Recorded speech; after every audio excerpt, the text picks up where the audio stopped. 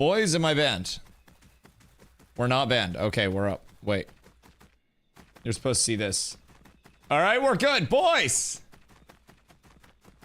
Another day, another successful transition over to the live scene without getting everything absolutely freaking cooked. We've done it. I've arrived. And I hope you're all having a beautiful fucking day. I went up with Carla. We did some grocery shopping. And then popped up to surprise my mom at work. Because her birthday was yesterday. So, bought them food, brought my mom some cupcakes and stuff. So, it was a blast. And we got some grocery shopping done. So, productive day. Had some dinner with my parents. And then came back for the night shift. My lads, my dudes, my guys, another day still. Another Leon first in chat. It's fucking clockwork at this point. Always. Fish, broke his shit. Still here, though. What up, dog? Rack, Cap, Anxiety, what up, guys? Mom Fences, yeah, dude, it was dope. We pulled up just expecting to pop in and like drop stuff off, but apparently her workday was ending like as we got there. So we were able to like pop in, say what up, and then we went back to my parents' house. We ate the food we were gonna drop off with my parents, and then hung out there for a little bit, came back, and now we're chilling. So, it's a beautiful day. What have we got into on the PTR? I saw it kind of like worked out beautifully because there was no specific focus testing on the PTR today from what I could tell, which makes me very happy that I didn't miss anything too crazy. So what's everyone been getting into today? Ultra, RIP those points. RIP every single one of those points. Because I feel like I've seen a lot of boats up in this bitch. I've seen some people posting screenshots of the like the radar system on the boats, and it's been pretty cool. Also, the corruption is spreading fast as fuck in the tropics. I'm just throwing that out there. We now have like the original corrupted area for the Harbinger event. And it has spread north and south, and now more than one settlement worth of area is full corrupted area. Like, this is kind of fucking wild. It's impacting, like, POIs. It's literally branching off and consuming all of the tropics right now. And in 43 minutes, the corruption's going to spread again if we aren't able to stop that shit. I feel like this is going to result in a lot of the playable area being lawless for some time yet. Like, I'm gonna be real. I feel as though a lot of our playable world is fucked up here, man. God fucking damn. Okay, this is gonna take a lot of people and a lot of effort to actually, like, push back. Because of the bosses or the same bosses that we were fighting yesterday? Dude, we're fucked. What do you mean? We were getting our asses handed to us by level 18 Harbinger bosses.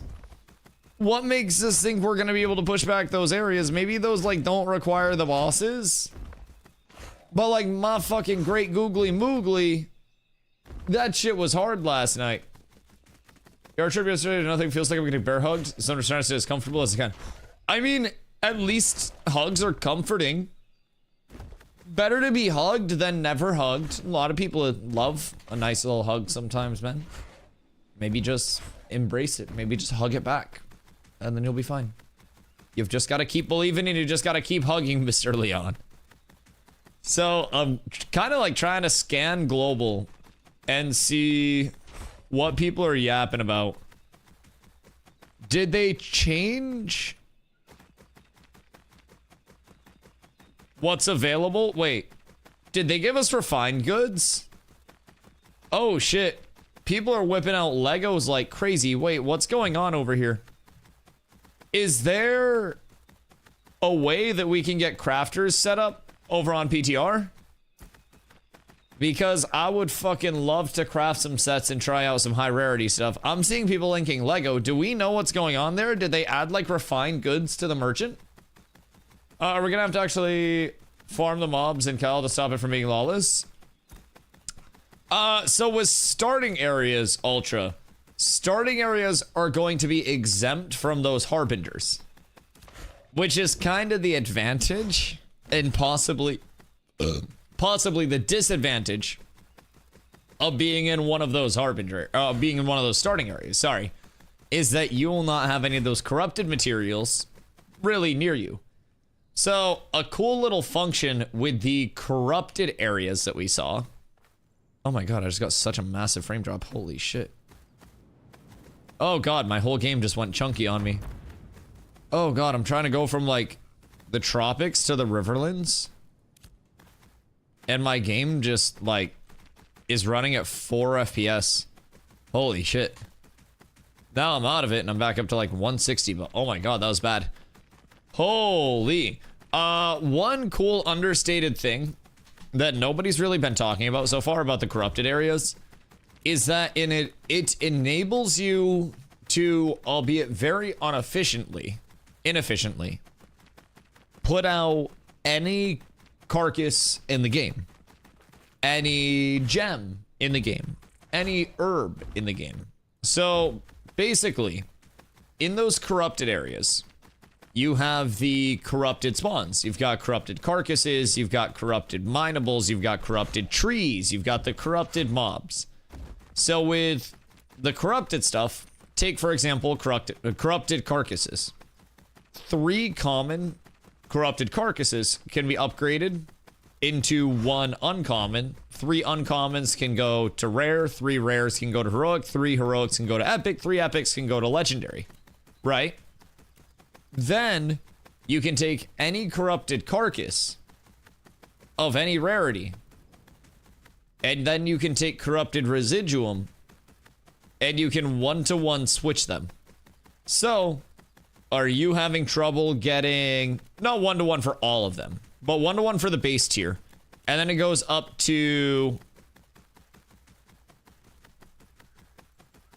is it 24-to-1? It's 1-to-1, then it's 24-to-1.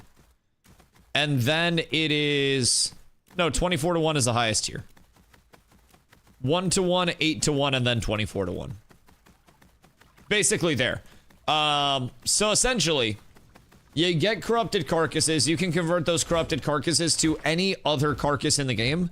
So you could get basilisk carcasses. You could get, you need skinwalkers, you need borks, you need hippos, you need griffins, you need wormlings. Anything that you need, you could convert to through through like farming those corrupted areas. So it's a really intriguing system. It's a lot of farming to actually like get that shit up, but it's gonna be worth it if you can. Yo, Normally, hope you're having a beautiful day, dude. Darman, what up?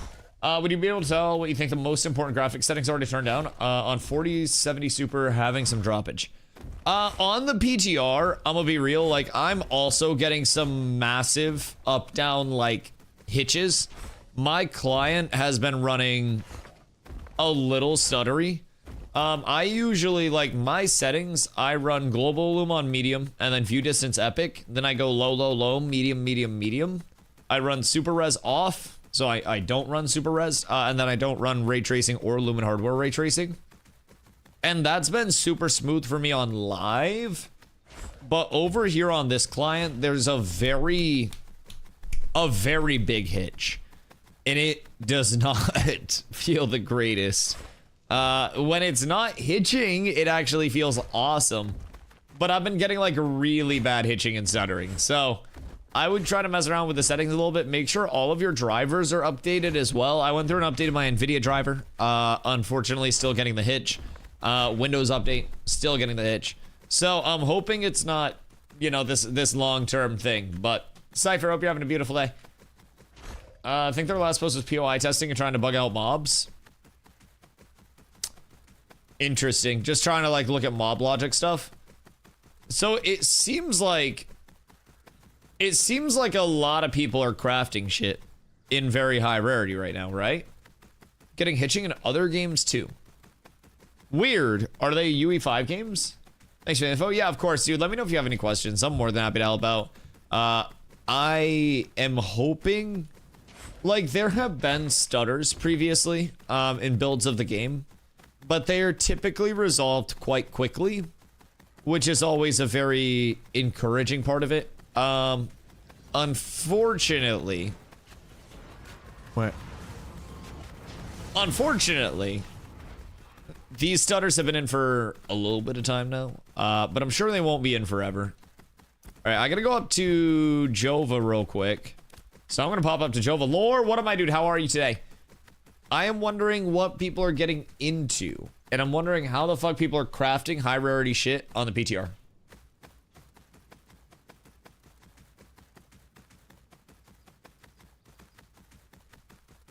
I have something for you in Jova. Oh, really? So what's changed on the PTR? Did they bring in, like, crafting? Some Lego? How? The fuck do you mean? Like, did you have to refine everything? Or did they make it, like, very free materials? Are they refined, though? Or do we have to refine them? I'm assuming people just did like huge batches of refining overnight or something.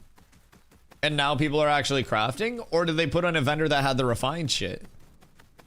We need to refine. Oh. Oh, fuck. Do they have emblems and essences as well or no? Because I know that some of the vendors were still a little cooked. But I appreciate you. That is fucking dope. But no recipes now. Oh, wait. So they gave us refined mats, but now we don't have the recipe vendor? Have we had the recipe vendor since these characters came up? I mean, I will say, if we need elk recipes, we could always just, not that we need those because we have fucking consume packages, but we could go over to Steel Bloom. Steel Bloom had a slight bug in the drop table. A slight one, just tiny one. Where, when you killed something and it facilitated one of the gatherable drops, not the gatherable drops, the, recipe drops for alchemy. It dropped all of the alchemy drops. So, out of the patch today, they're gone. Oh, fucking really? Did they spawn in new ones or no? Because I'm curious about that. Doing jewelry. Okay, massive. What have you for jewelry? Because I'm now very intrigued. So, they don't have like strands and stuff that we can get? Like we would have to go grind forge and get strands? Or like what's the look there? Top secret. I've arrived in Jova.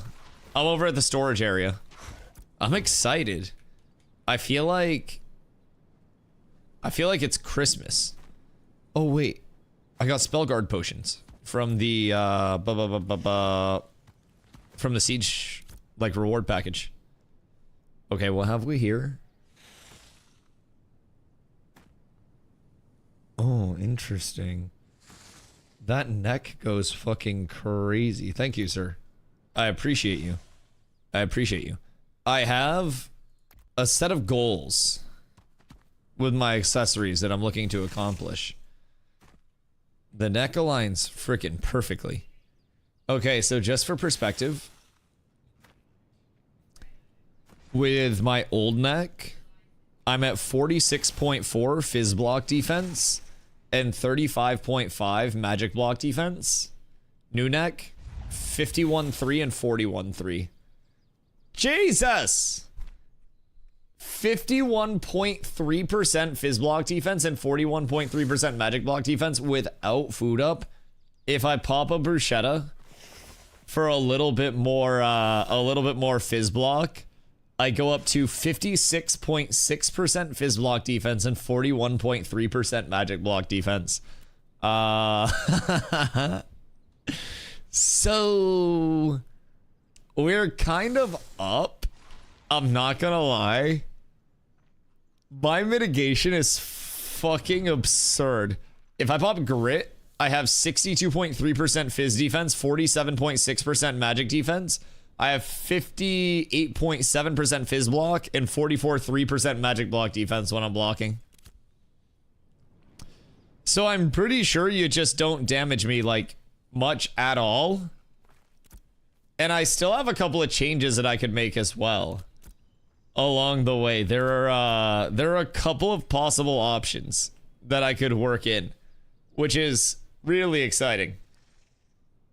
Finish one of the earrings, just made it. Yeah, I appreciate you, dog. Now, is there any way we can get access to like forge crafts?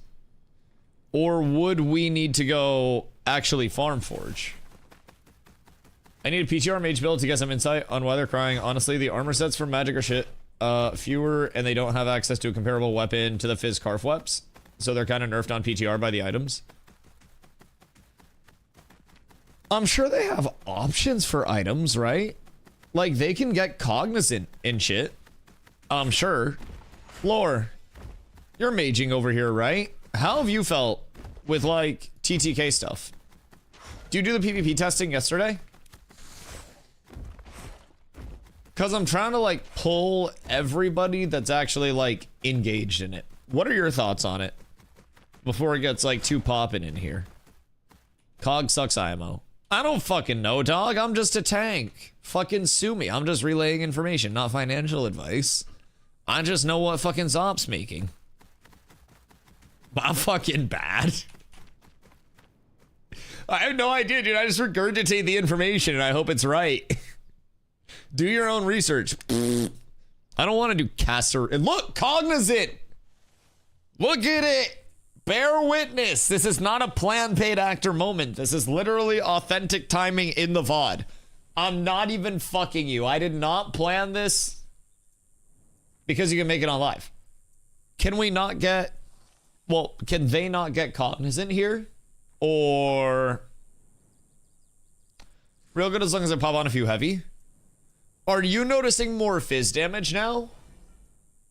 And like, how are you feeling your ability to actually do damage to people and be impactful is? And what power were you sitting at? That's my question. Tuesday, hope you're well. Dude, I hope you're well. I appreciate you. I had a beautiful, wonderful day. I got a lot of adulting done and got to go up and surprise my mom because her birthday was yesterday. Had food with my mom and my dad and Corla, and then came back and now I'm streaming, dude. Absolutely blessed day as always. I hope you're also having a beautiful one. But there's better options to change to HP. Yeah. No, that makes sense. That makes sense. I hadn't considered that. Yeah, the change to HP scaling probably had a big amount to do with it. Now, are mages saying that they, like, need more 333 buffed, 318 unbuffed hit like a truck? Hit like a truck is awesome. So are you feeling like you can actively kill people at that power scaling? Because, like, if I pop strength consumes, and then I put on my two-hander, and I'll put on spaghetti instead of the bruschetta. I am sitting at 309.1 power, and then I'm at 21.7k HP. So that feels solid. Feels very solid. I also had a good day, dude. Super happy to hear that. We're testing more shit on the PTR today, and I cannot wait to be done testing on the PTR, but I also know that there is a lot to run through with this patch, and there is a lot of testing still to be had. So, I'm willing to be patient, man, because I believe in this shit, but actually, this is kind of demonic. Now, my neck is giving me 16.3% fizz and magic block chance. At 780 block defense. Not block chance, sorry, block defense. At 780 block defense. 780 is 16.3% defense. Bro, that is absurd. And then I can slap a couple rings on. And then I can be even higher. This is disgusting. That's a problem. All right, so with the two-hander on, I can go 309.1. With the one-hander and shield on, I go 289.1 with strength consumed, sitting at 218 HP. And then my mitigations are Insano style. The corruption's really grown? Yeah. The corruption's grown like a motherfucker. I've almost thought about like maybe taking some time and bringing people out there today to try to like, I don't know, maybe stop that shit from spreading again, because it's gonna spread in 44 minutes. If we don't do anything about it. So I'm kind of like, maybe it's in our best interest to go out. You know what I mean? Mages really don't have much shit in the toolbox is a problem. Right. So with the movement changes, are you feeling like it's kind of just putting you in a rougher spot more frequently type thing? Where you're not necessarily able to make the same plays that you could before? Like, do you think that's a part of it? Because I definitely know there are going to be like multiple different like actors on the feel of this patch, and certain classes will absolutely like it more than others will, and I think that's fair all the way around. I think if your class is negatively impacted by it, then makes sense to like it less. If your class is, I'll be real, a melee or a support type class, you may like it a lot more. Clerics may like it less, bards may like it less depending on nimble, but probably like it more because big swaps. I don't know. I've definitely heard a good bit of mixed, but I feel like overabundantly I'm hearing from not support, sorry, DPS players that they're not enjoying it as much. So I'm trying to like get a pulse check with people in that realm, because I'm kind of like yabbing with people all day today over it. But I'm upgrading my PC today. What are you switching out, Panda? Hope you're having a good day, dude. Phoenix, what up, my brother? How are you? Oh my god, I'm so stuttery today. I've been stuttering like crazy. Seems about the same. I feel it's really what I equip, and if it's PvE or PvP. Right. So in the PvP specifically, you felt like you still had kill potential. Look at this link, and then your pick from last night.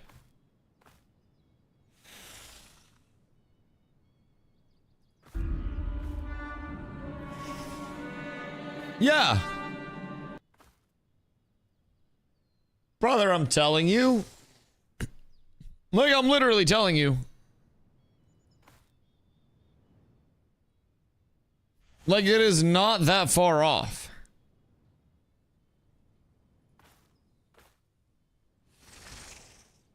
Well, I can't do that, huh?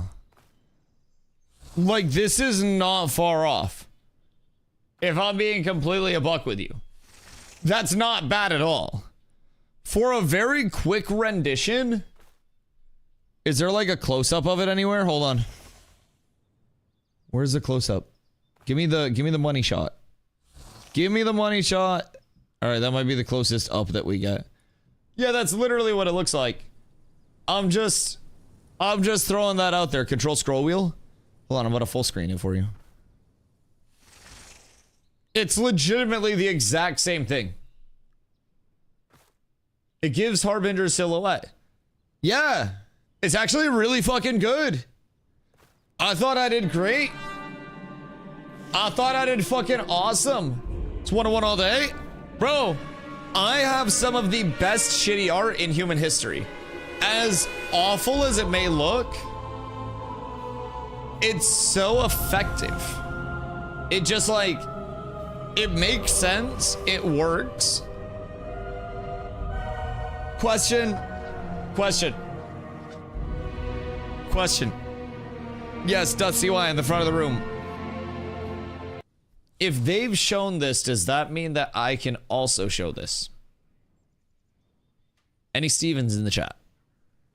Does that mean I too can now also show the Harbingers specifically on the PTR as long as I don't go out of the Harbingers? Asking for a friend.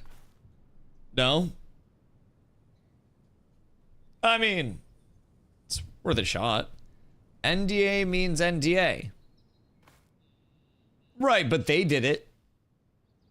So, like, why can't I do it? Like, sure, they're, like, making the game and, like, own the IP. But, like, I'm also playing the game. Like, I could have given them some really good footage. I could have definitely handed them some awesome banger first-hand POV from yesterday. of these fights absolutely railing entire raids of people. I had some great views on that. I was looking out of my entire backline when they were just getting decimated. Decimated by different mechanics. Yes, indeedly. And let me tell you, that was a fucking experience. Alright, fine. I will not show NDA content yet. When will I? You may ask. I don't know. I don't know. I bet they'd let Lazy P on. I see you, Intrepid. All I know was when Shotcaller said those 2 Priz beams were perfect, one of those was me. Oh, there were a couple of walls that I dropped where our Shotcaller for the sieges was just like, oh, those are insane walls. And I was like, oh, thank you. Thank you. I'll be here all night. I'll be here all night. The ocular area in New Ayla this whole time looked like a baby corrupted area. That's what I thought it always was. Yeah, it's like a little baby Harbinger area. I thought this was going to be a Harbinger, but maybe this was like a Harbinger that was like stopped in terms of the lore, and it was like beaten and then it reduced to that. So maybe if we clear out the Harbinger that came down in the tropics, we would kind of see that same like craterous remnant of it until it popped back up. I'm not quite certain, but yeah, I can actually pop down right now. Now that we know what the actual assets are, I'm curious if there are any gatherables down there. Has anyone checked that? Because that could actually go crazy. Wait, hold on. I have a Dr. Pepper can. Every time I go to my parents, I get one. One sec.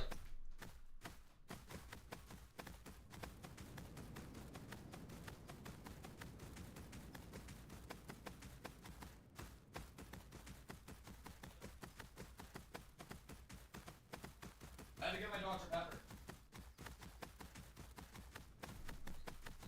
Good day. I have got Dr. Pepper. Dreamed about the wars last night. They were so good. Hit myself in the face. Fubo! How are you, friend? Lore's so good. Have you seen Lore Forge videos on the Ashes lore? Oh, yeah. Yeah, the lore goes deep. Is there anything specifically about that little corrupted area? This Dusty guy's here again. Fupo, that does help stop the corruption from spreading. Because holy shit, I was gone today visiting my parents because my mom's birthday was yesterday.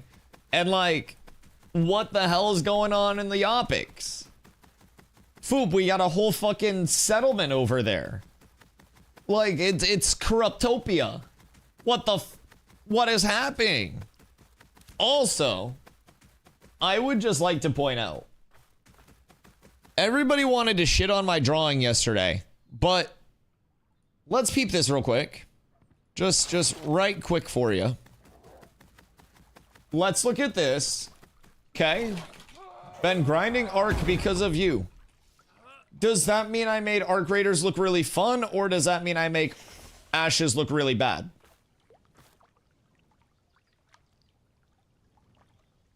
Which way are we leaning? Yo, Keith, what up, my boy? I'm BTR testing today. I have a stupid build. I need to get a couple of rings, but I have a stupid build right now. All right, so peep this silhouette, right? Like, just check that out for me, if you will. And then tell me that this really, like, that this isn't good. This is unironically really close. This is, like, it might not be 1-to-1. But, like, that's really not bad. I even got the shape of the wings right. Look.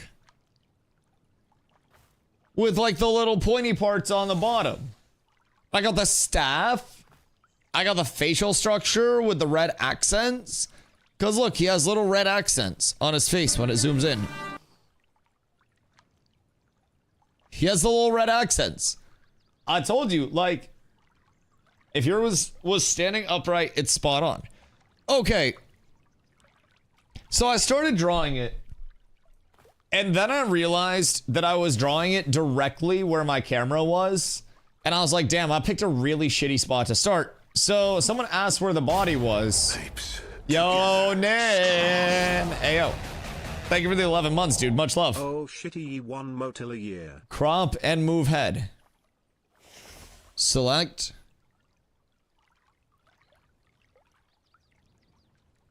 We're photoshopping now. Hold on. Here. And then crop. I think there was a mistake. We're back to square one, but it's a worse square. I feel as though I have used the cropping tool incorrectly, potentially. You just box and drag to location. Box. Oh. Okay. Hold on. And we'll go here, here, here. And then we'll just take like this. And then we'll go with a thick line. And then we'll... Hold on. Literally won't even be able to tell what happened. Alright, cool. So... It's like Kovaxing. Up. Alright. He got no neck. Jesus fucking Christ, fine. Fucking can't satisfy anybody over here, fucking peanut gallery. There, and then we'll go here. And now we gotta go here, we gotta put the line small again, and then... Then we gotta redo the wings. Cause they're like... Something like that. Alright. We got that fixed. We got that taken care of. Identical. Just a quick one-to-one comp. Unironically, this is good. I even got the legs. Look at how it's built like one of those field hockey bitches. Where it's like all thigh and no calf. Do you change screens? Yes, I actually did, believe it or not. Yeah. Lightning speed because of my accuracy with the mouse, my fine motor skill refinement. Yes. You can tell because the staff is actually a slightly different color. Have you managed to fish? Are you trying to run my pockets for some fish? Why is it always Dusty? Do you have any fish? With you, Fupo? Or do you only want me for my fish? What's going on here?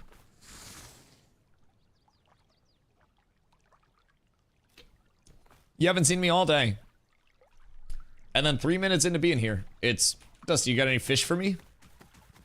Jesus, Fupo. Jesus. I need to... Fisher free. Fisher friends. Not food.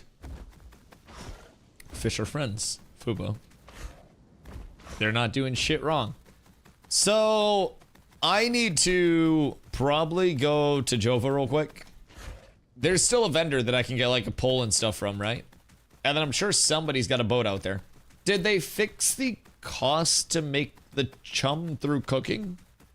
Or is it available through a vendor? Because chummies were... They are 99 fish and also apprentice. So...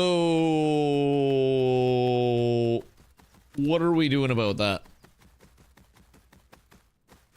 Can we just like buy that from somewhere? Because that'd be pretty fucking cool if we could. Should have been a crime sketch artist. I always felt art wasn't my passion. It's kind of like the stars that burn the brightest burn out the earliest.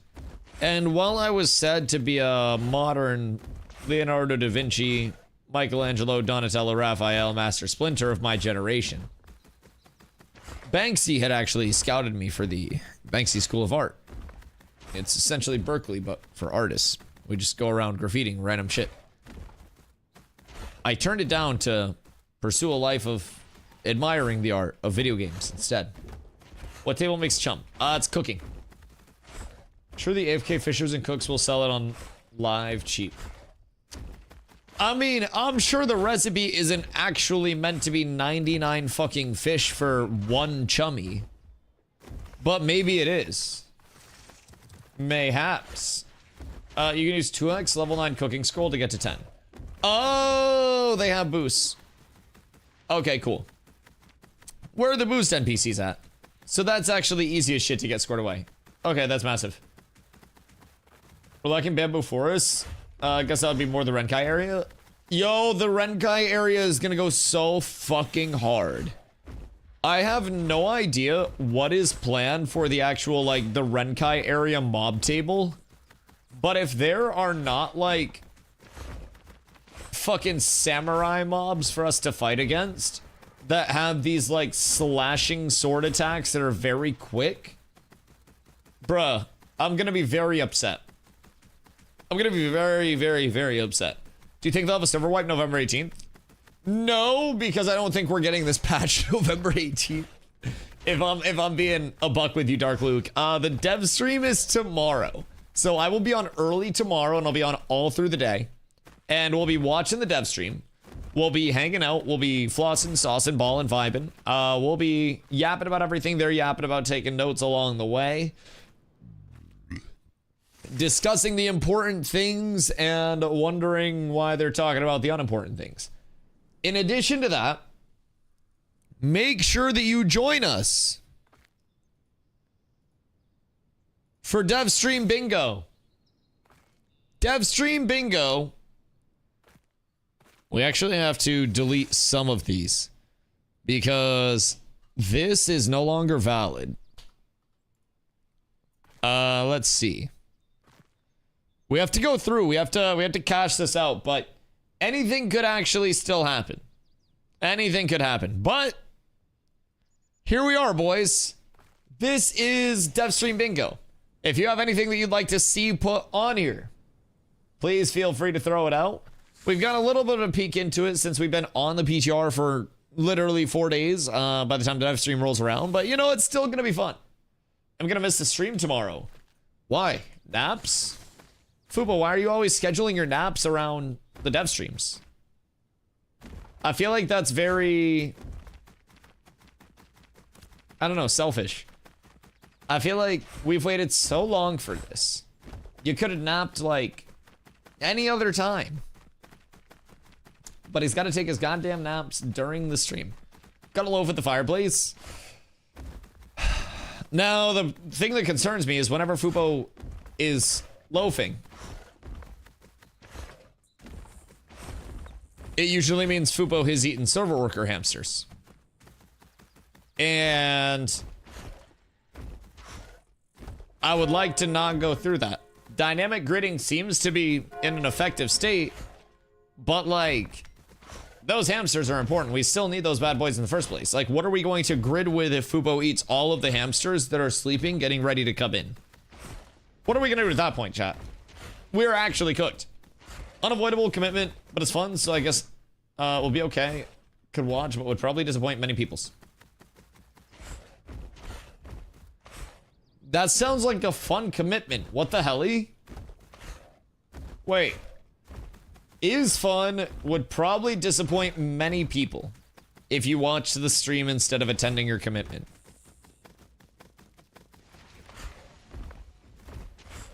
The fuck is Fubo up to? It's just vague enough to be like, what is this cat doing?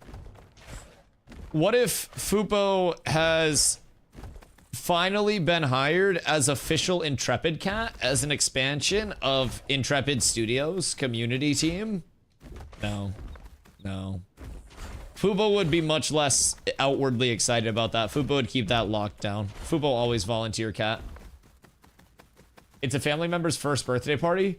Oh, dude. That just sucks.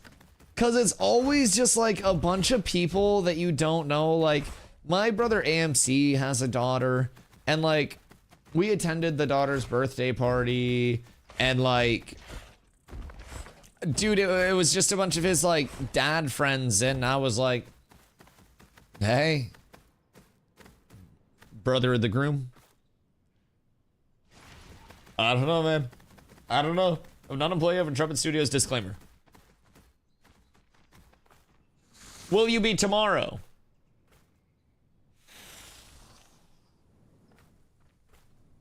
That is the question. Because, like, that could be the big thing. I don't trust him. Like, what if the cat's not employed? But there's somebody helping the cat type, and the person helping the cat type is employed. Because, like, somebody's got to pay for all of the travel, all of the luxury food from personal chefs, all of the places to nap. Somebody's got to do it. Baccarat tables? Fubo, you know how to play Baccarat? I did not lose all my money at the Baccarat table, disclaimer. I feel like you have lost substantial money at the Baccarat table, Dossington. I feel like, actually, you're up tremendous today. Are you going to double that up once again? Because I feel like it's a good time. What's the focus test? The focus test is, unless they changed it, quite literally nothing, I think. Let's see. Oh no, they might have updated it. Earlier today, they were like, at this time, there's not an update planned. Oh no, it was events and mounts. So they were like, please attend events, and then please use mounts to get to the events. Which, like, that makes sense. My question that was spurred up from that is, like, if their emphasis was not using mounts, do you think people would actually, like, run on their feet to that? Or do you think people would just use mounts anyways? Because I got my money on the mounts anyways.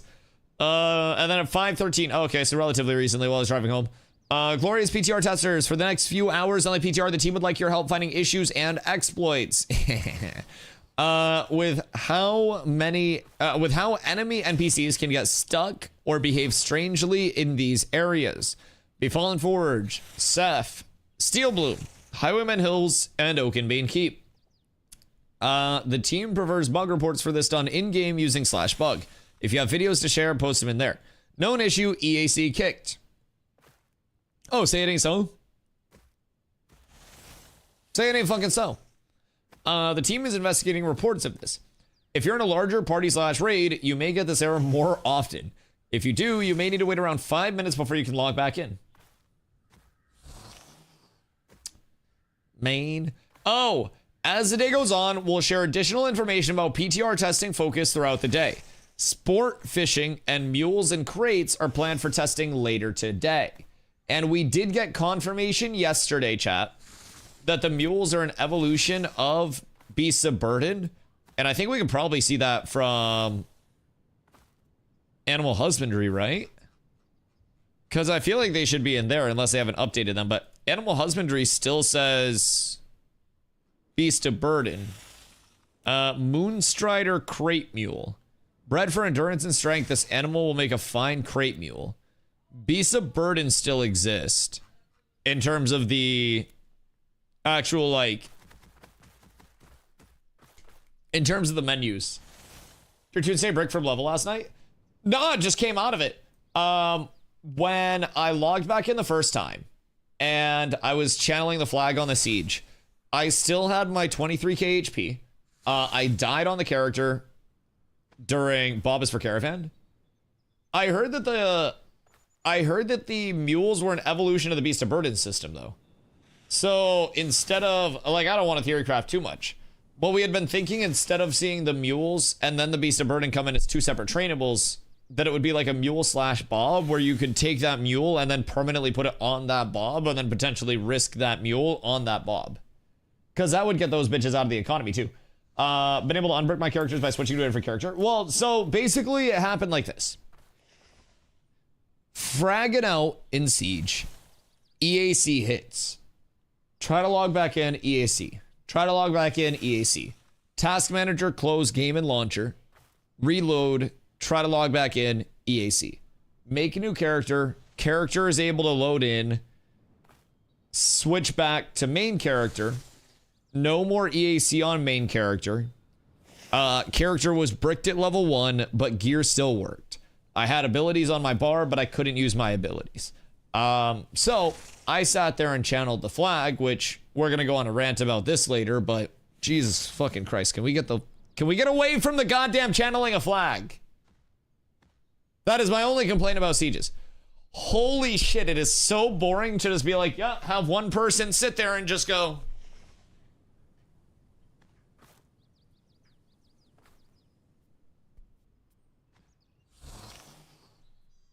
For 5 fucking minutes! 5! Holy cannoli, it's so boring. Anyways, that's a different argument. But holy shit, it just makes it so unengaging because it's an objective-based game mode where a majority of people are not being forced to play the objective, and a tick algorithm on a circular point objective that you have to control where you generate or lose tick based on who has more people on. That would be so much more engaging as an actual, like, objective-based mode. Gonna put a door on the town hall and smash that shit to win? Yeah, but you can't smash anything other than you time to kill. Sorry, I had to. I love you so much. I love you. I've been polling some people about it today. Yeah. But that would also be really cool. But that would also change where the defenders have to spawn. It's intriguing. It's very intriguing.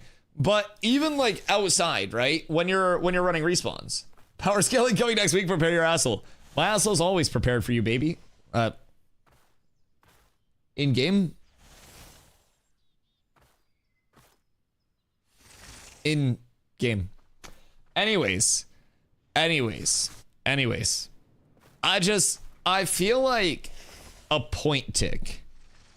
Like an objective that you actually have to have people stepping on the objective and have multiple people stepping on the objective to spin up point tick would be so much more engaging.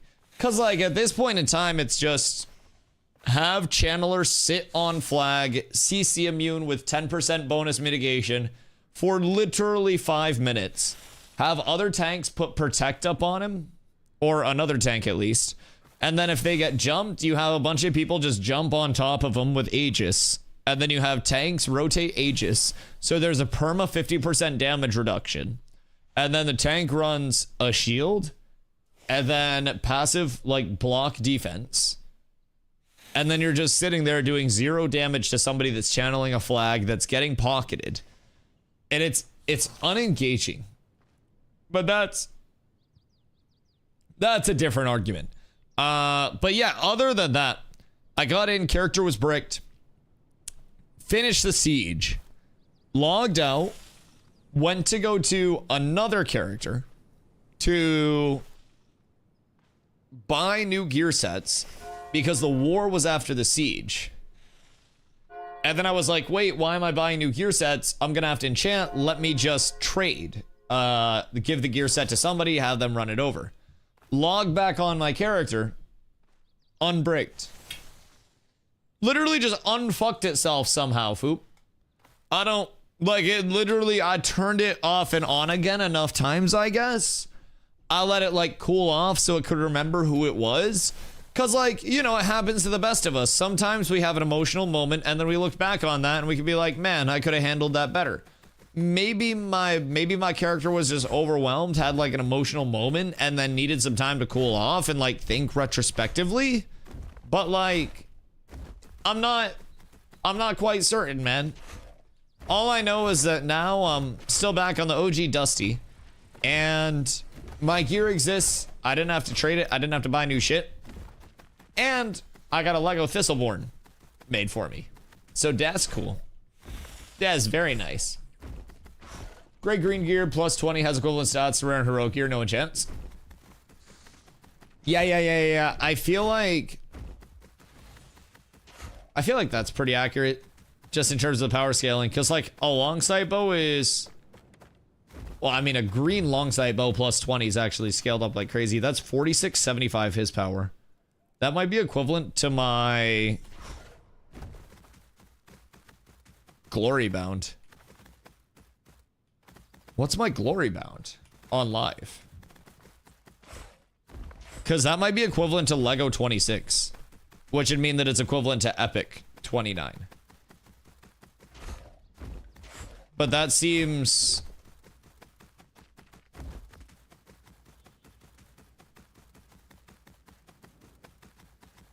That seems like the scaling's adjusted. Because long sight wasn't previously 4675 at green, no? Character planner. Long sight. We can comp this actually, fortunately. And then heroic, epic. So yeah. So I'm using a long sight plus 20 right now, and it's 4675, which would be the equivalent of like previous high epic. Let's see, what else do I have in my inventory? Ooh, I have a Gray Night Reaver Mace plus 20. Let's see what this comps as. Because they might have changed like some of my, maybe like the quality threshold bump ups, or maybe like the item level differences. Maybe 29's got a buff comparatively to 26's. I think they're adjusting to world bosses. The world bosses fucking hurt. Those bitches hurt a lot. Night Reaver Great Mace. All right, let's see what's up here. So that is Gray Enchanted plus 20 is 3835. So it seems like we are right on the border of heroic into epic with Gray plus 20 in terms of like old power scaling. And then with new power scaling, it seems like we'll probably go up a little higher. Like, it may be a little bit more of an exponential curve and higher rarity. Have we seen any, maybe, like, crafted Lego weapons yet? With people refining? Because I'm kind of curious about that now. Because it does make sense with the 10%, like, each qual upgrade. But this is also showing that it's kind of, like, changed in terms of the base. So, now I'm curious. Like, what would an epic weapon look like comparatively to a blue weapon? Would an epic long sight, like without enchants, now have like 5,500, 6K? Because I'm kind of curious what we're looking at. Which picked up all the recipes when those vendors were around. Oh god, yeah. Anybody that stocked up on a shitload of them is very, very smart. Did all of the vendors get nuked today? Or are there still any that are up?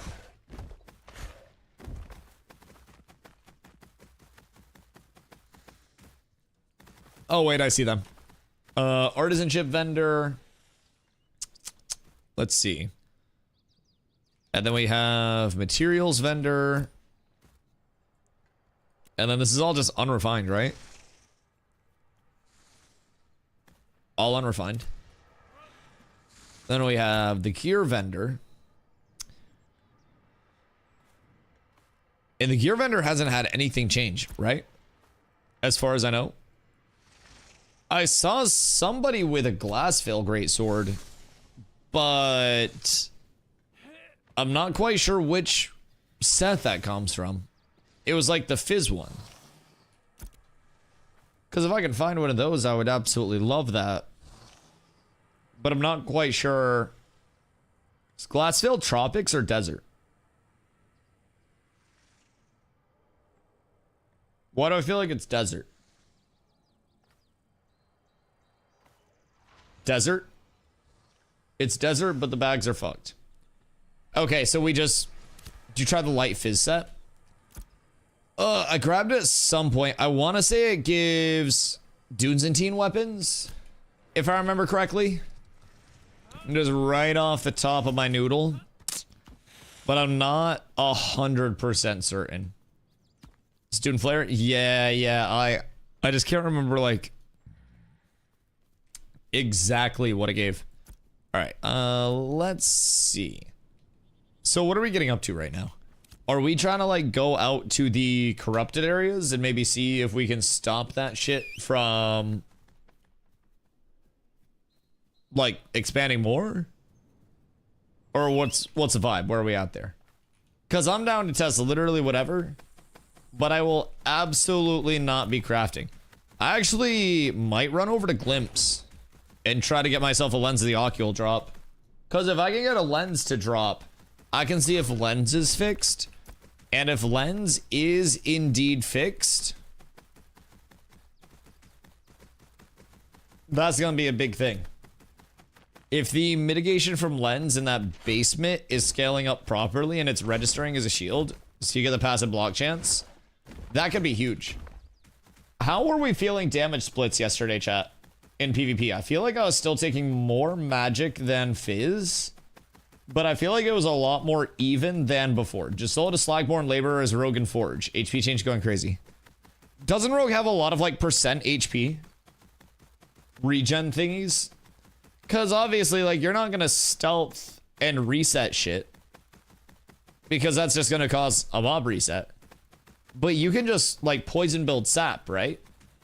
Let's go Steel Bloom, see if they're dropping recipes. I mean, I'm down. I'm down for whatever. It should be super fucking easy to do just about anything with how our gear is. I do not necessarily think that anything content-wise should be difficult. Plus lifesteal from Carfin gear. Oh, are you wearing like Carfin accessories or are you talking the Siphon? Yeah, Siphon is nice for soloing. Now, have you seen the amount of healing that your Siphon is doing? Because I've not been paying attention to that, and it was previously bugged. So I need to get myself some damage taken. And then once I take damage, I need to pop a Siphon proc, and then I need to see if the healing is actually fixed. It was bugged previously where healing was not like healing the same as the damage done. The wording would have you believe that it's 200% damage and then you heal for the same amount as your damage done.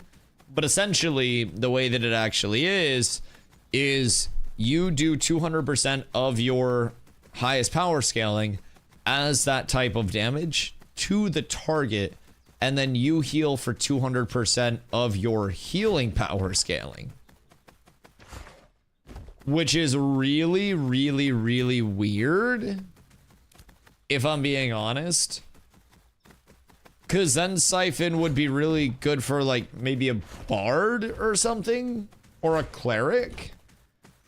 But like a battle cleric single target build doesn't make sense, but makes sense for mages and summoners. But also, it's bad for mages and summoners because they're AoE based classes, no? I mean, I guess with the bug it can be nice for AoE, but you also shouldn't be like taking a lot of damage. I don't know, it's canonically strange to me. Since I got nuked yesterday, I did some theory crafting today. Wait, what do you mean you got nuked yesterday? Like in PvP? Or like nuked as in you got banned? Fucking scaring me. Like you got nuked like blown up? Because I'm definitely curious now. Regardless of what the theory testing is. With my heavy crit build. Oh, like you were getting blown up with that? I mean, I just think heavy's but that's my take. I will never, pretty sure my Siphon just sealed me for 91%, for 91 HP. And do me a favor, check your healing power. Your healing power should be around 45.5, mayhaps. Right in that general ballpark. If you do me a quick solid.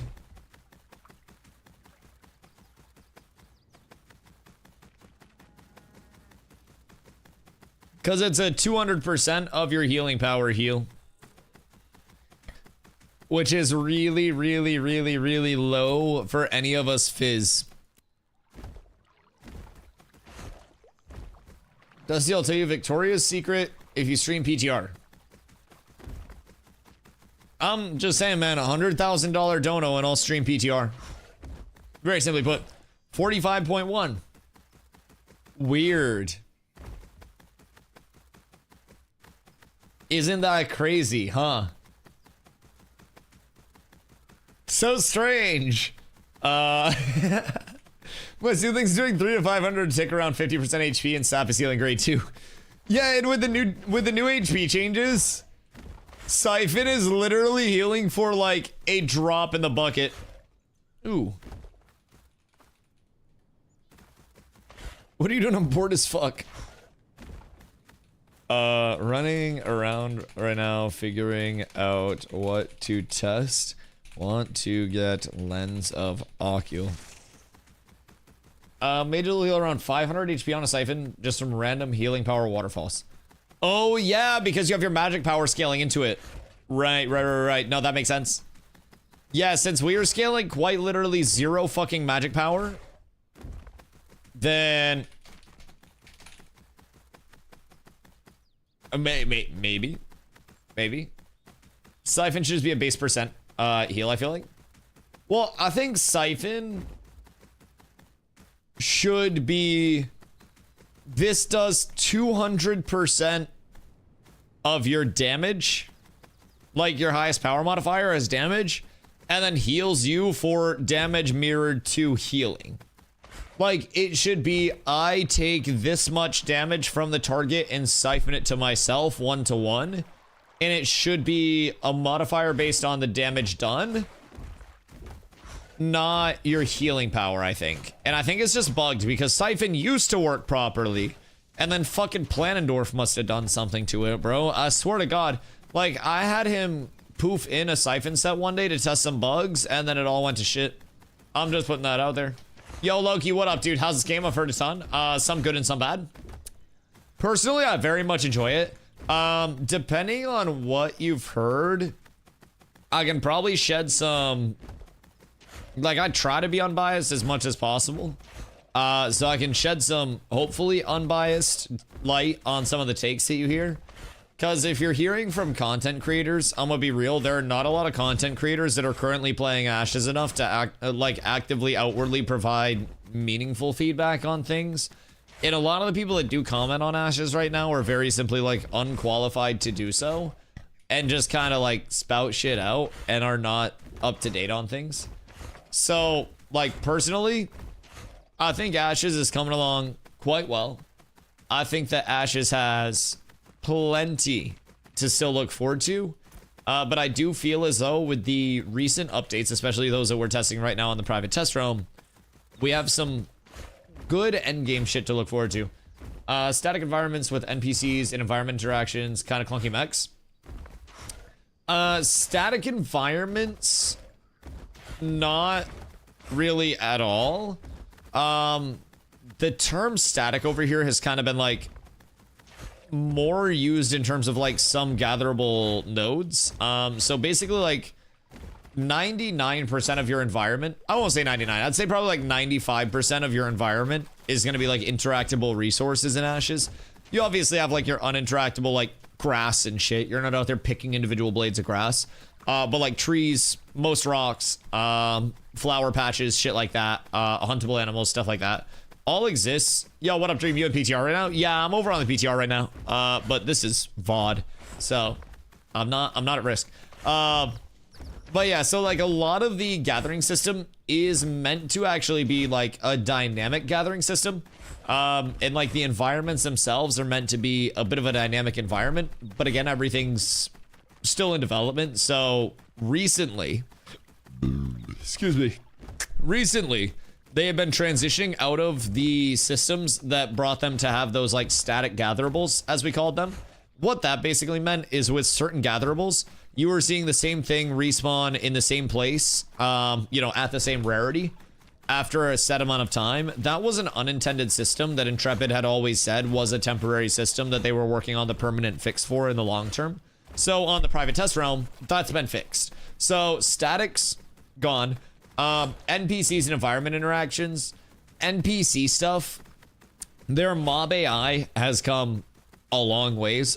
They mentioned a couple dev streams ago that they were working on more mob logic as well that would be more immersive. So you would see like bears wandering and like fucking scratching their backs on nearby trees and stuff like that. There are some like patrolling mobs and shit like that, But as their mob AI gets a little bit better, because again, still in development, they have already said that's something that's going to evolve so much. You'll have patrolling packs of NPCs. You'll have a random patrolling NPC. You'll have some static spawns of NPCs as well, but that's all something that's also slated to be taken out in the long term, improved upon. In terms of clunky mechs, like personally, oh yeah, no, it was only a 10-minute. It was only a 10-minute. Also, I want you to know, Clue, I actually felt bad. Because, like, usually when I give somebody their timeout and then pull them back in, they're like, oh, hi, Dusty. And I was like, oh, man, I hope I didn't make Clue sad yesterday. Yeah, no, I wasn't going to keep you permit. I was just like, I get really, like, peeved when I feel as though people are taking a, like, I'm better, so my opinion's right thing. And I do apologize for how I came at you. It's just one of those things that personally has always peeved me, because coming, like, from the New World scene, we had a lot of dumbass people that gave really bad opinions because they were like, I'm in so-and-so guild. And I'm like, you are a social slot in that guild because you suck off a lot of people in that guild. Not you, but over in the New World scene. I was like, you're a social slot in that guild because you suck off people in that guild and you're using that, like, clout to do that, right? So yeah, it just kind of like struck a chord with me. And again, my bad for coming at you like that. Don't think I'm better. No. I just took it some type of way, dog. That's all. That's all. It's all love on my side too. I just took it some type of way. And I think that happens everywhere. Yo, Hoofsy. Much love, brother. Much love. I appreciate you. Sorry for the, no, dude, you were giving your opinion. I was giving my opinion. I think one thing that is important to remember is that, like, we're all people here. And we will always have things that people are passionate about. And I think in this community in particular. Hoofsy, the 2-tap. Brother, much love. I appreciate you. Much love, much love. Thank you, thank you, thank you. I think in this community, it's very, like, important to remember that as heated as discussion does get, it is always just discussion. And, like, I'm always just a super passionate person. And I'm actually grateful to have people in this chat that will push back on me like that and be like, no, Dusty, this is what I think, and I'm not going to agree with you. And because, like, that makes communities like this very good, in my opinion, and stops it from becoming like a yes man echo chamber, which I don't think is good for anybody's ego, anybody's mentality. So I'm grateful that I do have people in this community that'll be like, no, Dusty, like, you're not seeing my POV, and you'll stand on that business. And I appreciate you guys. Listen, I will go rip bulls for 10 minutes. You have to justify that. Just whenever else for years to come. Oh, brother, we will. And we'll probably yap at each other more. I'm gonna be real. Like, Zombie, who is essentially, like, doing a lot of the organizational stuff for Cats and is integral to Cat's success, is someone that I didn't really talk to in the New World scene until we had an interaction in one of the wars, because he was a caller. And basically, we were on defense, and I rotated to get kills at a different gate on defense, wiped a group, and then I was coming back to our gate to fight. Zombie thought that I was late on the rotate and said, Dusty, get your ass back to B, you stat padding motherfucker. Which, fair. I put up numbers. But I did not miss that rotation, and I actually died in that dog shit fight B gate that Zombie called us into. So I'm on stream after the war. I'm like fucking yapping a Zombie, because I was like, brother, I'm fucking carrying this dog shit main ball. I just wiped your fucking left gate for you. I'm coming back over. Like, I pulled it up on stream, and I was like, I swear to fucking God, if you stand on this business, I will get your caller job taken away from you, and I will bring in my own fucking caller that knows how to play this game, because I will just win the wars regardless. And he was yapping. He was standing on his side that I'm a stat padding motherfucker. I am, but I also didn't miss that rotate. Listen, the thing that I always say is, I might stat pad, but it's only stat padding because I'm efficient with my time more than anybody else is. And I challenge people. I said, if you can put up my numbers stat padding, then good for you. But even if you try to stat pad, you can't do what I do. And until somebody does that, it's not stat padding, it's efficiency, boys. It'll happen. It'll happen. It was late rotation. It wasn't a late rotation. It literally wasn't. It's on time. Gaming communities, you should see a competitive scene in Sea of Thieves if you think New World Company's rad. Oh god, the Sea of Thieves comp scene, bro. Holy shit, wait. Because I would imagine that's a small scene where you like know who you're pulling up on all the time. Because those are like relatively small servers too, right? That's very intriguing. That's very intriguing. Fubo is not in a guild and thinks that the TTK is obviously bad. Because I just know, and I'm sure it is from barely trying it out for half an hour. Fubo, you must hold block, and then the TTK is good. We're tanks, so we're supposed to build so egregiously tanky that we can't kill anyone. And then, oh shit, boys, Twitch is on our side today. Wait, humility is blessed. Chat, we got a minute and 10 seconds to get a fucking treasure train up in this bitch. Treasure trains, or rare spawn trains, those take the place of a hype train and have like 35% off the gifted subs during the actual treasure train time.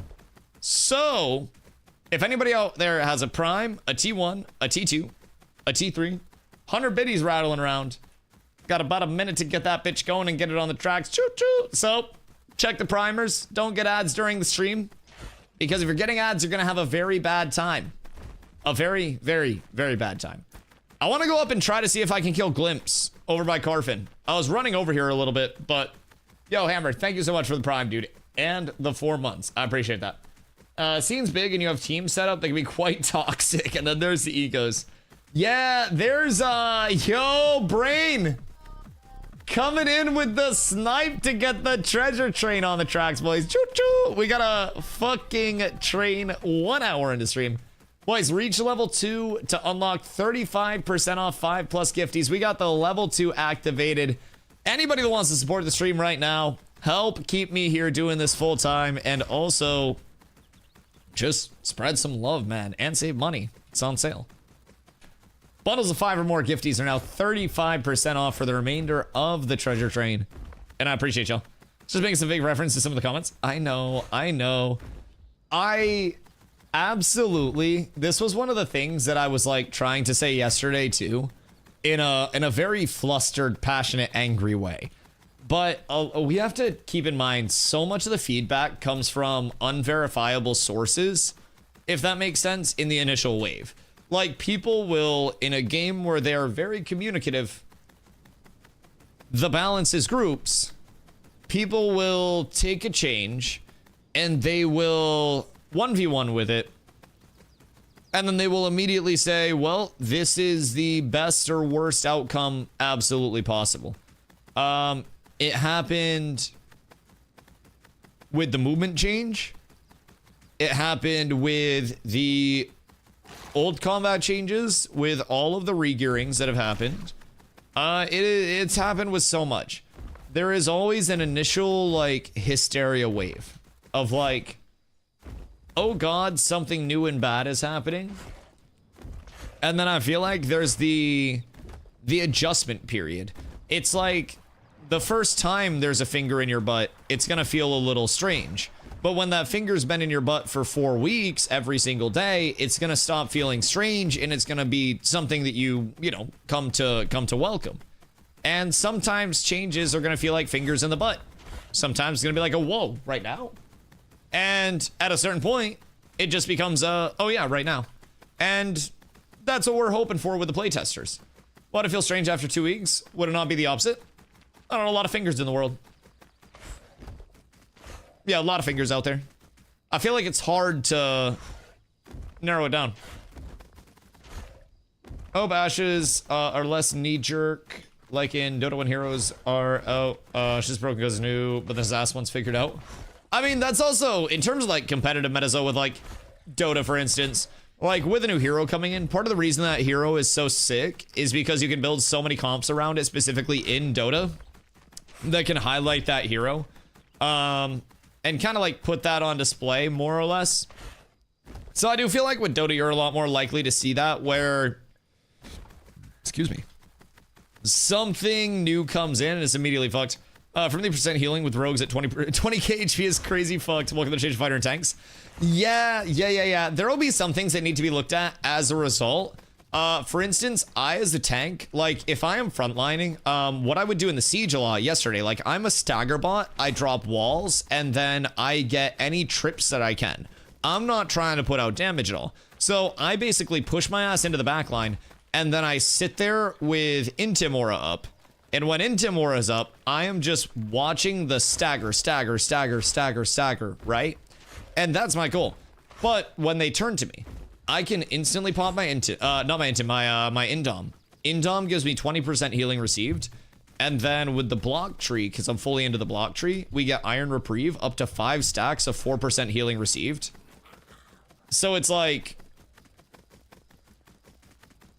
I'm then getting 40% increased healing. I'm blocking. I'm getting my double stack on Mitt because of those blocks. It's kind of sicko mode. No one wants to open the treasure chest? Listen, sometimes it's the holiday season. People gotta save their money for the Thanksgiving dinners. They gotta save their money for their family Christmases. Sometimes, oh my god, Brain. Brain says he'll open the fucking treasure chest. Oh my goodness gracious. Brother is dropping all of the clams. Brain, I appreciate you. Thank you. Thank you, thank you, thank you. Means it's done. That is very generous, very kind. I greatly appreciate that, man. Thank you for the 5. Boys, level 2 is complete. We're into the level 3 treasure train. We still got the 35% off on bundles of 5 for more. And Brain said he'll get us started with a 5. Brain, thank you. I appreciate you. Boys, can we get some Dusty W booties in the chat for Brain? Coming in with the love. One time for the one time. TTK on live is low because of everything that happened. You have people who joined late and had to fight their way up against people who I got everything easy. Hoofsy! Oh my god, coming in with a 10. Holy shit, Hoofsy says I'll take that and double it with the 35% off. Baggins got one too. Baggins been on his, what is it, like Wusha grind? Man's doing some open world martial arts, dog. I mean, he's been curious about Ashes too. I'm sure when the time is right, there's a good chance. Hoofs coming in with another targeted that Mr. Pock cannot iframe. Pock, the athleticism, the agility, the youthfulness, it does not get you out of that one, boys. This treasure train just got pushed up like fucking crazy. Kayloon, thank you for the follow. Much love. I appreciate that. Is absolutely S tier. Been on sub for like 3 weeks at this point. Yo, my ad revenue thanks you, dog. My ad revenue thanks you a whole fucking lot. Those ads are brutal. I won't even run that much. I thought about running 22 minutes an hour. Personally. I thought about it, dog. What do you recommend instead of Blood Runner? For tank, what are you looking for? Because I'm still building around Blood Runner personally. I think Blood Runner has, as of right now, some of the largest advantages. I think Siphon is the one dampener with Blood Runner. Oh my god. Wait. Ari coming in with a 5 as well. What the Hellington? Boys. Thank you. Thank you. Thank you. Thank you. This is recouping some of what I spent on my mother's birthday cupcakes today. We surprised her with birthday cupcakes up at work. That's why I was late for stream. I appreciate you guys. We don't even have anything to get hype about. You guys are just fucking throwing bands at me. Thank you guys. Genuinely from the bottom of my heart. Thank you, thank you, thank you so much. It is very, very, very much a lull in Ash's content right now. I mean, I can't even show you guys my fucking screen right now. So the fact that people are showing up in the first place, listening to my yaps, and they're just being like, Dusty, what are you seeing? Be my eyes. Is it good? It means a lot because you guys are trusting me to give you the feedback in the first place. You guys are showing up here and hanging out. Not that you have many choices right now. Not like everybody in the world is streaming Ashes, but it means a lot, man. Just genuinely. It's an absolute blessing to be able to be here and make content for you guys. It's something I never thought I'd be able to, and I'm sure it just continues getting better and better, and hopefully I can keep making good content for you guys. Is there good PvP or the ability to... Grayvon found the ability to gift 5. Oh my god, I can't even answer questions. I'm getting fucking cut off by the gifted sub noti. Grayvon. Boys, thank you, thank you, thank you, thank you, thank you. You guys are absolutely insane. I appreciate y'all so much. Thank you guys. Is there good PvP or the ability to take on forms of PvP like Elder Scrolls Online or New World? So... Ashes is a very PvX game. What that means is everything matters in an MMO loop. Basically, PvX means that you have to PvE to get the best stuff to PvP, and then you can use that PvP force or that, you know, that area that you've established yourself in to then hold down better PvE areas to get better stuff to PvP with better.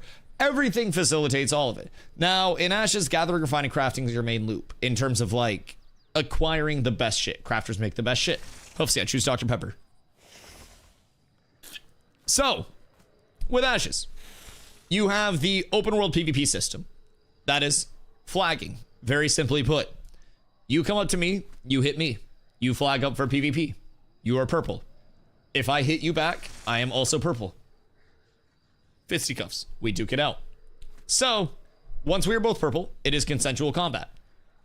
All we do is, if we die, you drop a portion of your materials tab. In your inventory, you have your items and you have your materials in different tabs. Materials, gatherables, glint, which you can sell to vendors for gold, stuff like that. Nothing equipped, nothing anything like that on a normal death. Now, say you hit me and I go, oh no, I'm just a streamer. I'm so bad at every video game I play. What am I ever going to do? I can't win a PvP fight without all of this gear advantage. So, I start to run away from you. Only for you to say, no, I want to kill you anyways. You chase me down while I am unflagged and proceed to kill me. You then turn red. Red is corrupt. Corruption is bad, okay? So, if you corrupt, you will be unable to unequip your pieces of gear or equip other pieces. You'll be unable to go into towns, trade with players. You're basically an outlaw at that point. So, you also show on the minimap as a corrupted person with a debuff icon. So, people will chase you down and people will kill you. And when you are corrupted and you die, that is the only time in the game that you will drop pieces of your equipped gear. But corruption is punished. Corruption is very bad. You don't want to corrupt. Let me borrow your gear for a bit. Yes, everybody go red, but only when you're in a spot to tell me where you're going red. I will definitely get your stuff back. Yeah, I got you. I got you, trust. Unless it's really good. Then I might not. So, corruption's very bad. You will not see people corrupt intentionally very frequently at all. Like, at all. It simply doesn't happen that much.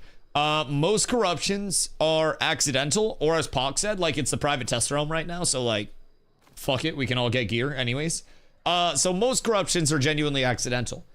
So, say you're competing against me for an area, and I'm just not flagging up. And you really want to kick the shit out of me. You're like, man, I hate Dusty. I hate cats. I hate his guild. In live, I'm Blight level 9. Oh, God. I don't think this character has any Blight, dude. I'm too much of a pacifist. So, like, my girlfriend Carla really likes games like V-Rising and shit. And when we were playing V-Rising, she used to get mad at me because I was too nice to people in the open world. Like, there was the procs chat, but you could fight people whenever you saw them. So I would run up to people and I would go in game and I would go, hey dude, how's your grind going so far? And Carl would be like, Dusty, we're gonna jump this person. And I'm like, no, wait, why are we jumping them? They're being nice. I was like, they're out farming. I don't want to take their stuff. They've worked hard for this. Carlo was like, Dusty, that's the entire point of the game. And I go, well, no, why don't we just go farm this stuff? Why don't we like help them get back to their base and then we'll go farm it ourselves? She got mad at me so many times because I was like, no, we don't need to fucking kill this person. Like, we don't need to do that. Put an arc though and he just start blasting people. Okay, well, because Arc Raiders is a battle royale to me. I go in, I blast people. I don't know what I'm looting. I don't know what's going on. It's all just blow.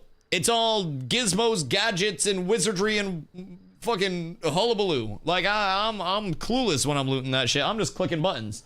I'm essentially, when I'm playing Arc Raiders, you give like a dog a Neuralink.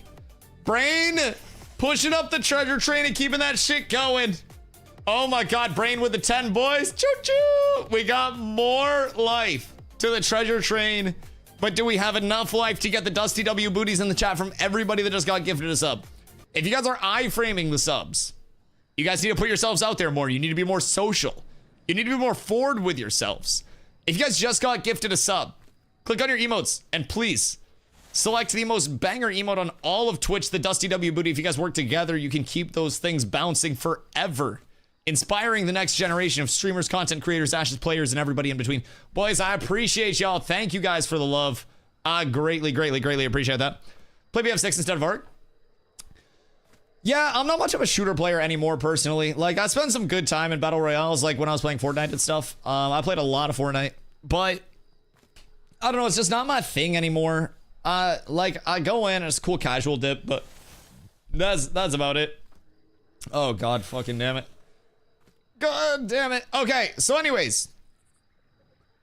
We got distracted. So, Outside of that, look up Star Citizen. I'm too poor to play Star Citizen. And I'm already invested in one of these, you know, never coming out. But I think Ashes will actually make it out the hood. I do believe it will. Just at level 25 on Arc Raiders. Gross. Gross. Okay, so the question was asked about PvP systems. Corruption. Corrupting is bad. Don't corrupt. Say you're contesting me over an area, and you decide, oh man, I really want to fight Dusty, but he's not fighting back. You can keep a guild declaration scroll in your inventory, and then you can use that guild declaration scroll to declare a war on my guild. Your guild then fights my guild in the open world. We can kill each other for the duration of that war. PvP, irrelevant. There are settlements, many towns. The towns can also declare wars on each other. That enables the citizens of those two towns to fight in the open world when within the boundaries of those two towns. So, very solid over there. Outside of that, there are sieges. Settlement sieges are going to be the largest risk, largest reward mode with towns. Essentially, very expensive. And if the defender loses, that will eventually lead to the defending town being absolutely leveled to nothing. It'll be D-level down to 0, ruins, player storages become lootable, all that shit. So, town sieges, gonna be very, very big. We're already testing those. Those exist. Guild castle sieges. Guild castles don't exist yet. Once those do, they'll be sieged once monthly, and if the defender loses, the guild castle goes to the guild that successfully claimed it. So those are kind of like your structured guild and town modes. Then you have the lawless areas throughout the world. So there are these, what are called like lawless battlegrounds. Those pop up in different places throughout the world, and those will enable PvP throughout those areas for a few hours. Then we're testing right now the Harbinger system. The Harbinger system has these corrupted areas that spawn in the world and have these events. And these events need to be responded to. And if they're not responded to and the corruption succeeds, then it consumes more of the open world area, transforms it into this corrupted biome with unique corrupted materials, and it basically gives you a timer where you can respond to the corrupted territory events, and if you don't, it just keeps expanding. So we have had 2 expansions, and we should actually be very close to a 3rd expansion coming in. Actually, no, the 3rd expansion already hit. So, depending on what the timer is, we'll probably see another expansion soon, but now it's almost working its way up to Shorefoot. So, there are a lot of very, very, very, very, very, like, world-shifting elements to it. This has some elements of good old New World. Not sure if you remember the game that failed, Gloria Victis, which New World concept was based around. No, actually, I didn't know that. But yeah, it's a very, very, very, like, socially driven game. Full town structure, guild structure. There will be 4 different types of towns. There will be 85 player ownable towns. There will be 5 guild castles throughout the map.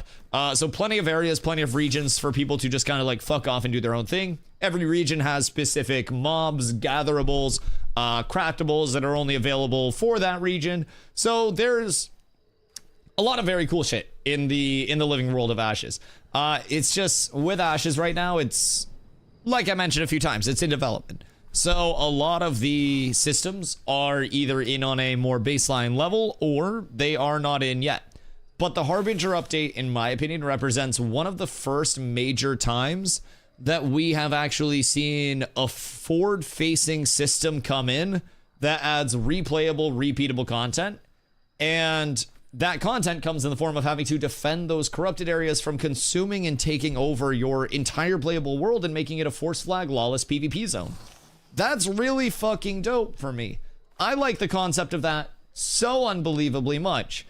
And everything that New World had for social systems, Ashes takes and just extrapolates it so much more, even in the current state. If you're someone that's a really big fan of those social systems that New World had, and you're willing to play like a tab target hybrid, it's called, it's still primarily tab target. I'm not even going to try to sugarcoat it. It's primarily tab target, no matter how you look at it. It is already, in my opinion, very fun if you come in with the right community and the right mentality. We're playtesting. We are playing an unfinished product that is buggy, janky. It gets fucked up. There are good changes, there are bad changes, and all along the way, Intrepid's kind of going like, hey, you guys like that shit? That feel good? And if we're like, no, this doesn't feel good, they're like, oh, okay, let's try something else. But all along the way, us, the playtesting community, get to provide a lot of feedback to the systems as they're shaping up. Some people like the decisions, some people don't like the decisions. Very frequently, the most outward people are going to be the ones that don't like the decisions, and the people that like the decisions are just going to play, in my opinion. If you want the zone to be full PvP, you don't want to do the Harbinger event.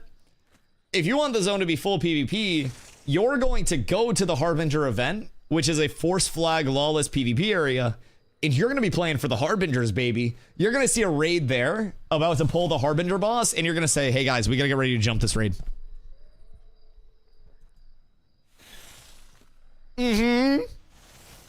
Yup. So there's the attack or the defense side of it.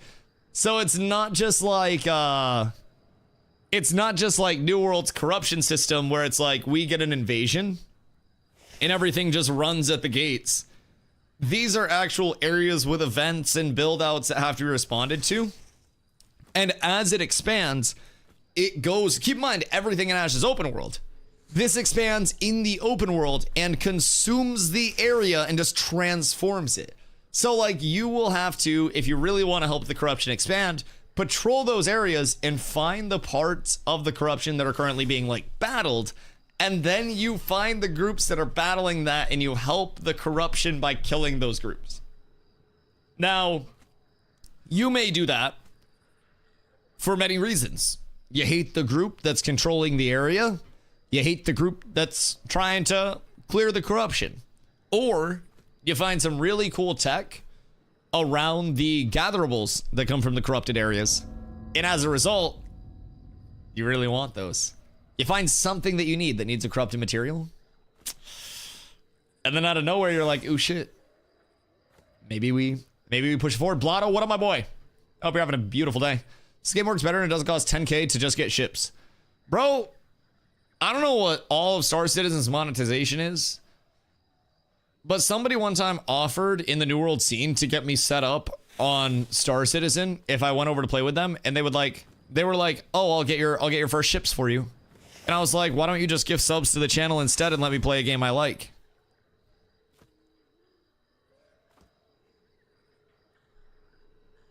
I did not play Star Citizen with that person. Is it good or bad that I can tell what ability you use when looking at just your damage numbers, even though I haven't been playing? But can you tell what my power is from this? Can you tell that? Play what you like? Oh, dude, especially as a content creator, if you're not playing something that you like, you'll be able to tell. What do you recommend for Blood Runner, or instead of Blood Runner for Rogue? Bro, honestly, if you're HP scaling on Rogue, I think Blood Runner is very, like, just consistent, if I'm being honest. Medium, huge for mitigation. Fortify, huge for HP scaling. Like, Blood Runner is still very solid for Rogue. If you feel like you've scaled HP to the tits, you could go, like, maybe Tauren Scout. Maybe one of the Might sets if you really want to. But in my opinion right now, this meta, HP scaling is so important. The Fortitude set bonus effectively got buffed by 400%. Just because it is 4 HP per con point now instead of 1 HP per con point now. So I would recommend everybody runs Fortitude set bonus. I don't necessarily think there's anything better in the game right now in terms of your, like, value scaling. Because that's going to be fucking 18% con and ment. So double defensive stats, by the way. You benefit from both. Fortitude is the only bonus that benefits you twice with all of those waterfalls. Because they're all defensives. Force just gives you raw power scaling in the strength waterfalls or the int waterfalls. It's day and night opinion, in my opinion right now, to just run for it. So that's my big thing. I'm running, what about as a major ranger? Are you PvPing or are you PvEing? Because I always live by the mentality that, like, if you have enough people, like if you were in 8v8s or larger, it becomes much less, I need to scale up 20 more power, and much more, I need to scale up this extra bit of HP. And if everybody in the group has that mentality where it's like, I get my power to the, I don't know, maybe on a DPS end, like 330 to 350 on like an intro level, and then push up more power from there as your gear gets better. But I think like you push up to a comfortable power point, And then once you're up to that comfortable power point where you feel like you're actually, you know, having some impact, then you just juice your HP. All of your leftover goes towards HP. I feel like in PvP right now, the most important thing to remember is that with dodge being nerfed, especially like as heavily as it is on the PTR, you're looking at like getting grappled, getting tripped, getting walled, and then not being able to just instantly dodge all of the instances of damage that are coming your way. So it's intriguing. Someone just like the Sunfire Mace with 5,400 power. Wait. Sunfire Axe plus 20 is 3,000 fizz power on a one-hander. Wait, why do you make that? Why didn't you make a strength one? The fuck? Sunfire Dawnbound Great Mace. 5461 magic power at plus 20. So that's still going to be 20% stronger though. So that's probably going to be like what, 4,600? But still, that's kind of juicy. That's kind of very juicy. Storm Current, Gale Crest, Great Mace. It's kind of nuts for healers. Is that level 23? Yes. Yeah. So that's one thing I was actually talking about with Zop, is like the scaling now in terms of like the percentage upgrade between every item level and every rarity within every item level tier actually seems like it's been increased a little bit more in terms of like a, you know, steeper jump up, making those higher tiers and higher rarities more rewarding. So I'm really intrigued to see, like, for example, I have a Lego Glory Bound bow. What's that going to scale up to at Lego in terms of max HP and in terms of power at I level 26 Lego? Because that might be a juicer now. Or they might have lowered the I level 26 validity and pushed that towards I level 29, with I level 29 being your highest jump up. I'm not really sure. I don't have the means to check all that right now because I'm not processing that much bullshit. I'd fucking love to, but I'd also much rather just harass a GM until one of them is kind enough to put it in my inventory for me. Literally, anytime I see a GM, I'm like, yo, can I have this item? It's not available in crates. And the best response I've got so far is, oh yeah, we need to look at what's in crates for you guys, huh? Fucking rats. They make balance changes? Oh, on the PTR? Blotto, you haven't played the PTR yet? Do you... Okay. Blotto, I'm gonna pop consumes, and then I'm gonna give you a rundown on what my power is and what my scaling is, okay? So first I'm gonna give you my defensive rundown, and then I'll switch to the offensive set, okay? And keep in mind, this is without ideal gear. No, the PTR as a whole, no, the PTR is always open. The PTR is like open. You can play that shit whenever. They just have like RSVP events. But yeah, they're like character boosts on the PTR and everything right now. Yeah, all that shit. Yeah, the PTR is like available, you fucking goober. Like the siege was RSVP, so they had an idea of how many people were coming to the siege. But like the PTR itself is open. All right, so I have, just for perspective for buffs right now, Bruschetta, which is max HP and fizz block defense, Journeyman Con Scroll, and Journeyman Con Elixir. Okay. I am using a one-hander and a shield. Okay. And I will pop Grit, and I will tell you my fizz defense, my magic defense, and then I will tell you my fizz block defense and magic block defense. Okay. Just start with the defensives. With Grit up, I am 63.6 fizz defense, 47.6 magic defense. I have 58.7% fizz block defense and 44.3% magic defense, magic block defense without my ideal rings. Then, on top of that, I am sitting at a cool calm collected 23,933 HP and 8,042 mana. If I were to pop Indomitable Spirit, I go up to a very cool 28,720 HP. So, a couple of big changes.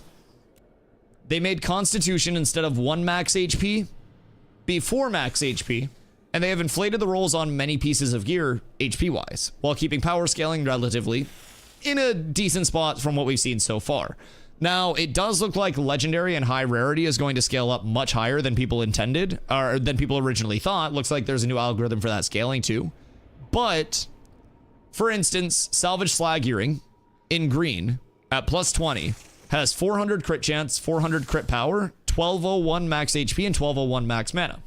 A Legendary Thistleborn Necklace plus 20 has 102 con, so 408 max HP, 1560 max HP, So just about 2K from that.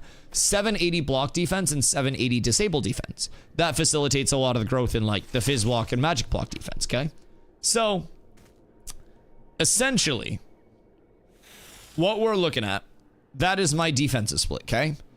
My offensive side, 254.6 fizz power.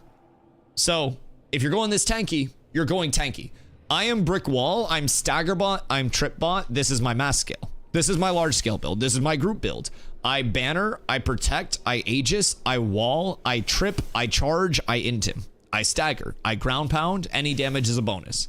So 254.6 fizz power, 91% fizz speed, 41.6 fizz crit chance, 187.2 fizz crit power.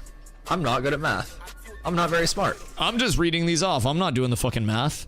So if I switch from my one hand and shield setup, I go to a Night Reaver Great Mace, and then I will switch to a Strength Elixir, a Strength Scroll, and then I will eat Spaghetti instead of Bruschetta. So I'll lose a little max HP, but I will gain offensives. With those changes, I go to 21,729 max HP, but I go up to 309.1 fizz power. So I have upped my fizz power by about 60, right around there, in exchange for not using a shield. So I'm substantially less likely to block. I lose block chance out the ass. I lose block mitigation. I lose some max HP, but it's a trade-off, right? So you can still build damagey, tanky, beefy, but in the siege last night, like the siege reps that we were running, I had my one-hander and my shield on. I would use that fizz block chance like crazy and that magic block chance passively while I'm just sitting there going into fights, and then when they focus me, I just hold my guard and my frontal cone block, which they also reworked the stamina from damage taken algorithm, so we can block for way longer before we get exhausted. Flanker, what up, my boy? How are you? Hope you're having a beautiful one. So yeah, this is a very new take on the TTK. I feel as though this is... And this will vary depending on who you ask. But personally, I feel as though this has actually led to the meta feeling a bit more like fights can establish over here. And again, we're nowhere near the top end of scaling and understanding what like epics and Legos and stuff like that are going to be. But as of like right now, from a melee perspective in groups, I play with my melee weapon out. I walk in, I take space. Obviously, I'm still picking with my bow and getting grapples. But I walk into a backline, and I sit there on that backline, and I get Intimora up, I wait for the staggers, and I lead the charge for damage to actually do damage, which is great. TTK will be getting updated. It's not at all finished yet. Oh god, nothing's finished. Yeah, nothing's finished. Like, 1,000,000%. I felt the siege fights were only like 10% longer. So the thing about it is that while HP is higher, the amount of damage that can just be avoided through dodge rolling, which is what everybody was doing. I grapple you, you go, oh shit, CC break, double dodge roll. Literally just somersaulting across the screen. 50% less distance from dodge rolling. And now, only your first dodge roll, if in the event you are max stamina, will be able to dodge more than one instance of damage. Other than that, you dodge one instance of damage, and then you're hit. Cars over on YouTube, what up, my friend? How are you? So, that now means a larger percentage of incoming damage will hit you. If I'm hitting you less hard, but I'm hitting you with 500 body shots, and you're trying to connect with these haymakers and just I'm weaving them, right? It's a difference. So now it's kind of like it's like a sustained dogging people down type meta in terms of like cleaning those kills. Like even when we would grapple somebody, we'd get like a double grab into backline, and then I would still have to trip, and then I would harass, and then I would wait, and then I would trip again, and then I would harass, and then I would wait, and then I would wall. Because now someone's not just instantly dodge roll, and then they're gone to fucking Narnia. They're actually within range. Shorebow type beat? Like, I think in PvP, The problem with anything other than longbow is that longbow is the best in the game because it has wound. Until other things have more wound from a range perspective, there's no chance. What would really be interesting this meta though is if they put wound on book and they let us do like a multi-projectile bounce wound. That would kind of fuck. More confused than I was a few hours ago. Randomly got a tempting job offer. I mean, shit, that sounds kind of solid.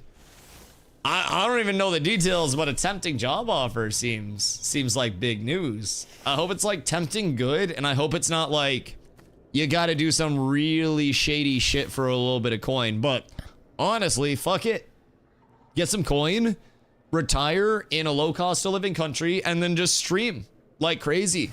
We don't need to be millionaires. We just gotta have enough for a house and internet, and then like we're set in our line of work, dog. I feel like the kick streamers and like the Gamba streamers just glamorize that shit too much. I don't need much. You put fucking cardboard box over my head and then keep the water out. Give me a cardboard box, a tarp, and some fucking fiber internet. I'm good to stream, dog. I'm set. All I need at that point is a phone. We chilling. Longsword about to be in a man then? Have you checked out One Hand Axe Tree? Just out of curiosity. Because the one-handed axe tree has bullseye and hearts. Wait, that's my longbow. Sorry, it has Swordmaster Swiftness and Unstoppable. It's reading my longbow tree. Keep in mind, Swordmaster Swiftness is 15% phys attack speed and 15% base damage, and Unstoppable is 15% phys pen and 15% base damage, 2 separate buffs. So you can get 30% base damage and 15% phys pen and 15% phys attack speed if you're running Swordmaster and Unstoppable. Granted, that's not putting either of the buffs out to your group, but that's also going to make you hellaciously annoying at that point. But yeah. It's a really cool state of affairs to be tanking right now, if I'm being honest. Because we actually play as a tank now, which is fucking sick. Like, I am in front of the DPS, who I am casting my Protect on, and I am popping Aegis for, and I am bannering for, and I am intercepting. And I am dropping walls, and I am tripping, and I'm zoning. I walk forward, and because I can actually take that space, the enemy has to respond. That's really fucking fun. That's the part of Melee that I really enjoy, is actually being able to say, we're advancing on your backline, and I'm gonna sit here and be in your backline. Because previously, you walk forward 4 steps, someone grapples you, get grappled again, and then you're just instant dead because there's no fucking response time. It doesn't really... I don't know, it doesn't really give like agency and decision making and like any playability to it, right? There's the element to be said where it's like it's too forgiving, but then there's also the element to be said where it's like it's only forgiving if you're not stacking damage. And if you're stacking your damage, then it's actually really rewarding. The forgiveness goes from the attacker side to the defender side.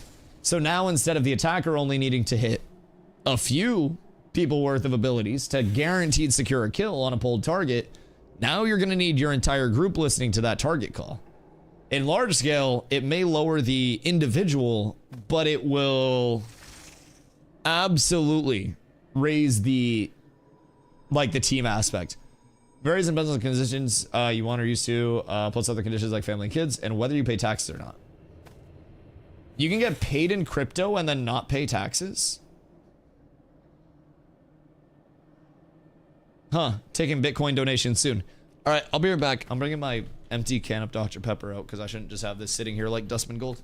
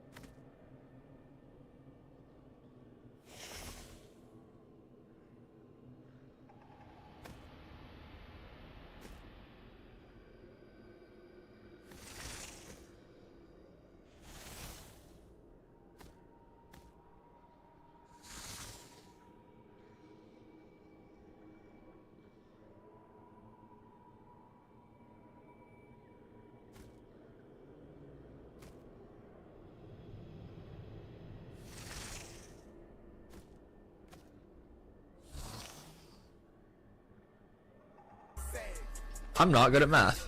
I'm not very smart.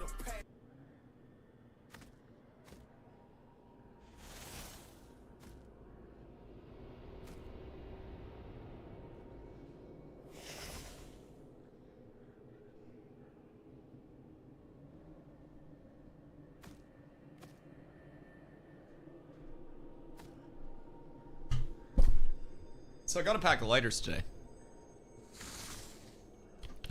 To most people, that's not going to be a big deal. I've been taking bong rips with a goddamn grill lighter for the past, like, week. My last lighter died and I didn't want to get scammed on, like, a gas station lighter. And I'm gonna be real. I waited on that shit. I made the value play. And I said I will not be hosed by the establishment. So they're still porting you if you X/global X. I don't know what the fuck I'm Xing for, but I X'd. I'm trying to kill Glimpse so I can get the fucking Lens of the Ocul. Best goddamn shield in the game. Why Bix not be picking anymore? Yo, so this is the thing though. Like, I feel like Bix have been dying fast as fuck recently. And they'll TP you. Oh, that's fine. Yeah, I can get TP'd for a little bit. But yeah, I feel like Bix have been dying fast as shit lately. I'm gonna be real, I haven't even been smoking more, they're just dying faster. So, I don't know, I was conflicted on actually, like, buying one. And then I go to the store today, and they have those, like, I think they're like Scriptos or some shit. It's like the Walmart version of a Bic lighter. And it was like, a 2-pack of Bics was like $5. And I was like, this is disgusting. I look at the Scripto ones, and it's a 7-pack for $2. I'm like, all right, I'm gonna just grab these. Not a refillable clipper enjoyer. I have clippers, but I feel like a crackhead having a giant canister of lighter fuel just sitting near my, like, you know, my smoking setup. And I break the flins eventually. Like, I have a few clippers. I like clippers a lot. But I need to get a pack of replacement flints.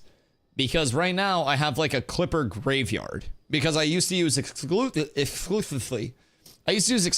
clippers. And then at one point, I was just like, I'm not keeping a fucking canister of gas on me wherever I went. Like, I literally had one in my car in case my lighter went dead while I was in my car. I was like, I gotta be prepared. I like to be prepared for things. And I was like, this is crackhead energy. Someone's gonna think I'm doing fucking whippets. So I was like, when my last Bic died, I was looking at my, like, rolling tray, and I have a rolling tray where it's like just all a bunch of, you know, my various rolling papers and stuff. And I usually keep a couple spare lighters there. Just dead skis. Like, a couple clippers missing flints. Like it's a man without a soul. I got one dead Bic that has the safety popped off of it because I don't like that little safety band that they have on. I always pop those off. Like, dude, it was a fucking graveyard. Fishing, they won't TP me. They're trying to hold a Dusty down. X. I'm being discriminated against. This is a goddamn anti-streamer parade. Fucking hate it here. Worst kind of discrimination, the kind against me. I just want my goddamn port. So, we're all just going sport fishing? Are we just buying all of our stuff? There's a sport fishing vendor, right? Also, there's a radar on ships and stuff now that shows other ships in the vicinity. And by the vicinity, I mean everywhere. I mean literally fucking everywhere. Sport fishing vendor. Wait, we need to get a raid together and then just go around pillaging. Why are we not doing that? Wait, where's Tim?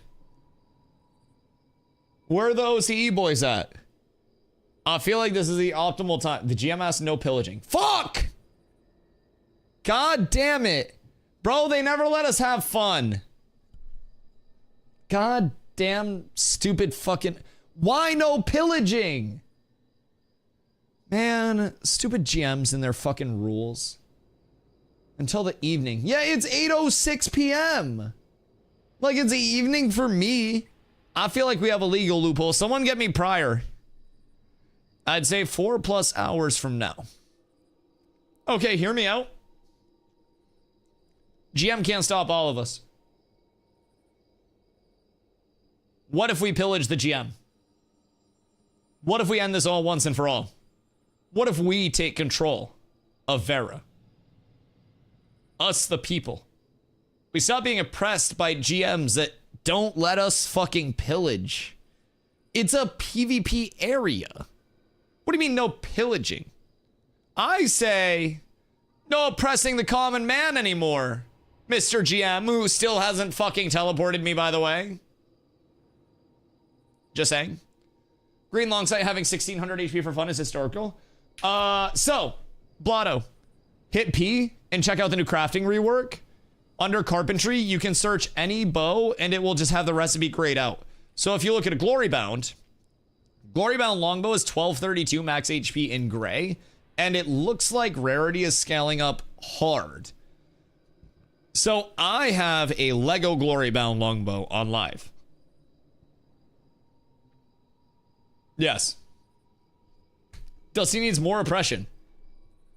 I will stand through the oppression. As a tank, I will tank all of this for my fellow Varans so they don't have to. Yes. I will be the flame that lights the fire that burns this whole infrastructure down, Fupo. I will do what Nart couldn't.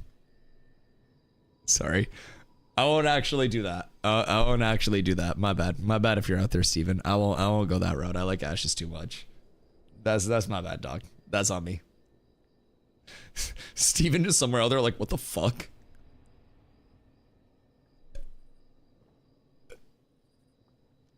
X again for summon. X Summeroonie, please.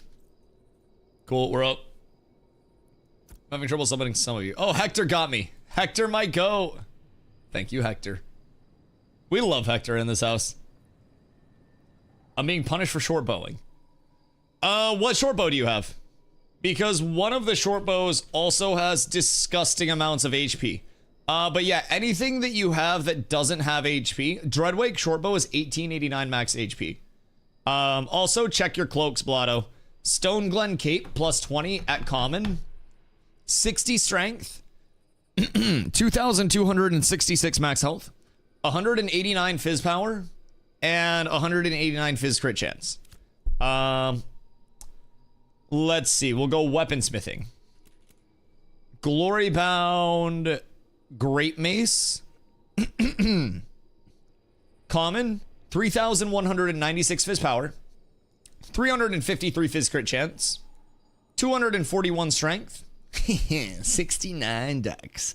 1095 max health and 274 health regen. Let me tell you what. You can scale.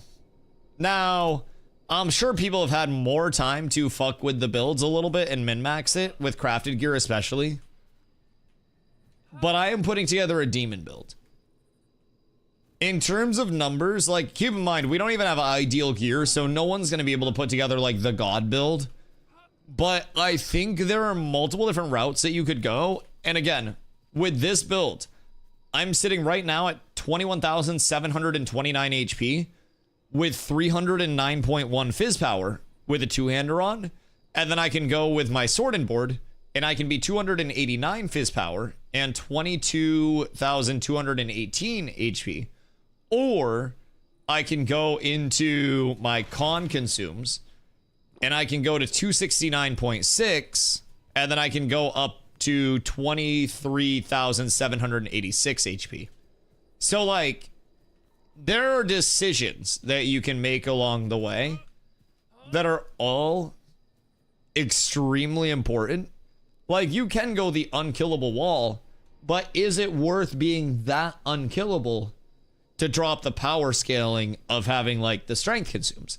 Because I go from 23,786 with con consumes to 22,218. So I lose 1,500 HP, which is out of my 20k plus HP pool less than 10%, to go to 289.1 fizz power instead of 269.6. So I gain a proportional amount of fizz power to lose that amount of con.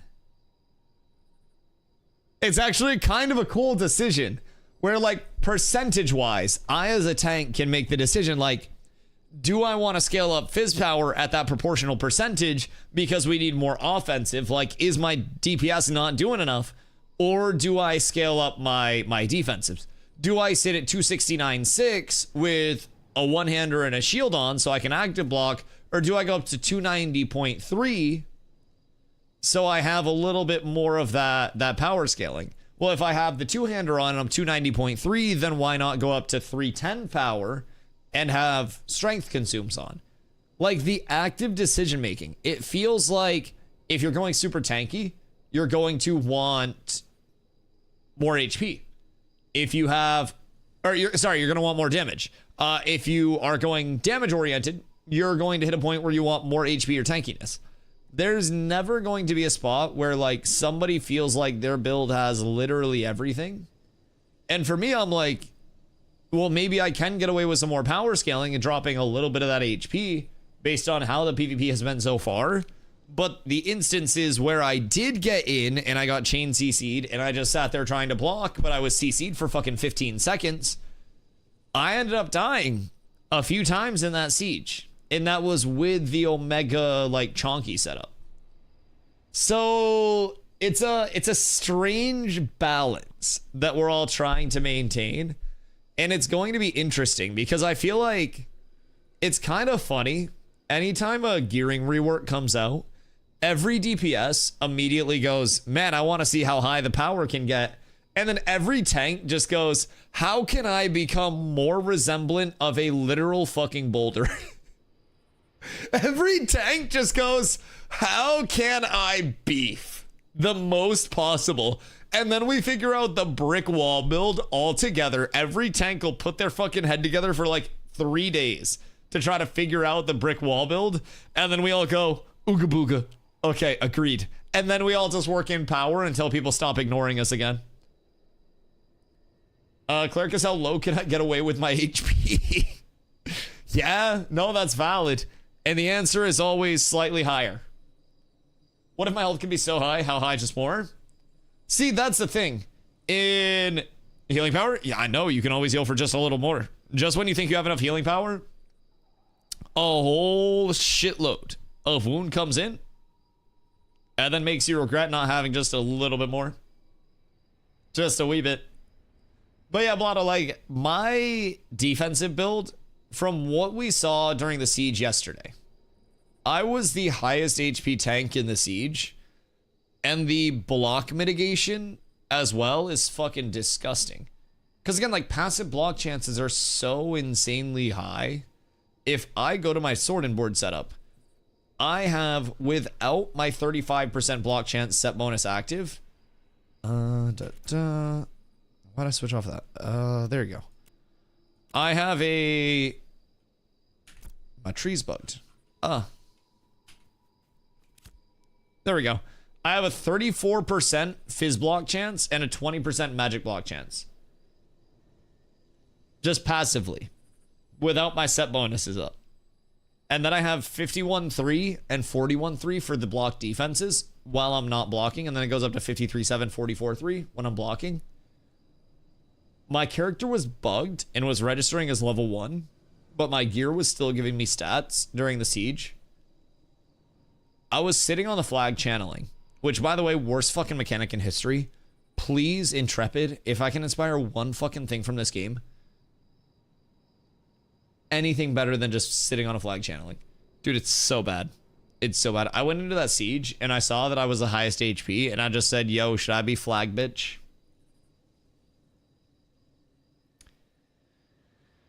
And yep, I was. So, Blotto, shields are disgusting for a couple of reasons. So, keep in mind just the relative proportions of block defense.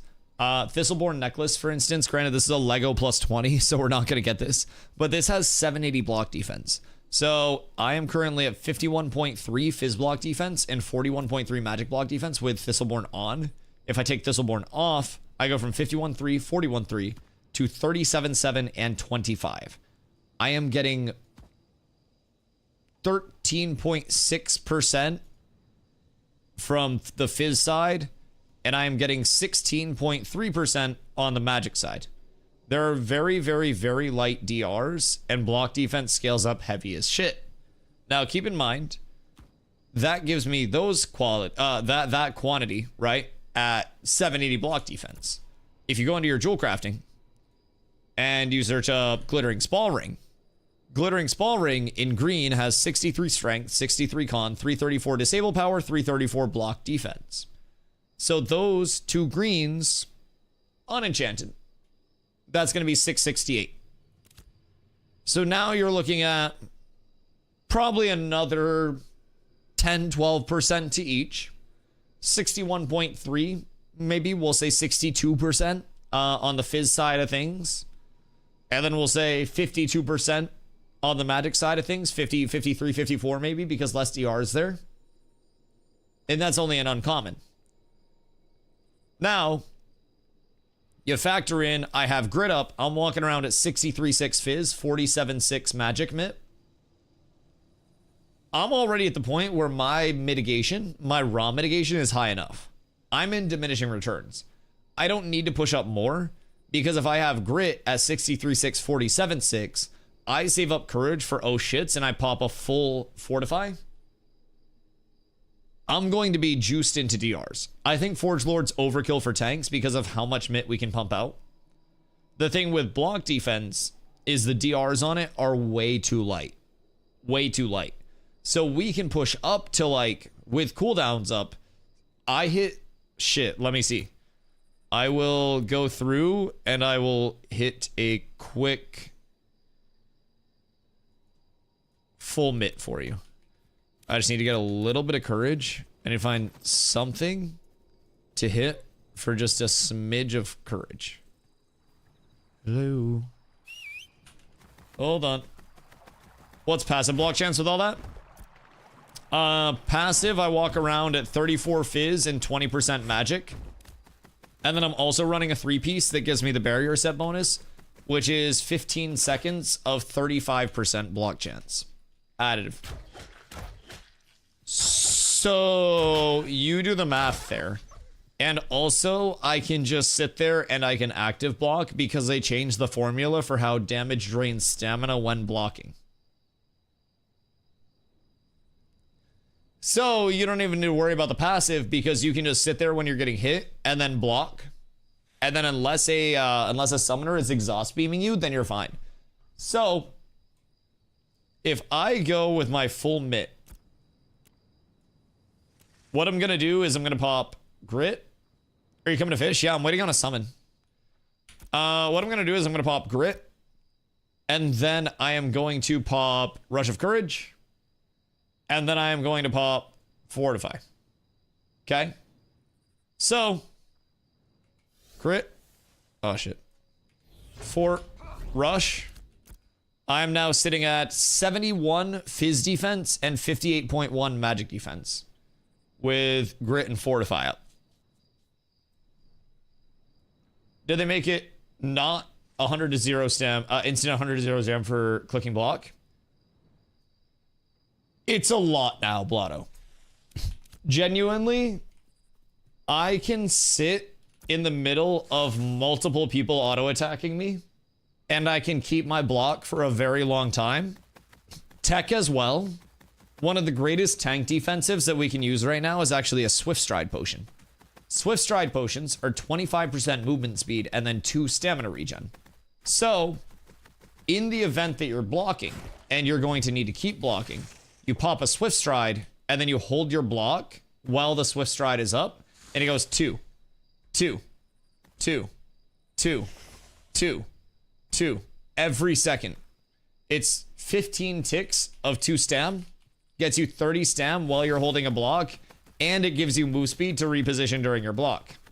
Swift Stride potion is tank stonks and tank tech.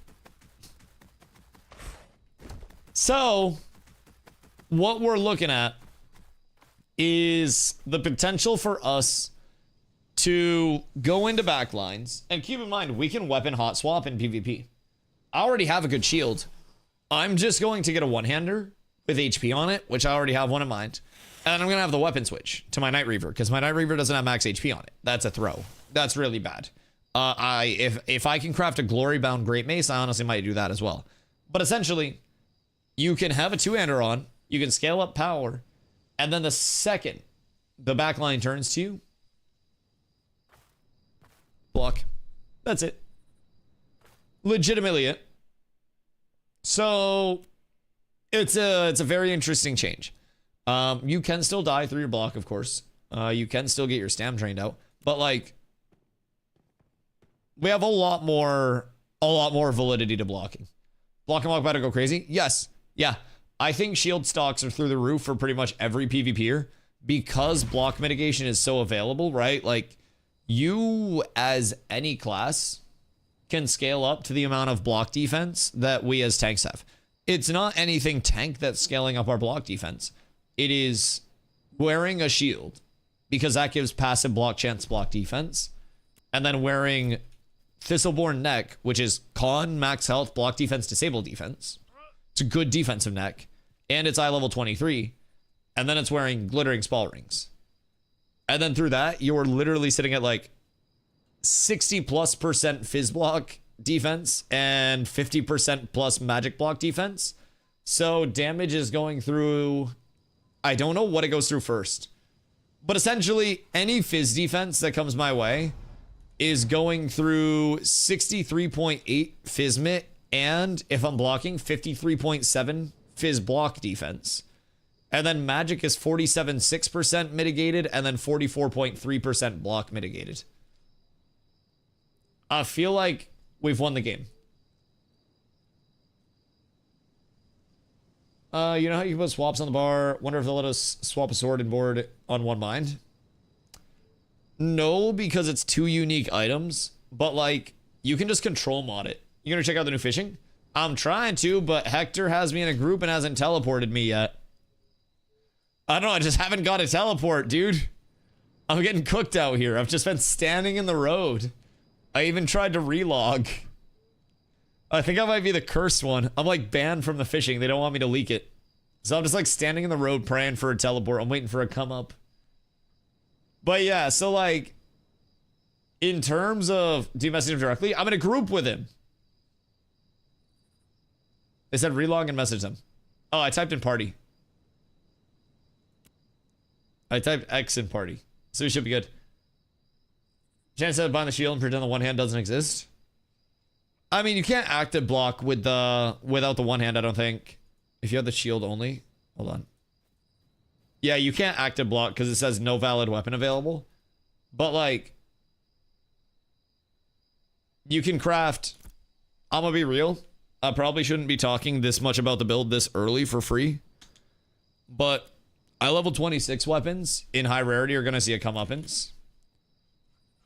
If you have an HP two-hander already, like a Glory-bound Great Axe, Glory-bound Great Mace, something like that, you know, you're good in the two-hander department. Glory-bound one-handed axe is 1775 fizz power, 591 fizz crit chance, 161 strength, 365 fizz evasion, 457 max mana, 639 max HP on a one-hander. The intriguing thing is that max mana is very valid for us in these long sustained front lines.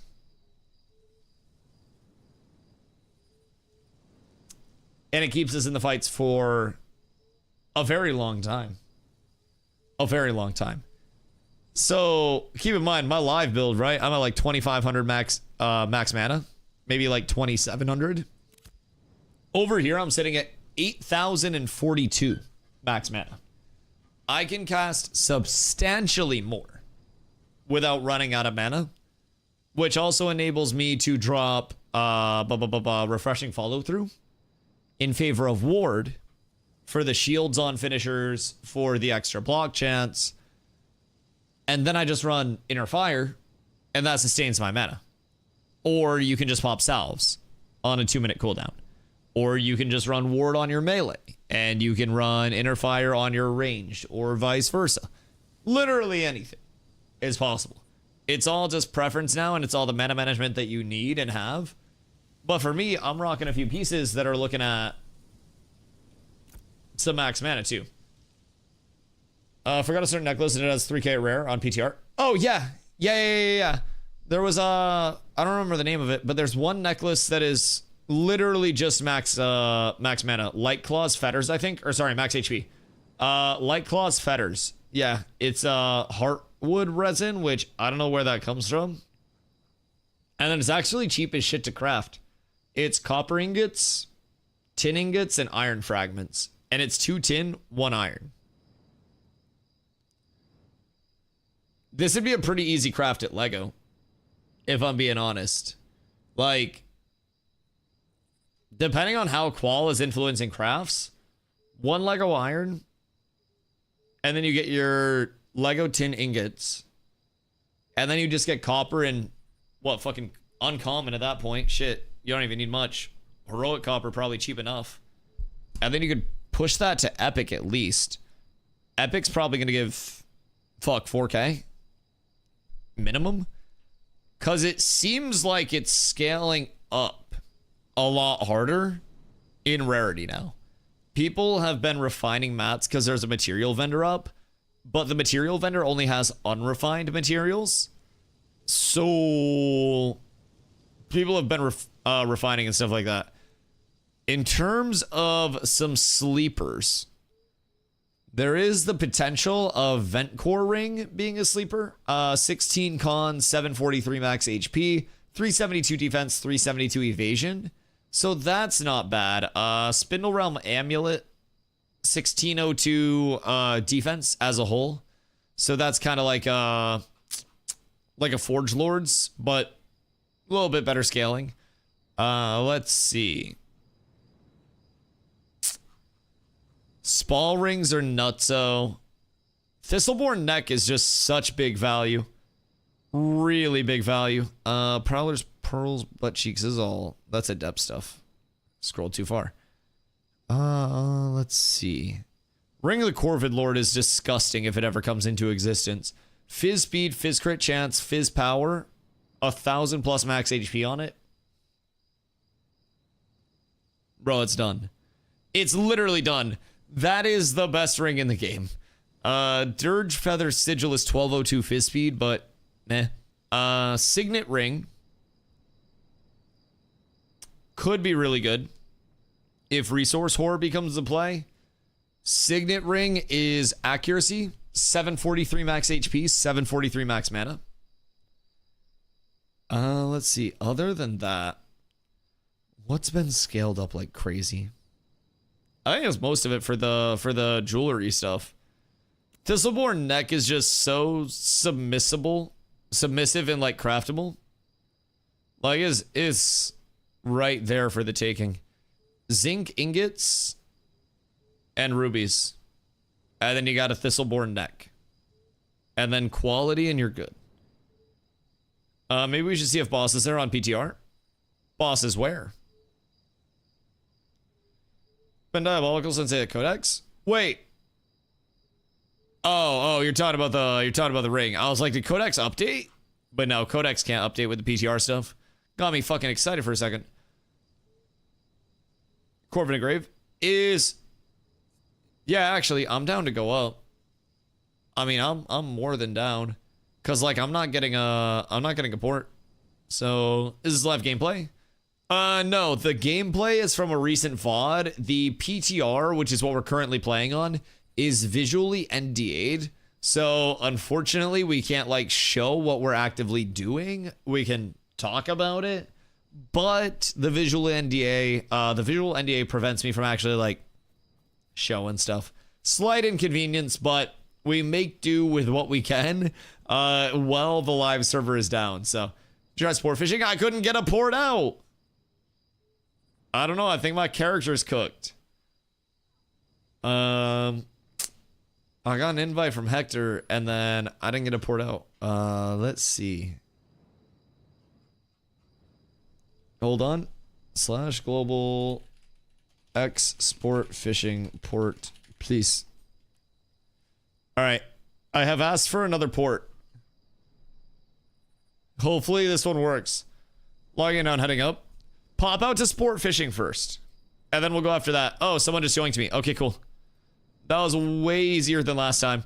Had to go, not sure if you answered. But with health increase, do you think fighter would be good in large group PvP? It very well could be, actually. Very, very, very well could be. I think that the combination of, like, health being a little bit higher, while also giving the advantage to melees of movement being substantially less, it's a bit of a, like, 1-2 component that allows melees as a whole to exist in an actual melee capacity. So prior to these changes, I, as a tank, it was like, man, 90 to 95% bow in PvP. In the sieges that we were in yesterday and the PvP that we were in after with the wars, it was, God, I would say like 60-40 in terms of the melee, if I'm being honest. It was really well proportioned, if I'm being real. So, oh, you have to have somebody on the radar station. Wait, so when you're on one of these new boats, there's a radar station on the back. And if you're actually interacting with the radar station on the boat, then it like pings the radar out and scans for other boats. What? I just got teleported again. What the hell? Wait a minute. Thank you. You don't need them there at the moment. Or I bugged it because it's working while I drive. What the fuck? /bug. Do you have somebody on your radar station? That's actually like... Oh, wait. What the hell? Which side am I on? I don't know who I'm helping or who I'm hurting, but... it's time to get to fucking bonking, man. I'm actually hitting people hard with the good old damage setup. You will feel my wrath. What the fucking tin is happening over here? I got all the blocks. Unfortunate for you guys. I'm juiced. All right, wait. Glow, you're on my side. I think we're killing Cuban. I don't quite know which ones we're killing. I don't know. I think everybody's just hitting everybody. Okay, kill Celine. Celine's hitting me now. Celine will fucking die. Celine, get bonked. It's bonking time. Yo, Axe actually hits really fucking hard. Because of the finishers possibly being not intended to stack in the way that they are, it seems as though Axe is truly up tremendous. Like, I be hitting hard. I'm smacking people. It's a little wild, if I do say so myself. Hiya. Oh, that's an RIP for your blink, big dog. Who's selling lean? Wait, you trying to buy? One-handed axe? Yeah, one-handed axe is disgusting. One-handed axe is very, very good. The tree is slightly imba for it. Because it's got both of the passives. It's got the Swordmasters and like the fuck is the other one? Swordmasters and Unstoppable. It's just such a good 1-2 combo. There's not really anything that can compare to having 15% Fizz Pen, 15% Fizz attack speed, and having 30% base. Like, dude, it's fucking massive. It is such a huge jump up so quickly for just doing absolutely fucking nothing. And I'm very thankful for it on this fine day. Oh, Celine. Good day, Celine. I see kill, I capitalize on kill. And it's fighter kill. I hate to break it to you, but fighter doesn't win against tank because you can't damage a tank. Tank always wins this. Tank always wins everything. I am inevitable, in a sense. Oh no. Timothy. Oh no. Mr. Timothy Enchanter is in a very precarious position. Whoa, brother. I have something for you. Hiya. Okay. The tank pulls feel phenomenal. Everything feels great. Like, it actually feels like we have to dog people down to kill them in fights. I love it here, if I'm being honest. I think it is such a good change overall. Where it just makes everything feel just a wee bit more meaningful, man. You know what I mean? Like, you've actually got to invest in, like, getting kills in these fights. It's not just coming free 99.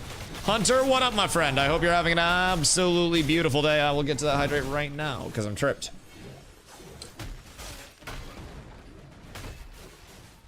And, like, people are dodging, but the dodges are leaving people in places where it is still an escapable spot.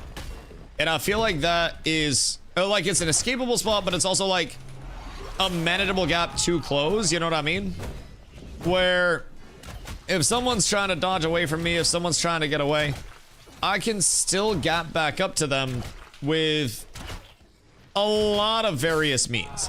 I can still close that distance. I can still make sure that I am harassing them and all up in their shit. And it feels kind of cool. Feels kind of very cool. Okay, Mr. Greg. I'm going to keep you just perma-wounded forever, sir. I want you to know. And now, I introduce you to the bonker. Oh, the dazed is gonna hurt that, man. That's gonna be absolutely tragic. Wait. You thought? Wait, how'd you get on the boat? You fucking rat. My grapple doesn't work on getting people off of the boat. This is a goddamn scam. I hate it here. Everything sucks. This is the most tragic thing that we've ever witnessed. Am I being kidnapped on a fucking boat right now? Who's driving the boat? Where is the goddamn driver? What the fucking Hellington? What in the medium well done beef Hellington is this? I don't approve. I'll be real. I'm being fucking abducted here. Hiya. Alright, good news is tank wall still stops boats. That's fucking awesome. Can vouch. Huge quality of life improvement. And now we're on. I got the sword and board out, boys. I am impenetrable. I am inevitable. I am everything they've ever wanted and everything they've ever feared. All at the same time. It's time to get some mana back. And it's time to keep pumping. Oh, fuck. I fell off the boat. No. Everything's bad. Wait. Are these interactable ladders? Ramp. Weird. Oh, you can, like, climb up the ramp. It's kind of neat. Alright, cool. Let's see. A little bit of block in here. Because they're trying to dump some damage on Dusto. Which is extremely mean, by the way, I think. Extremely mean. It's like the meanest thing they've ever done, and I don't understand why they gotta do it like that. I'm being, like, kidnapped, by the way. I'm being kidnapped, like, very far out into the water by these lads. I'm not quite sure why. I'm not quite sure who. Oh my god, there's another boat. Who's the owner of the other boat? It is you? What? This? Oh yeah, this is me. Yeah, no, it's always been me. What was the indicator? Was it the disgusting amount of dumb tankiness in one build? Or was it the annoying persistence? I thought we were being trolled? No, I'm trying to kill you. I just can't do shit. The build's tanky, but it doesn't really kill very well. I've been trying to kill you for the past 8 minutes, dog. Like, I'm actually trying my fucking heart out right now. It's been like 15 minutes. I know. My job is to kill clerics. I was cooking in the fight earlier. I gotta secure the kill, bro. I'm out here living my tank life. But see, this is what I've been trying to tell people. Like, I as a tank, if I had a DPS with me, like, if I had a duo, I could actually make people die. I was killing people in that skirmish, just walking up to, like, the DPS that weren't being directly healed by you and getting the kills. But obviously, I don't think if I, a super, just trying to fishing? Yeah, I'll stop hitting you. If I, a super tanky tank, walk up to you, a tanky cleric,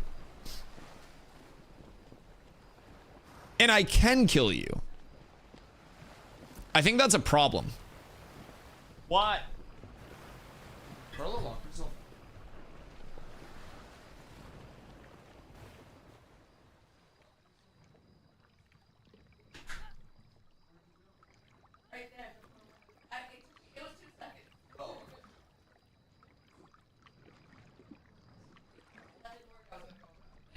Good response time. I hear Carla fucking banging on the door. Just locked herself out. No, please. Heavy armor seems to still be fizz defense only. So medium is the only thing allowed still. I have a chore for you. Do me a favor. Regardless of like the actual like rolls or anything on the set, just check the mitigation itself of having the light fizz set and then having either medium or heavy as your 3-piece and then popping grit. It's a really satisfying number, really satisfying split. It's quite balanced if that's kind of like where you're trying to end up. It all just depends on where you're trying to end up though, you know? I think heavy's dog shit. If I'm being completely upfront about it. I'm not gonna hide my feelings.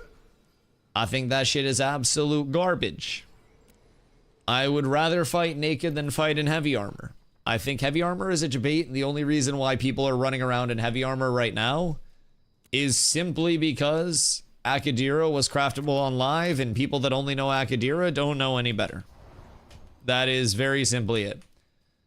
But I'm gonna be real, any set that leaves one of your mitigations at 20% or less, shit, bro, that's probably bad. That's probably really bad. It doesn't like bring anything to the table, you know? And I'm kind of like meh on it for that reason. Going 5-piece heavy, but I'm cleric. Yeah, probably a little different for like cleric than tank, depending on like the damage spread that you're taking. I don't really know what's going on over there, but yeah, as a tank, like we're taking so much split damage all the time. I do think heavy's entirely invalidated, but Akadira was craftable early on live, so a lot of people just said, "Hey yo, I go Akadira," and then they kind of got comfortable with that little bit of a debate. You know what I mean? Your tanks are full, sir. These guys have to unload their tanks.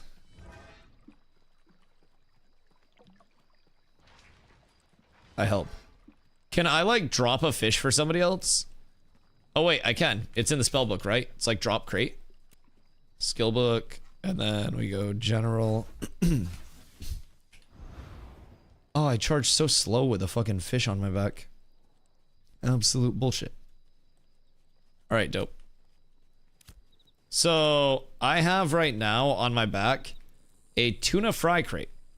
I think a fry is like the smallest size of fish. So I'm gonna sell it for science. Oh, I can't intercept with this on my back? Bullshit. Absolute bullshit. Although Sprint's kind of OP with this. So tuna fry crate to the sport fishing vendor at the Turquoise Sea trading post. Sells for 50 silver, 67 copper.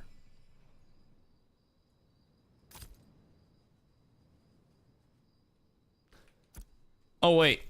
Additional items have been sold affecting the sell price. Okay. So there are DRs on this, is essentially what we're getting. So right now it is 56 silver, 70 copper for a common tuna fry crate. I'm assuming we're going to see these scale up in rarity, in terms of size, in terms of actual fish type, that will all hopefully lead us to maybe some actual, like, clams from this. That would, kind of go crazy. Harpoon slows your boat so much.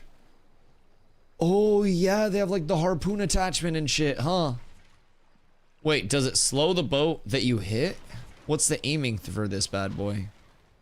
Slowing a harpoon. Launch a harpoon with a buoy that pierces another ship and slows its movement. The harpoon will stay attached until it's manually removed. Wait, I want to poon somebody. What's the range on this? Like, it's an 80-meter range. Oh, shit. What the fuck? Does it just launch it forward? What the? Beef Hellington? Oh, no, there it is. Okay. Hiya!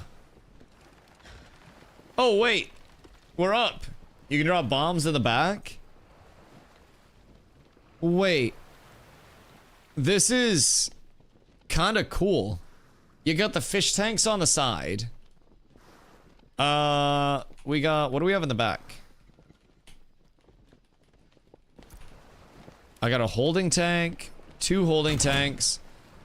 There are different, like, ways that you can build your ship, right?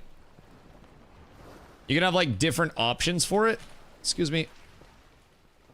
I can't interact with the thing on the back right now. Why does Storm Current Wand have 840 HP and 160 from con? Because fuck you, that's why. Yes. Yes. HP scaling is gonna be very intriguing. Very much so. Theoretically, but not yet. Word. Yeah, this is nice. I am very, very, very supportive of these changes. I think these are quite wonderful changes so far. The harpoon launcher is kind of a cool element. So if somebody's just like running away from you, you can just stick them like crazy. Oh my fucking god. Wait, there is an entire circle of boats at this sport fishing spot. There are a bunch of like seagulls around it. What? Wait. No, this goes insanely hard. All right, sport fishing. We got to stand out on the tip. And then attempt to cast your fishing line fails if the cast would not land in valid water. Why no sport fishing? I have fishing pole equipped. Oh shit, did I not get a lure? Equip your lure. Oh fuck. Any lures, chat? Yeah, I didn't grab a lure. So like, does a lure gets consumed when you catch it, right? I got some if you're at my spot. Way west of the map. Trade me, you're a legend. I appreciate you. See, this is why you always make amends. Because I didn't think that I needed that shit. I thought I just had a pull. I didn't think I needed a lure. I thought the lures were just extra. Can't trade. I'm gonna jump off a bridge. God fucking damn it. Alright. Hold on. You got some chum too. Do you need to chum the spot individually yourself, or do you just have a friend hit it with the chummies? Cause I'm pretty sure you're like, can't I just like use someone else's chummies? Global X summon, please. I forgore lures. It's already chummed? Okay. So if the spot ran out of chum, then I would need to put my chum in it. So I should always like have my chum at the ready. Then you chum. Okay. So should I just keep like my chum in my pocket? You want all three? All three chums? So we're supposed to like fish cocky the spot? Okay. Okay, yeah, I fucked up. I just grabbed a pole and then called that shit good. That's my bad. Lures for whatever you want. Oh, okay. One type of chum, 3 types of lures. Okay, massive. Nodes only need to be chummed 1 time until it despawns. Yeah, no, I too only need to be chummed 1 time until I despawn. Typically asleep right after the fact. Not much of a pillow talker. Why is there like a little trap door on the boat? It seems like there's gonna be like an underneath, almost. But it doesn't look big enough. The new boats look cool as shit though. And I feel like they're zippier. Oh, god damn it. Alright. I gotta go back and get more lures and shit. I fucked up. I'm out in a very lonely spot. Wait. Beef. Beef, take me with you. Oh, god damn it. God damn it. Green Blood Runner is sitting 133k with, wait, 13k? With 46% fizz and 42% magic defense without doing much else build-wise. Yeah. I run Blood Runner as my base. And then I run a 3-piece of a heavy set. And then I run HP weapons. And then I run defensive jewelry. My HP is going to be a little bit higher from jewelry right now than like what it'll be in the long term. But my block mitt is also substantially lower right now. So it'll be interesting on live. Because like on live, my immediate switch out, I actually happen to have 2 slag earrings. I have a green and a blue. So my immediate switch out is going to be take off my Lego Steel Bloom earrings, put on 2 slag earrings, and then I will try to craft, I need zinc and I need rubies for a Thistleborn neck. And then once I get a Thistleborn neck, I'll be able to switch out my Steel Bloom neck. And then that'll give me extra block mitt. And then, once I've got that on, I could make the choice to either keep my Steel Bloom rings for a little bit more HP scaling. Those will probably be like 1,000 apiece in Epic. Or I could try to, you know, econ those and work my way towards a glittering small ring. Many things could happen. Oh. My bad. My bad. That wasn't me.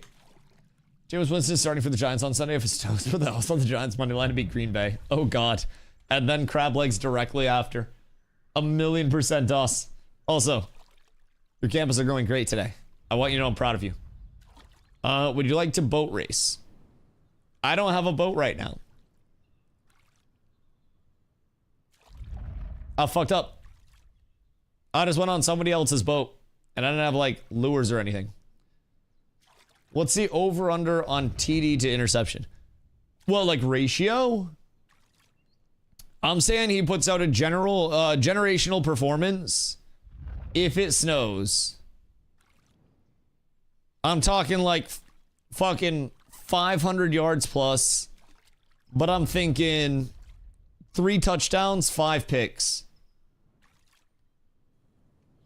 I'm willing to say 3 and 5. But I'm also willing to say he has a crazy snow scramble along the way. Where he's just like rumbling, bumbling, stumbling, peeling around corners. Ron, what up, my boy? Probably won't be able to play the PTR. How's the new stuff? I love it. I like it a whole fucking lot, if I'm being honest. I'm having a goddamn blast. I think the TTK changes are a step in a good direction. They need more refinement, of course, as everything in the game does. But I think that the thought behind extending the fights is a very good thought. And I like the way that it's making the fights feel. It's just a matter of fine-tuning that TTK and the existence within those fights to the point that they want them to be at. You know what I mean? Bunny, thank you for the 15-day, by the way. I appreciate you. And I think that this is a step in a very good direction because the days of melee feeling like they are just no longer able to actually like melee, I think those are gone. Very interested in what the second change to the stats they're going to do that I've seen people talking about in Discord. So, as you know, a lot of the Ashes comm can be very like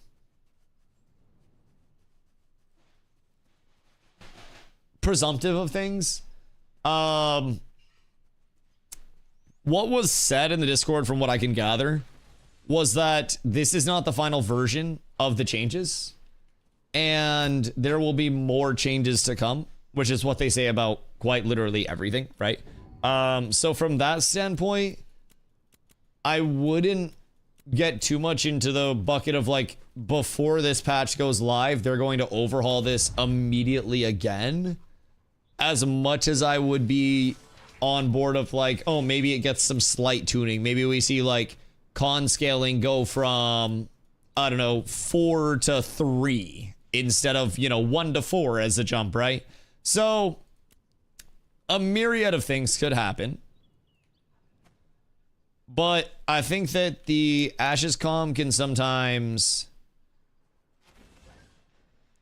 be a little presumptive, if I can put it in a nice way,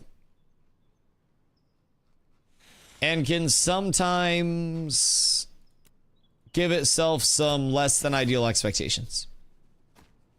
That's my take on it. I wouldn't necessarily expect the TTK to stay the exact same. I actually wouldn't expect that at all. But I also wouldn't expect another complete overhaul to the TTK that they just pretty much completely overhauled. I would probably expect it more so to be tweaked upon this formula, is kind of the way that I would say it. So 60-40 with grit. My mitigation, I am 64-48 with grit up. Yes. 64-48. 1738. Like what I've heard, once you guys were all geared on the siege. Oh, dude, the siege was a fucking banger. I had a blast, like on the attack and the defense. The attack side, of course, I got an easy anti-cheat bug, and then also had to play fucking flag bitch, which channeling a flag is the worst thing in human history. I really hope they redo that, because you have 99 people playing kills, one person playing an objective out of a 100-person team. And dude, it just feels so bad to sit there and flag bitch. Uh-oh. Wait, from a certain angle, I see lines. Oh, it's harpoons coming off a ship. That's fucked. I got a fish. Minigame is actually so fun. What the fuck? I'm swimming back out right now. Don't take all the fucking fish. You guys have to leave me some. You rats. I finally got my fucking lures and shit. And now you're out here taking all my fish. You don't want to see me fucking succeed. God damn. I'm gonna be catching all of them. I'm gonna send you finely worded miskiff letters about catching the fish before I do. It's hard. The fish are strong. Wait, is it actually engaging? Don't don't spoil it. But like, is it actually engaging and fun? It's literally legally distinct Arcade fishing. What if I did not play Arcade? Am I going to have fun? Am I going to be locked in? Or am I just going to be like AFK yapping with you guys?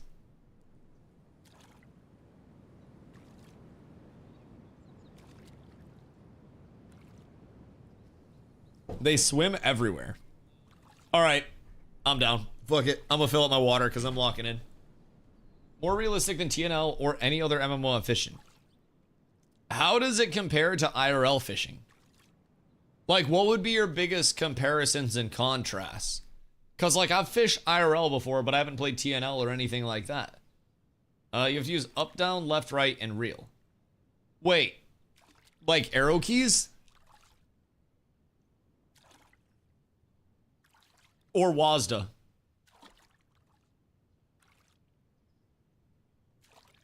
Please say WASDA.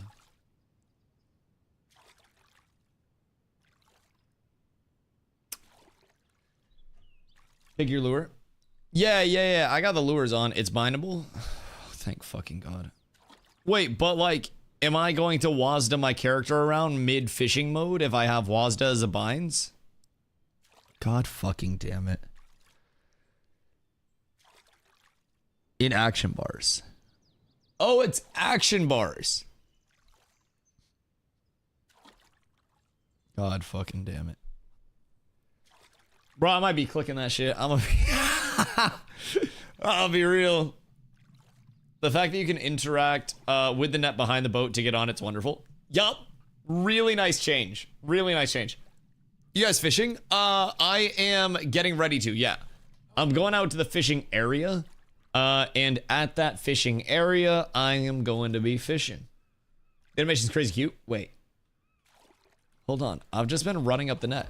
Because you can also just use it as the actual ramp to get on. Hold on, let me see. I interact. And then, why can't I climb the goddamn net? Wait a minute. I'm not getting the interact near the frickin' net. Everything's a lie. It's all bullshit. Oh wait, I see an interact. Nope, that was just a bubble. God damn it. Nothing good happens to me. I'm just jumping on the thing. Oh wait. Oh, what? Wait, you kind of like crouch on the bottom of it and then climb up. Wait. Oh, that's so cool. Wait, I love that. You're like crawling up the ladder. Or like the little net. So that's a whole new animation. Huh. That's cute. Wait, I love that. It's sort of like a little crawl. Can I sprint to crawl faster when I'm getting up on it? Wait, no, I love that. No, I don't think you can get on it while you're sprinting. You can't get on it while you're sprinting. We're down horrendous. You can turn the fish into trophies.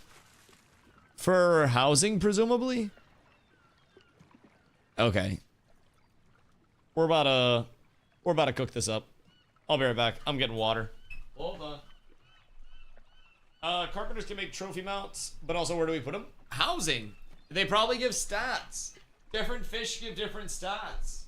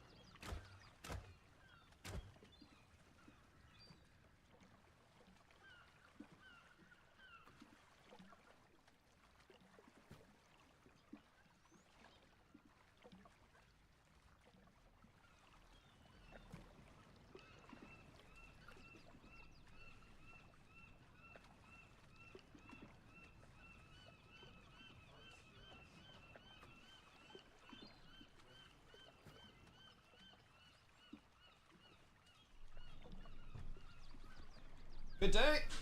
Chair stream. I'll chair your mom's stream. Fucking turn your whole family to a chair stream, bitch.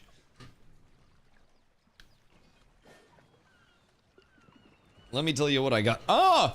What the fuck? I was just abducted! What just happened? Oh my god, wait. Somebody named Burglar just abducted me. Oh my god, I just sat right back down for that. What the fuck? Help. I'm a famous streamer being kidnapped and sold for ransom. tank trafficking. Together. Oh god, what the fuck? Oh my god, I'm being like handed off between boats. Dust high booty, dust high booty, dust high booty, dust high booty. What the dust high fuck? booty.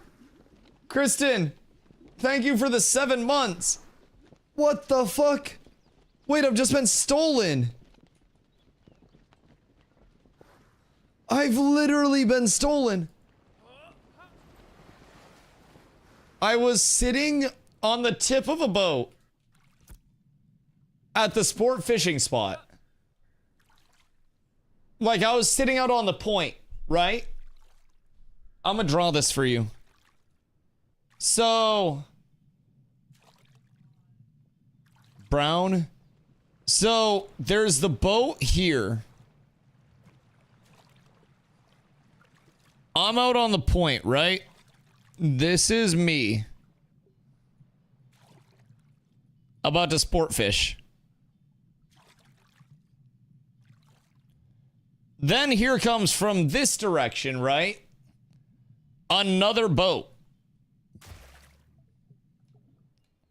And they have their thingy. Like, this boat is also erect. And so, this boat boner comes this way, clips through this boat boner at like a 90-degree intersect, and just abducts me off of this boat on the tip of this erect boat. So now I'm on this boat. I've been tank napped, by the way. I've been stolen, thieved. This boat's continuing this way. And I'm getting fucked on as a result. Then, this boat drops me off on another fucking boat. And the other boat keeps driving away with me. I literally got trafficked and swapped off so they wouldn't know whose boat I was on. Bro, this is the craziest shit I've ever seen. I was actually just like tank napped. I have never in my life seen that anywhere. I guess until today. The croissants are so good. Yes, we got artisan croissants straight from France. Imported same day they were baked. Made with only the finest materials. AKA we bought a big pack of bakery croissants at Sam's Club because they were on sale. I'm gonna keep it a buck. But they be good ass croissants. I made some bread. My mom makes sourdough baked goods and bread and shit. And like, bro, I'm gonna be real. We have an OD amount of bread. We have too much bread. Sam slaps? Oh yeah, Sam's goes so fucking hard. Yeah, Sam's is Insano style.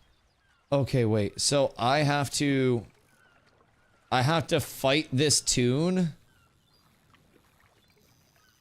And like keep an eye on the tuna. And see what its movements are. Oh, and then I do damage to it. And I'm trying to like pull it into me, right? Oh, that's interesting. And then your fishing line strains. If it, oh. So, basically it gives you the up, down, left, right. And if you're going against the fish, then it puts too much strain on the line.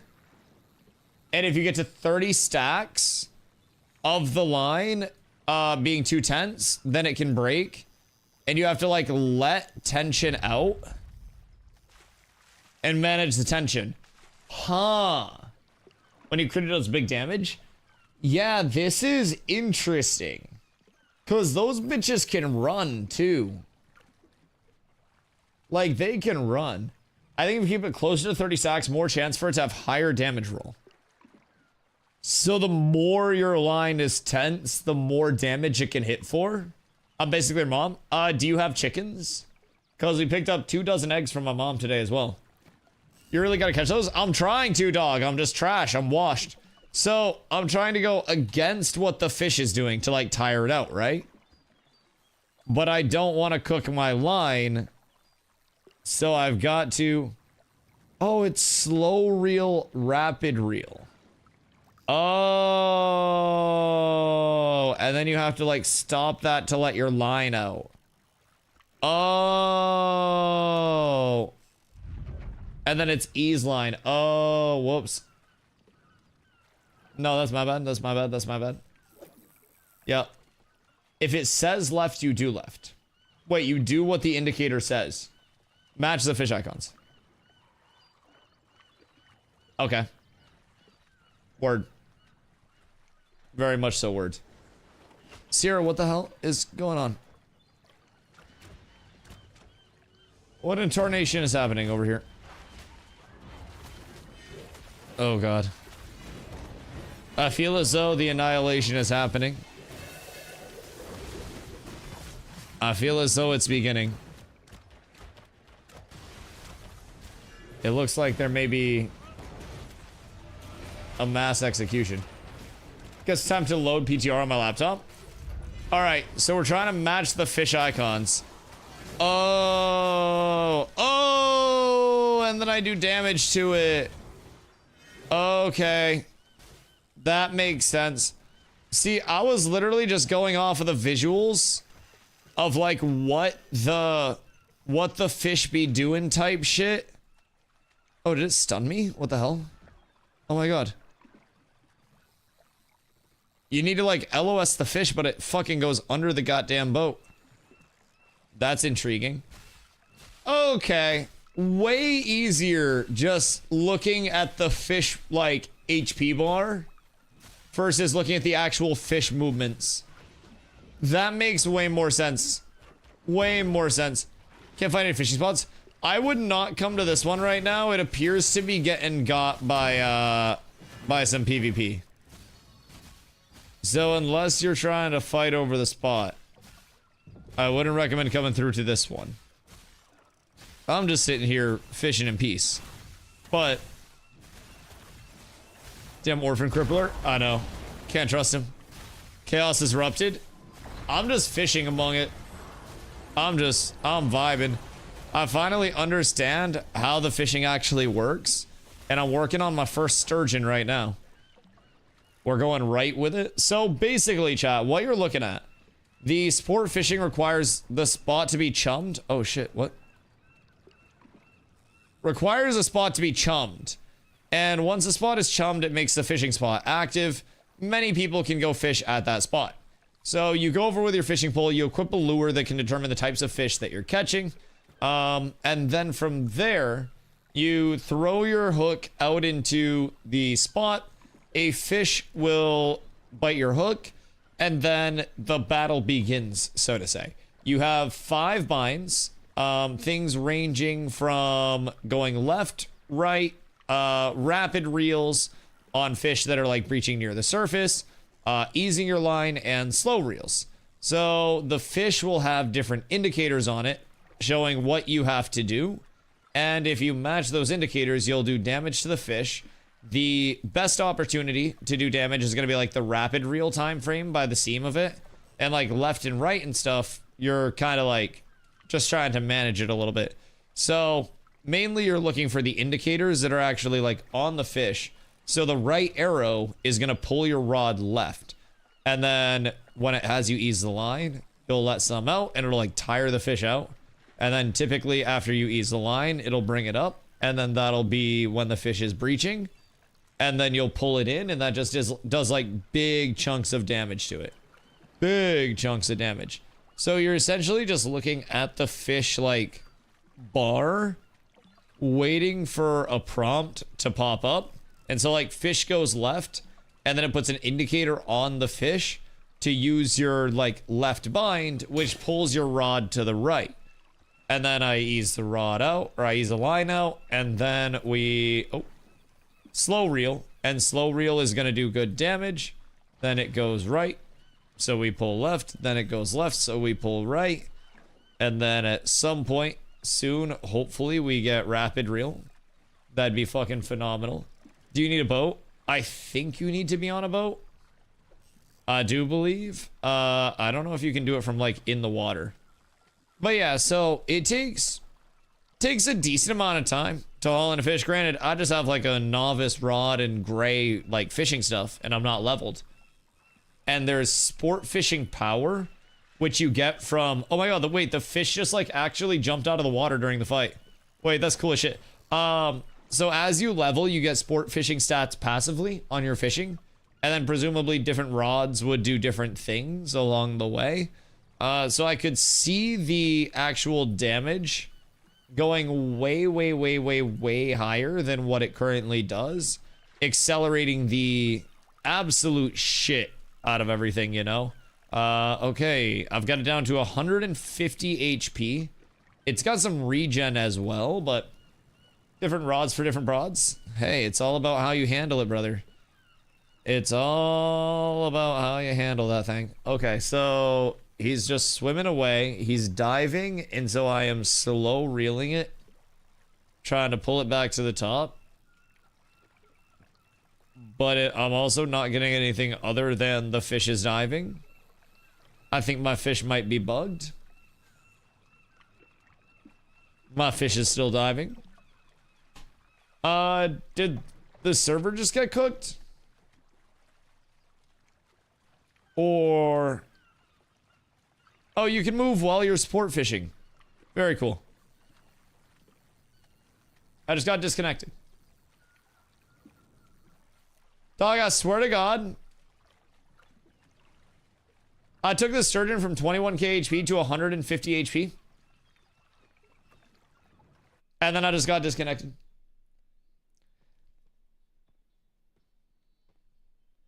I understand Orphan Crippler's name now. I understand that rage. Fuck! We're down horrendous. We're down horrendous. What up, McB? We sport fishing, brother. I'm getting code 37. Minus 80 silver? What if it was a Lego? Have you thought of that? All right, code 37 is hitting my main, but not my second character. So, sport fishing, Mr. McB. What we're doing is going out, and we're chumming in the ocean to attract all the fishies to nibble on our chummies. And then we plop our rod into the water. A fish bites on that rod, and then it's our job to tire that fish out until we can conquer it, bash its head off a rock, put it as a crate on our back, and then carry it over to a settlement vendor and sell it there. Or harbor vendor. So, we're checking that side of things out. There's a little sport fishing minigame where there are 5 different inputs where you basically have to match the fish's movements. You get a nice indicator on the fish buff bar too to see what the movements are supposed to be. Logging into a different character and then logging back into my main. Fix my error 37, by the way. So if you're still error 37, just switch characters and go back in. But yeah, it's kind of fun. Need a group of people fishing to make profits. Yeah, definitely to a certain extent. Oh God, wait. All the boats are gone. Oh. What the hell? All of the boats are gone? And there's just like a floating fish holding tank? This says 1. And it has a tuna fry crate on it. What? Steal the fish. Well, I'm trying to get them on the fish. Now I'm out at the fishing spot. And there are literally no other boats out here. I think we're going to talk about so many things on the live stream tomorrow. Oh, dude, fuck. Oh, what if they talk about stuff too? Oh my God, it's going to be so fucking much. Oh my God, it's going to be information overload. Yo, can you ask Roshan what time they're putting their starting soon up at? So that way I can be earlier than that so they don't take all my viewers. As for friend. Like, are they gonna have that shit up at noon? Cause bro, I'm gonna be real, like, I run an 8-minute starting soon. I don't feel like they need 2 hours of hype time. It's usually 1 hour before. Bro, can you imagine if I did an hour starting soon, Fupo? Can you imagine? I go AFK for like 3 minutes and it's chair stream. Can you freaking imagine? Also, 1 hour for what? Someone's muted is on the dev bingo card. For what? Dev stream is on Twitch? Yeah, dev stream is at 2 p.m. EST tomorrow. I'm going to try my extra most bestest no little Caesars to be on by noon so I beat those bastards to the punch. It's all about swinging first in life. And like, I understand if the Ashes stream is already up, then everybody's gonna be watching that. But if little old me is like, dev bingo card, exclamation bingo, and everybody gets their dev bingo card for tomorrow's dev stream, it could actually be fire. It could be really fucking fun. And if we like spread the link and make it available for people, we can actually have a really fun dev stream experience, especially for those like majority people who have not tested on the PTR. There are a lot of people who have not seen anything, who have not heard anything. Like, this community is just a small portion of the PTR community, and the PTR community is just a small portion of the total testing community, and the testing community is just a small portion of the total interested in Ashes community. It's kind of cool. We want to share stream?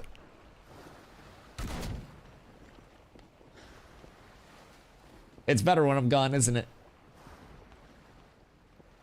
My parents have been saying that for years.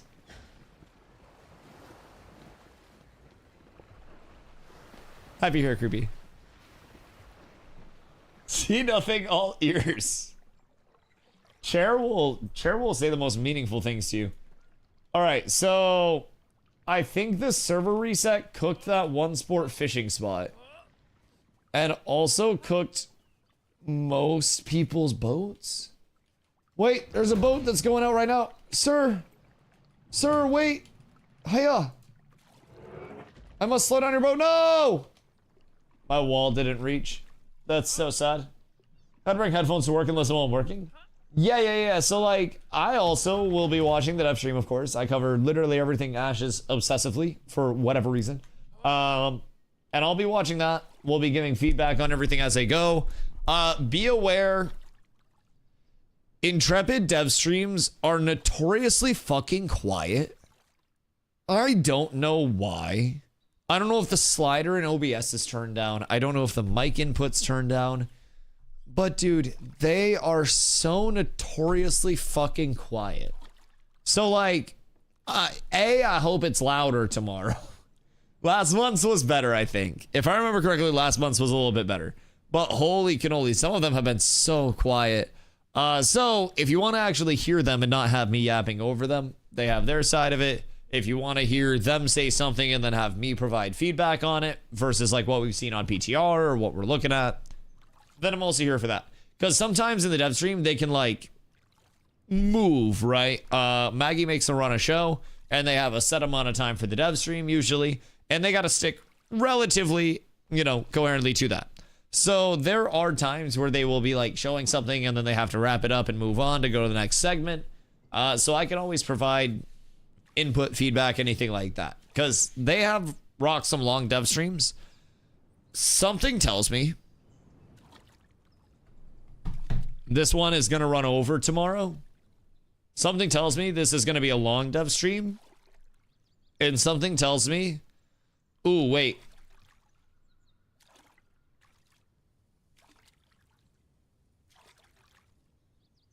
Hold on. Steven has meetings soon. All right, I'm putting that on here as well.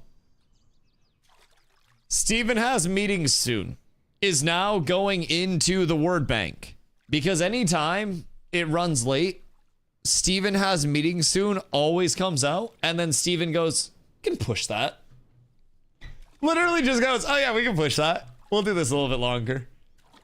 It's happened before, it'll happen again. I think that is free 99 to get on your bingo card. I think that is basically a fucking free spot, if I'm being honest.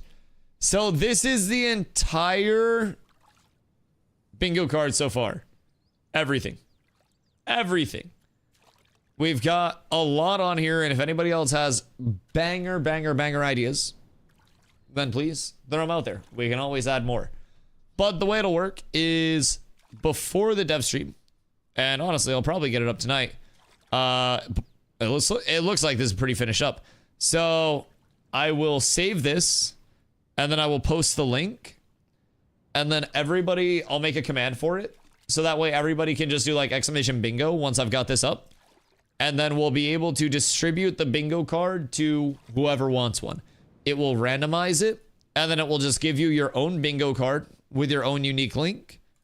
And then from there, once something is actually said, bifurcate, content creator program mention, DustyWhy accepted, first content creator, Eastern continent mention, and then key giveaways. So they run key giveaways during the stream sometimes. That's basically a free 99 one. That's your bingo, boys. We're all racing to it, and the reward, bragging rights, and RN Jesus on your side. The New World Death mention is kind of crazy. But yeah, so it'll be pretty straightforward, but everybody will be able to grab a card. It will be completely randomized from this entire bank of things.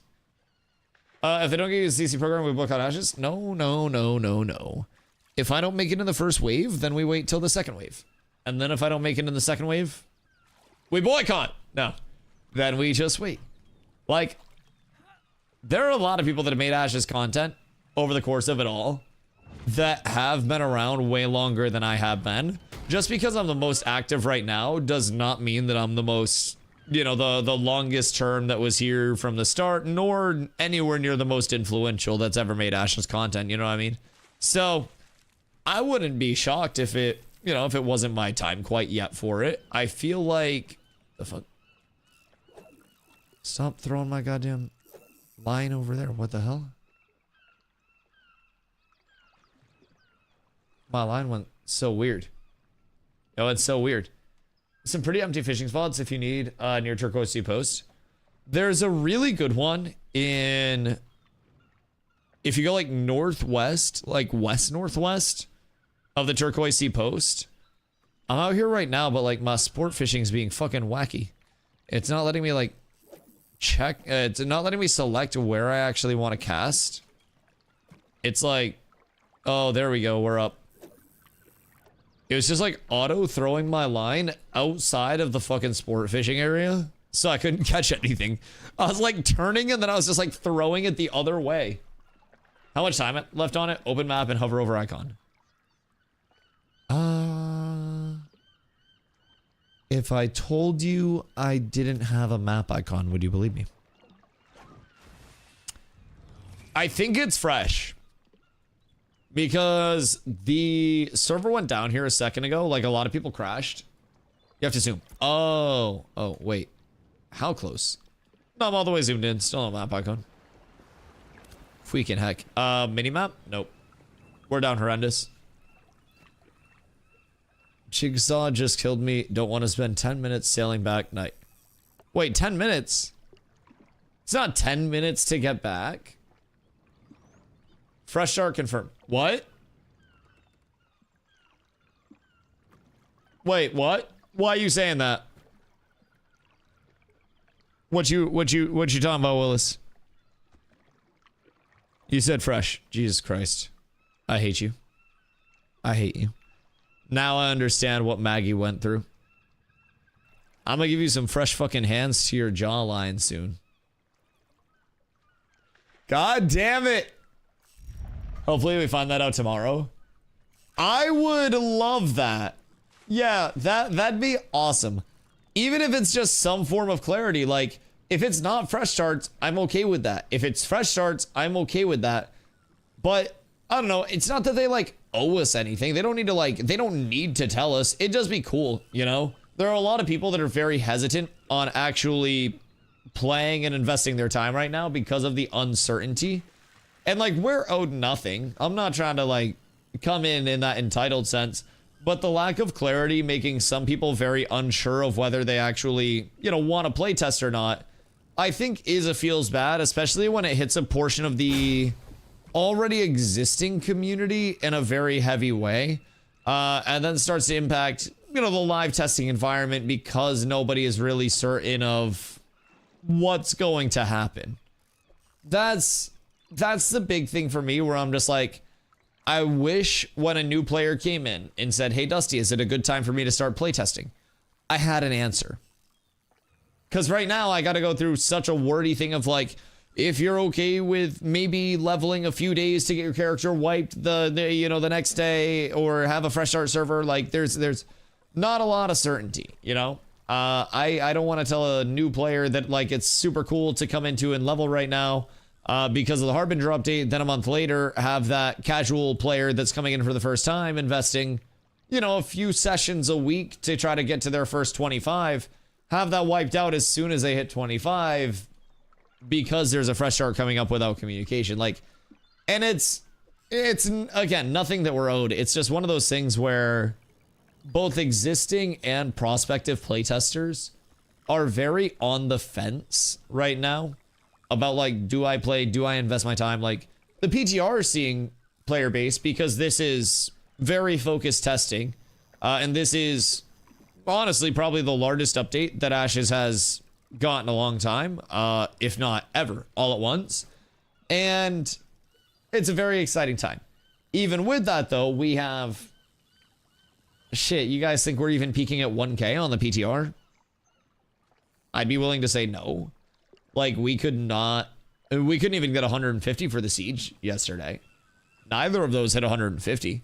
So I don't know, I do feel like there's a certain aspect of it right now where it's just like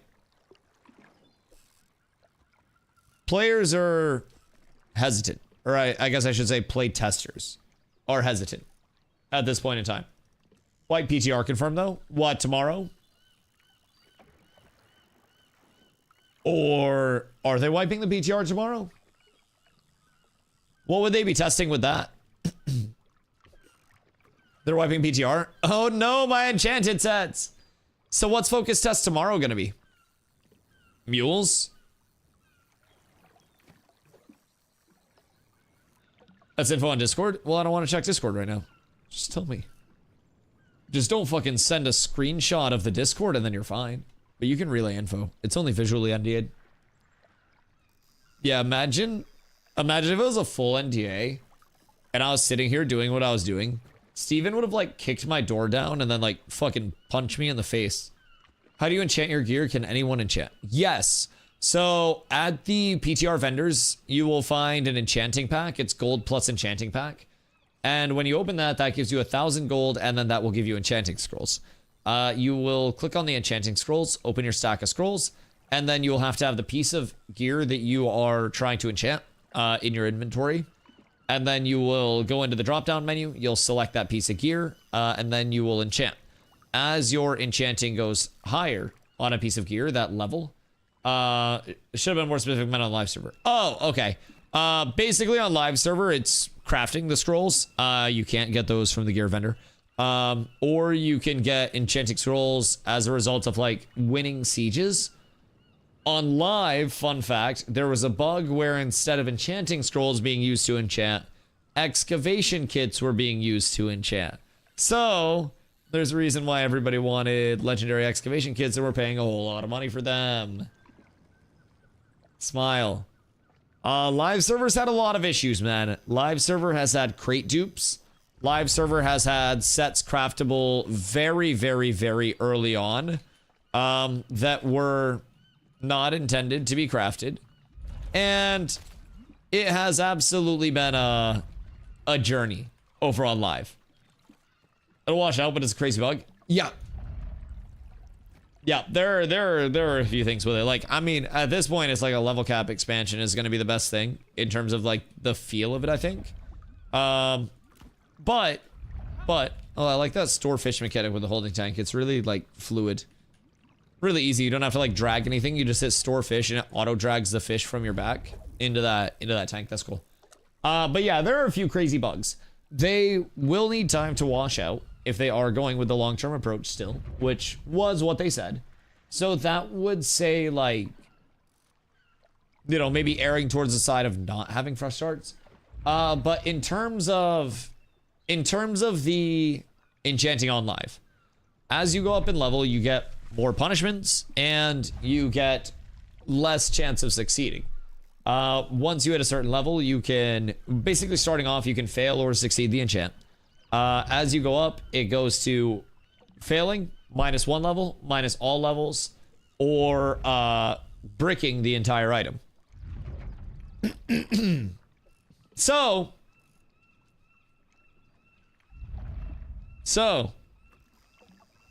you've got to be very cautious. You got to be very, very cautious. So, on the PTR, we've got special scrolls that we can just like juice our enchants with. It's a guaranteed enchant, so it's just money. But on live, it's money, and then you're gonna be cognizant of like how many scrolls you have, what you're trying to enchant, the risks of it. So, with normal enchanting in place, not many people, I don't think, would be even pushing +6 weapons.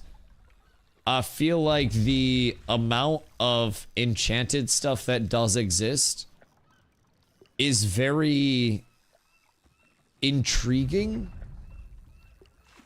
And I think it will be interesting to see what happens to all of the gear that has been like enchanted through excavation kits and stuff like that if live does come back up with Shoal and Lotharia.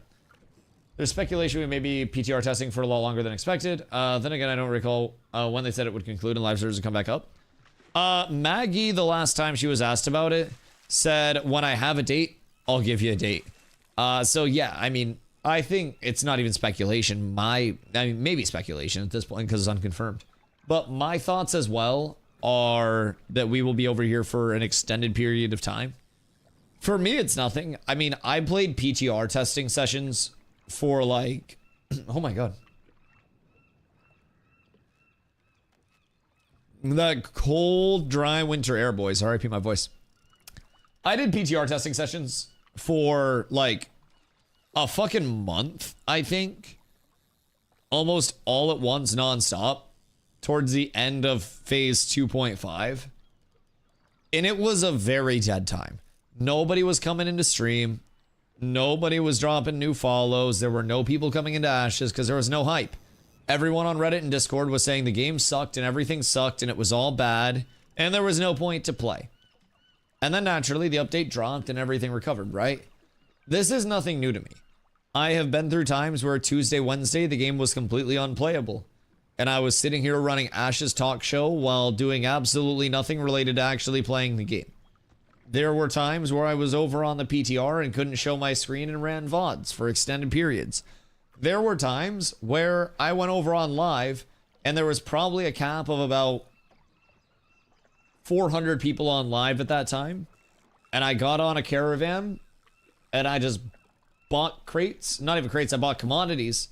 And I ran that caravan back and forth across the entire goddamn map. I got multiple gold caps. I bought out markets and I gave that shit to new players because that's all there was to do. It was a journey, dog. I've been through it.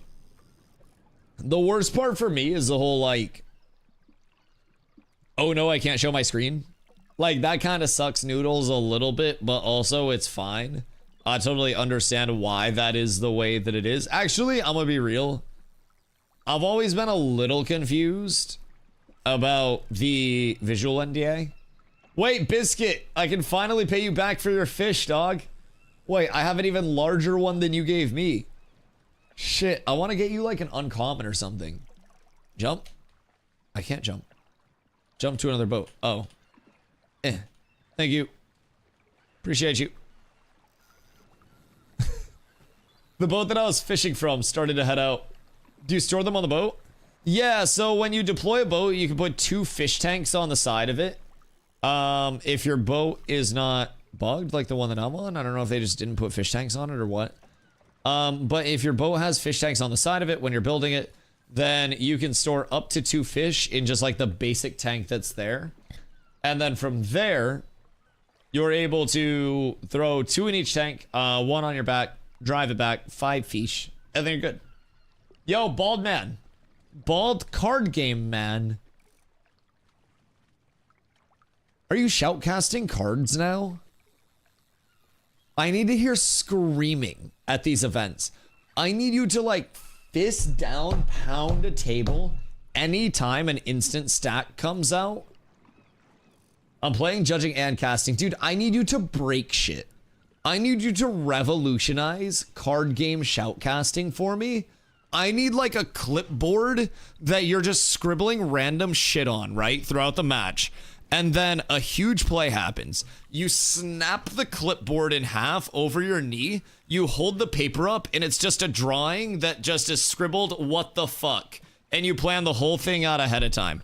Brother, you will just have the God clip. I'm telling you ahead of time. Everybody just wants hype casting. I believe in you. Very, very, very much. So, Summoner, I'm gonna do it. Dude, I'm telling you, if you ever need an agent, the daily sub goal to put a layer of turtle wax on your head will make you a lot of money. This will get you a viral clip. Low key, if I manage you and you manage me with the whole like do this for your content, we'd probably be pretty successful. We come up with good ideas for each other. I'm just lazy as shit. All right, so Summoner. Summoner's a fucking dick, dude. Have you heard about the HP changes? Because the HP changes are a very, very, very large change that a lot of people will have to get used to. Nope. All right, you sitting down? You got your hair all together? What's remaining of it? I'm gonna take you through some stats real quick on my build. Now keep in mind I am a tank. I have a couple variations to my build. One is the I do more damage build. One is the I completely tank up build, right? In my I am doing large scale, I am completely tanking up. I am with my grit popped. I am sitting at 61.8% fizz defense, 45% magic defense. I'm using sword and board, well, axe and board. So I'm at 58.7% fizz block defense, and then 44.3% magic block defense. I fish mine, but it's lying dead in the water. Go loot it. And you shall get the crate, then interact with the tank. Brother goes, I won my fish fight, but it's just dead in the water. Alright, dude's gotta go loot. Alright, we got it. So, that's just a rundown on my defensives, okay? HP wise, again, this is my full defensive build. I'm sitting at a humble 24,097 HP.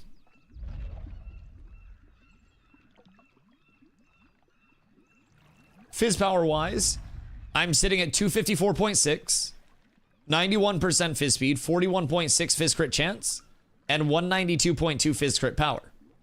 Now, they have absolutely gutted dodge, so hold on to your little rogue presenting noodle and get ready to play a caster instead. Dodge no longer has spring step. Spring step was the pinnacle point in dodge where it increased the distance by 50%. No more spring step in the tree as of right now. May come back at a later time. Let's start at the basis. They have reworked the stamina tree. The stamina tree has many changes, and it has different point costs now. The first tier of 3 and the second tier of 3 all cost 2 points. The pinnacle points cost 3 points. So you cannot have every stamina point like in every tree any longer. Basically, what we're looking at in terms of dodge specific. Spring step has been removed. No more 50% increased dodge distance. Replaced with evasive maneuver. Dodging while at maximum stamina triggers an evasive maneuver, preventing dodge's evasion bonus from being consumed by incoming hits. So when you dodge at max stam only, your dodge can evade multiple hits. Other than that, dodge only evades one hit, and then you get hit during your dodge. It's now like an animation lock more than it is an actual dodge, and the movement from it is way less. So, dodge is still useful, but getting hooked, getting pulled in, and then just double dodging to fucking Narnia no longer exists. While the health pools are higher, people are taking more damage as well. Garbage, dodge garbage? I actually disagree. I think it was super brain dead to just be grappled into the middle of a huge clump and then double dodge my way out after popping a CC break and nobody being able to hit me for a full second of dodge. But it's all different strokes for different folks. I really actually like the fact that if I'm pulled in and I do go that, I can have one very impactful dodge that dodges everything. And then my dodge can still be used as a little bit of a movement gap, especially if I'm like snared or something like that. But me, for example, I'm all the way in the block tree now. So with the block tree, I'm specializing in that because I'm a tank. I got a sword and board. I'm gonna block. Block mitigation is huge. And they also reworked the like damage to stamina from blocking, where we can now block a lot more damage before our stamina wears off. So blocking, huge up. Sprinting, also huge up. Things like Swift Stride potions in combat. You get pulled in, you may consider popping a Swift Stride potion for 25% additional move speed, and then literally popping Sprint while you have a Swift Stride up and running at 155% move speed to get out of that pull now, instead of just double dodging. It's changing the meta a lot. So people are having way more HP, but people are also taking way more damage while they are in those fights. You know what I mean? And with the spacing on dodge being a little bit less, I, as a melee player, am playing melee weapons. I am actually, as a tank, walking into the clump. I am popping into Mora so I can get the stagger out on everybody around me. I am dropping walls that are impactful because not everybody can just roll once and be around my wall. I am pulling people in and it's impactful because people can't just omega roll out of my grab. And while the HP totals are a lot higher, I can damn promise you, in coordinated like DPS on kill target efforts, motherfuckers still die fast. Faster than some would expect. Now, if I am playing full tanky tank with this 24k plus HP build, then I'm gonna be tanky as shit, right? I've got the block, I've got the shield, my block mitigation is also massive, and I don't have everything all squared away in terms of bis yet. I'm still missing a few pieces because it's not preferential gear, and this is in enchanted greens and grays. So, if I change up a couple of things, and I go from my like defensive consumes to my offensive consumes, and a two-hander. Keep in mind, offensive rundown again, 254.6 fizz power, 91% fizz speed, 41.6 fizz crit chance, 192.2 fizz crit power, 24k plus HP. And I have the block defense. I'll switch the consumes over, so I'll go from bruschetta to spaghetti. So spaghetti gives fizz power and less max HP comparatively to more max HP and fizz block defense on the bruschetta. And then I'll go from an elixir of con to an elixir of strength, journeyman scroll of con to journeyman scroll of strength, and then I'll put on my two-hander. I am now up to 309.1 fizz power, 91 fizz speed, 40.7 fizz crit chance, and 197 fizz crit power from a couple of switches, and I go down to 21,893 HP, while also losing a lot of block chance and block defense. So there is now a scale. Do I want to be super tanky to the point where I'm like hard to ignore? Do I want to play the hybrid? Do I want to run strength, strength consumes? So I sit at 22.3k with my sword and board on until people stop focusing me, and then switch to my two-hander and then bonk with that. Because with my sword and board on, if I'm strength consumes, I'm still tanky as shit, and I'm 290 fizz power, 289.1 instead of like 252 without any of the fizz consumes. So there's a lot that you can change along the way. You can truly go full brick wall. You can go anywhere in the middle with a hybrid type build, and you can go full bonker with the two-hander right now. Whoops. So I personally, I've enjoyed the feeling of how the decision-making works. And it's almost like you have a triangle where it's like tankiness, mitigation, damage. Or not tankiness, sorry. Health, mitigation, damage. And you've got to kind of like allocate a certain number of points, a certain amount of scaling between those three, where it's like I can go pure health and pure damage numbers, but then my mitigation is going to be low. I can go mitigation and health, but then my damage is going to be low. I can go damage and mitigation, but then my health is going to be low. Or I can kind of allocate everything evenly, where I have a good amount of block mit. I'm using a shield, but I'm also strength consumes and fizz power food, and I'm sacrificing 2k max HP to gain 37 power. That along the way may be a very good point of balance. Because if I switch my consumes over right now, then I go from 289.1 fizz power with my sword and board on to with bruschetta and then scroll and elixir change 289.1 down to 254.6. So I'm gaining 35 fizz power at the cost of some mitigation, some tankiness, and 2k HP. So there are those points of scaling where it's almost like more worthwhile to have that extra little bit of threat while also being just beefy enough, you know what I mean? And those decisions actually feel very meaningful. Going from 289.1 with the current set of consumes, going up to 309.1 and gaining 20 power immediately, but also sacrificing the block chance and block mitigation that I get from having a shield on is a good decision choice. Fupo, did you catch a fish? Oh, I've caught lots of fish. I also taught someone else how to catch a fish. He wasn't sure like how to actually get his fish on the boat once he had caught it. And he was just like, my fish is dead in the water. And so I told him he had to go loot it and then bring it up. And he got his first fish. He's up tremendous. You will / should never be able to full stam though outside of the first couple seconds of a fight. I'd rather have disable evasion running instead. Well, that's probably because you have a brain. Yeah, Lion, that's reasonable. I think that dodging is very, very, very gutted.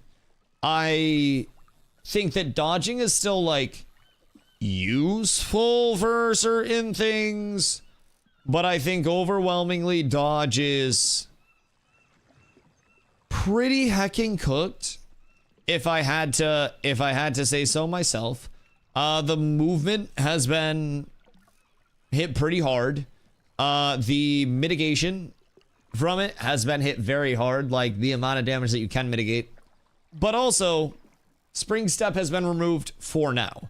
How do we know that's not coming back in as like a level 30 or 35 pinnacle ability? You know what I mean? How do we know that's not a level 50 pinnacle ability? So they do want us to actually specialize within the stamina tree as well and have variants there, which is going to be a huge point of, I think, good. And a huge point of like small differences adding up over the course of personal preferences and build differences along the way that create, you know, differences in discussion, which is great. So from my standpoint, I'm really excited for that. And we don't necessarily know that Spring Step is going to get completely cooked forever, but if you get CC'd, does it cancel catch? Like, if you get CC'd, does it cancel your evasion? Yeah, if you get CC'd out of... Oh, wait. Oh, God. You're talking about the fucking fish. I don't know. I haven't got CC'd yet. Sorry, I didn't realize you were talking about the fish. My bad, my bad. No. Thank you, Guts. You got friends no matter where you go, I guess. Appreciate you, big dog. No. So you can run around with the fish on the hook. You have to maintain line of sight with the fish while you're pressing the buttons to like match the fish's actions and then keep the tension from under 30. So you want to like work your tension a little bit, some people have been saying. Where it's like, some people have been saying if you let the tension get higher, you have a chance to do more damage to the fish. Which I'm gonna test. I'm gonna go like opposite of what it's telling me to do for a sec. And try to wait for it to like actively stack up a little bit. I don't know though, I'm not noticing any difference. I'm trying to wait for like a big reel. Alright, there we go. 460, 460, 460. Yeah, I can confirm the tension I don't think does anything. Maybe it makes your crits hit a little bit harder, but like I was on the last stack of my tension wearing off when my crit hit. So like, I don't know. I don't think there's any benefit to having more tension on the line. But yeah, it's kind of nice. I'm not gonna lie. It's still like, it's not like I'm out here wrangling a fucking alligator, right? But it's a fishing mode that is much more engaging than the AFK fish. That also seemingly has a decent reward. We're, again, catching fry size, which is the smallest size. And we're catching commons. And these are going from like 50 to 80 silver, from what I've heard from the price range. They are subject to diminishing returns from what we've gathered. But like that price range, considering you can put 5 on a boat right now, 2 in each storage facility at basic, and then 1 on your back if you're by yourself, and then just go run loops and turn in, like, kinda seems like a decent route. Now, you're 1000% gonna have to worry about many pirates in the waters, so I would not do this solo or without people guarding you. It is going to be very, very dangerous. You've landed a critical catch. I have a tuna fry crate. Alright, we're up tremendous. So you catch the fish, you grab the fish, walk up to the holding tank, click store fish, and then it puts the fish, which is a crate, on the tank. There are also seagulls out here, as you can hear. There are many things. If you have your ability bar unlocked, you can drag the abilities off the minigame bar and there's no way to rebind them. Wait. Fishing? General?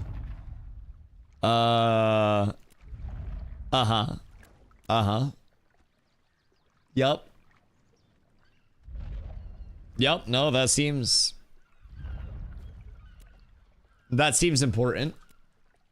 Did you slash bug that yet, or can I steal it?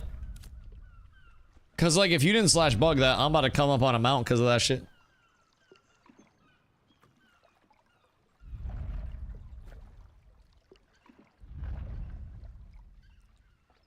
Cause that's very tragic.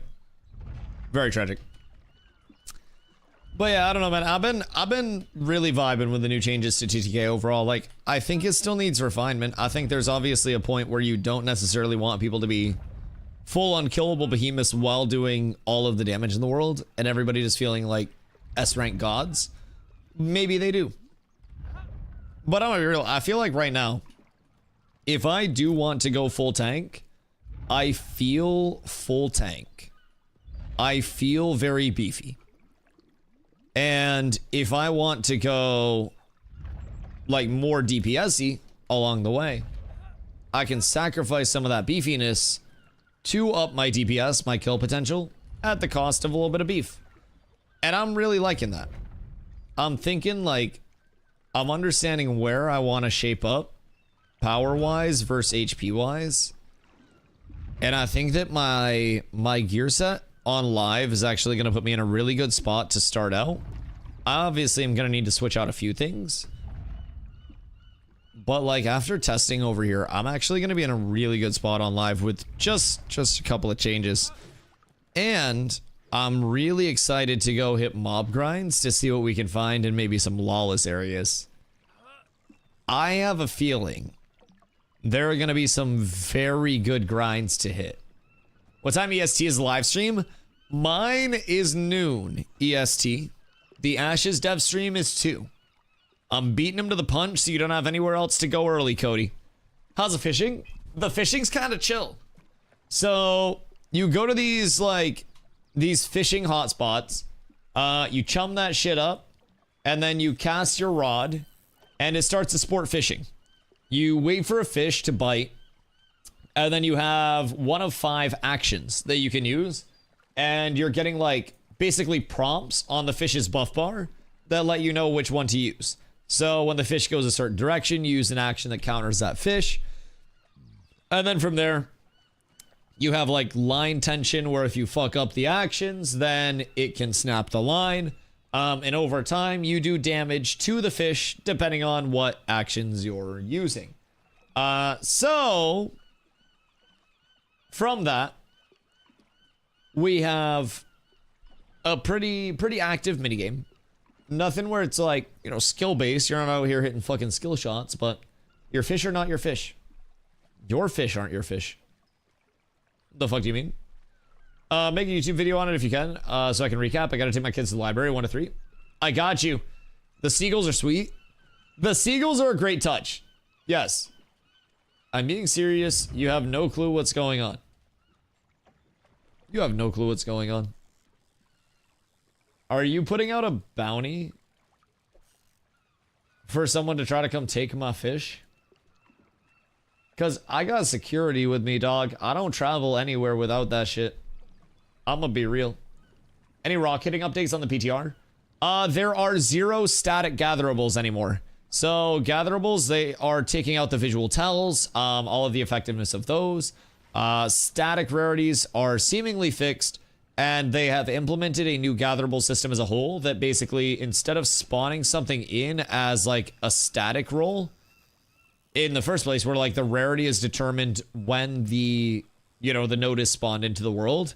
Now there's a dice roll that determines what node is spawned in the first place, and then there is another dice roll after that that basically determines the rarity once it is actually gathered.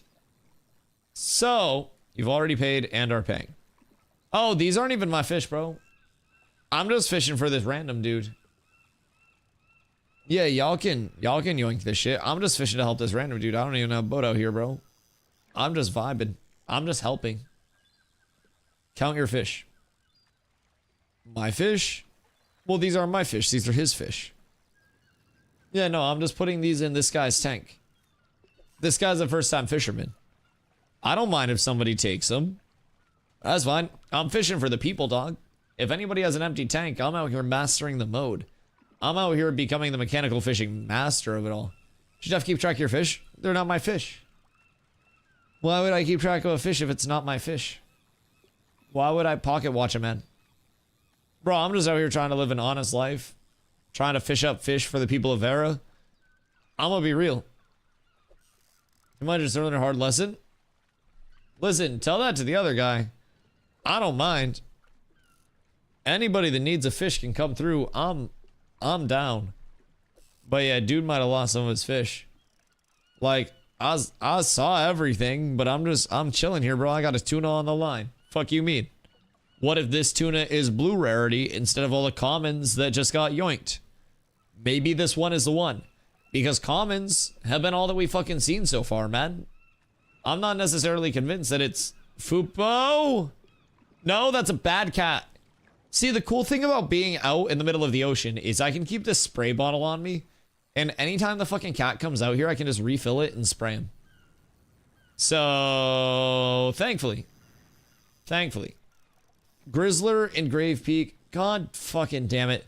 Stop calling it that. It fucks up my social media algorithms. Please. Bro, the last time we were talking about that fucking named mob, I kept getting fucking Rizzler memes. Grizzler? I'm literally going to miskiff your shit. Carla literally just popped into the room and goes, the Grizzler? The Grizzler? Oh my god, the algorithm. Revenge is gonna be had on me. Jesus fucking Christ.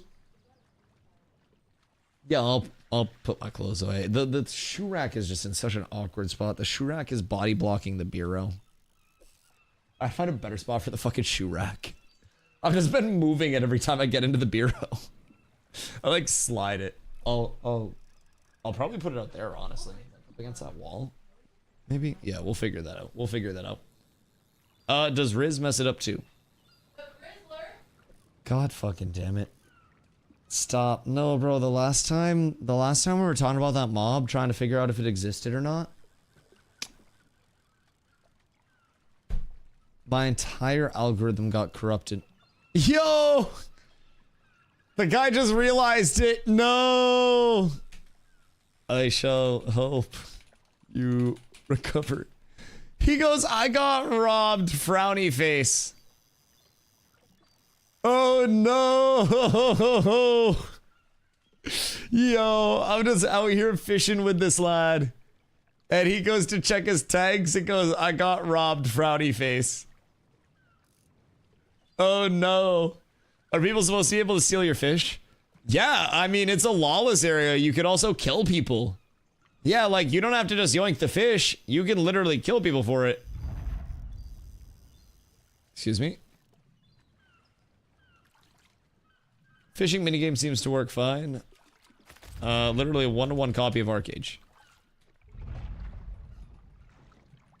Legally friendly Arcage inspiration. All right, this random that I'm fishing with really likes it as well. So I think the sport fishing is really well received. Have you seen the boat ramp animation? Chat, have you guys interacted with the ramp on the boat? Because I added a new boat ramp animation too that's not in the game. It's like a sneaking crawling animation. Come to back of boat. It's actually kind of fucking sick. Imagine Kraken's stream surprise. Would they... Yeah, but like, where would they do it? Would it be on like live servers? Because I don't think they're putting live up for that. I feel like the Kraken would be like... They'd have to do it on PTR or like on a splice or something. But I also don't think they'd stream the PTR. I feel like they'd do it on a splice, but at that point they don't want to do splice stuff anymore. I feel like Kraken... I'd like to see it. But... Do we have Kraken? We have world bosses. I feel like we need to be more particular with that. Because I have new world bosses.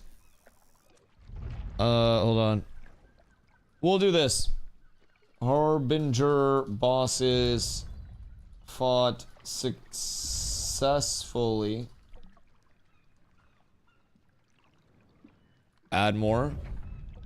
Harbinger bosses fought unsuccessfully. A lot of fucking words there. Alright, cool. Kraken. Banger. Alright, we got more on the bingo card, Solos. I appreciate you. That is helping Oliveira. I want to finalize this before the end of stream so we can start passing that shit along to people. Because once I get this link out, every single person can just generate a bingo card.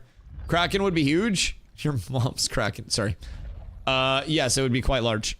Very, very, very, very, very welcome changes. Yeah. 1000%. I would like that. More world bosses would be cool too. Kraken D's nuts on your head. Why don't you go crack your old man back? You drove for a long time. You probably got to stretch. Fucking geezer.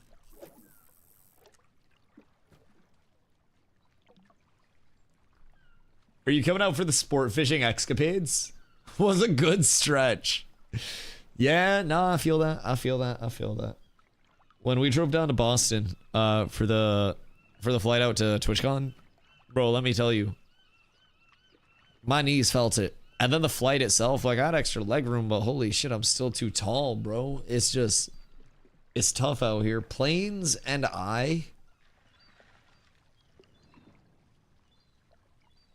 not the most synonymous situation in the world, if I'm being completely honest with myself. Not the best. I'm lanky. I'm tall. I'm a little awkward. It's just like, it's not a good set of circumstances, you know? First class is what you need. I can only afford to travel in the first place because I put up a dono goal and chat chooses to help with that dono goal. And like, listen, if y'all trying to pay for first class travel, then like, I'm not about to say no. But like, I'm also not about to obligate y'all into paying for first class travel, bro. I live off of your guys' dime. I'm gonna be real. Unless that kick rep was actually serious about giving me the monetization that their partners get, which is, I believe, the hourly pay. I'll literally live off the generosity of others. Just straight up. So, we got instrumental shivers going on. The playlist goes hard as fuck. It goes so hard. Everything goes so hard.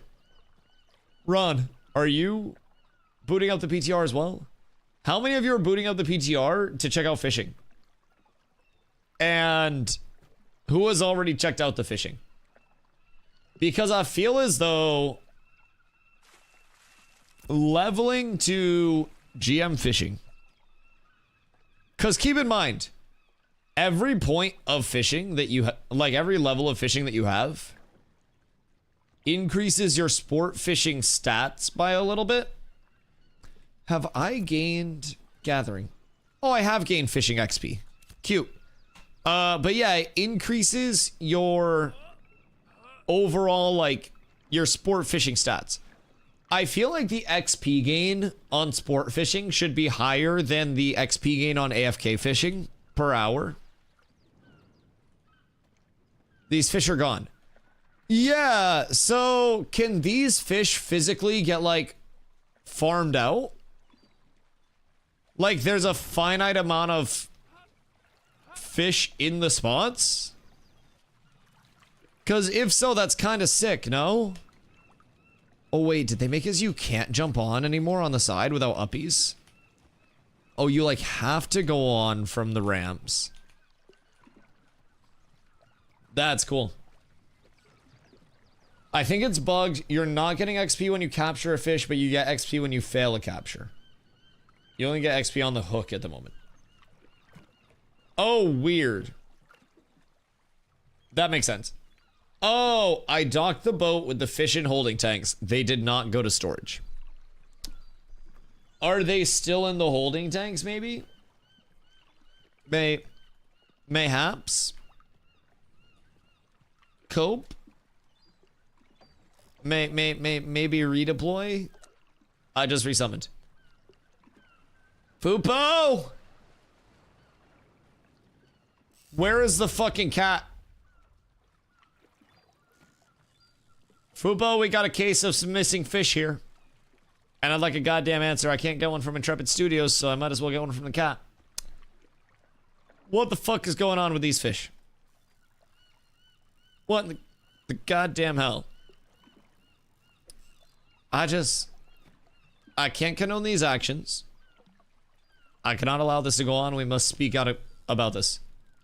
Once you hook a fish, what do? Bro, you gotta click on the buttons that come up. Or just, like, press the binds. The minigame is...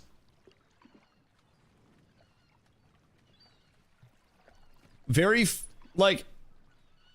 I don't want to say, like, very fun, right? It's not like I'm out here like, yeah.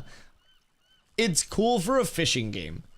And what I'm hoping for is the harder fish will have way more, like, unpredictable behaviors. Because, like, right now, a fish is using the ability, like, pretty much to completion, if not all the way to completion. And then giving a buffer. And I'm almost thinking, like, fish, like, slide anti-canceling on us. And, like, changing the directions like crazy as it goes up in rarity. So you have, like, an indicator of, like, what's a good fish versus what's a bad fish type thing. Different types of fish being notoriously harder to catch than others. I feel as though that would be really cool because, like, I'm hooking a tuna right now. And it goes one way for an entire cast. And then it goes a different way for an entire cast after a little bit of a break. Obviously, I have to look for the fish with the dead scales. If you're wearing polarized sunglasses and your global illumination is on high, you can actually see through the water to see what kind of fish you're getting before you reel it in.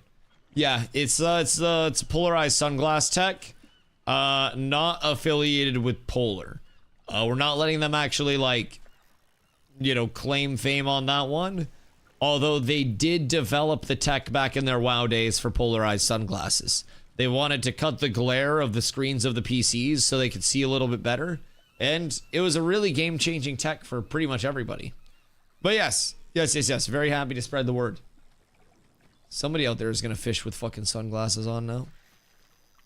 I mean, bro, honestly, where's our fishing RP streamer?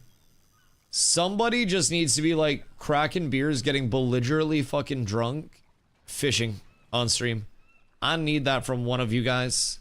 Somewhere out there. There's someone that is like, I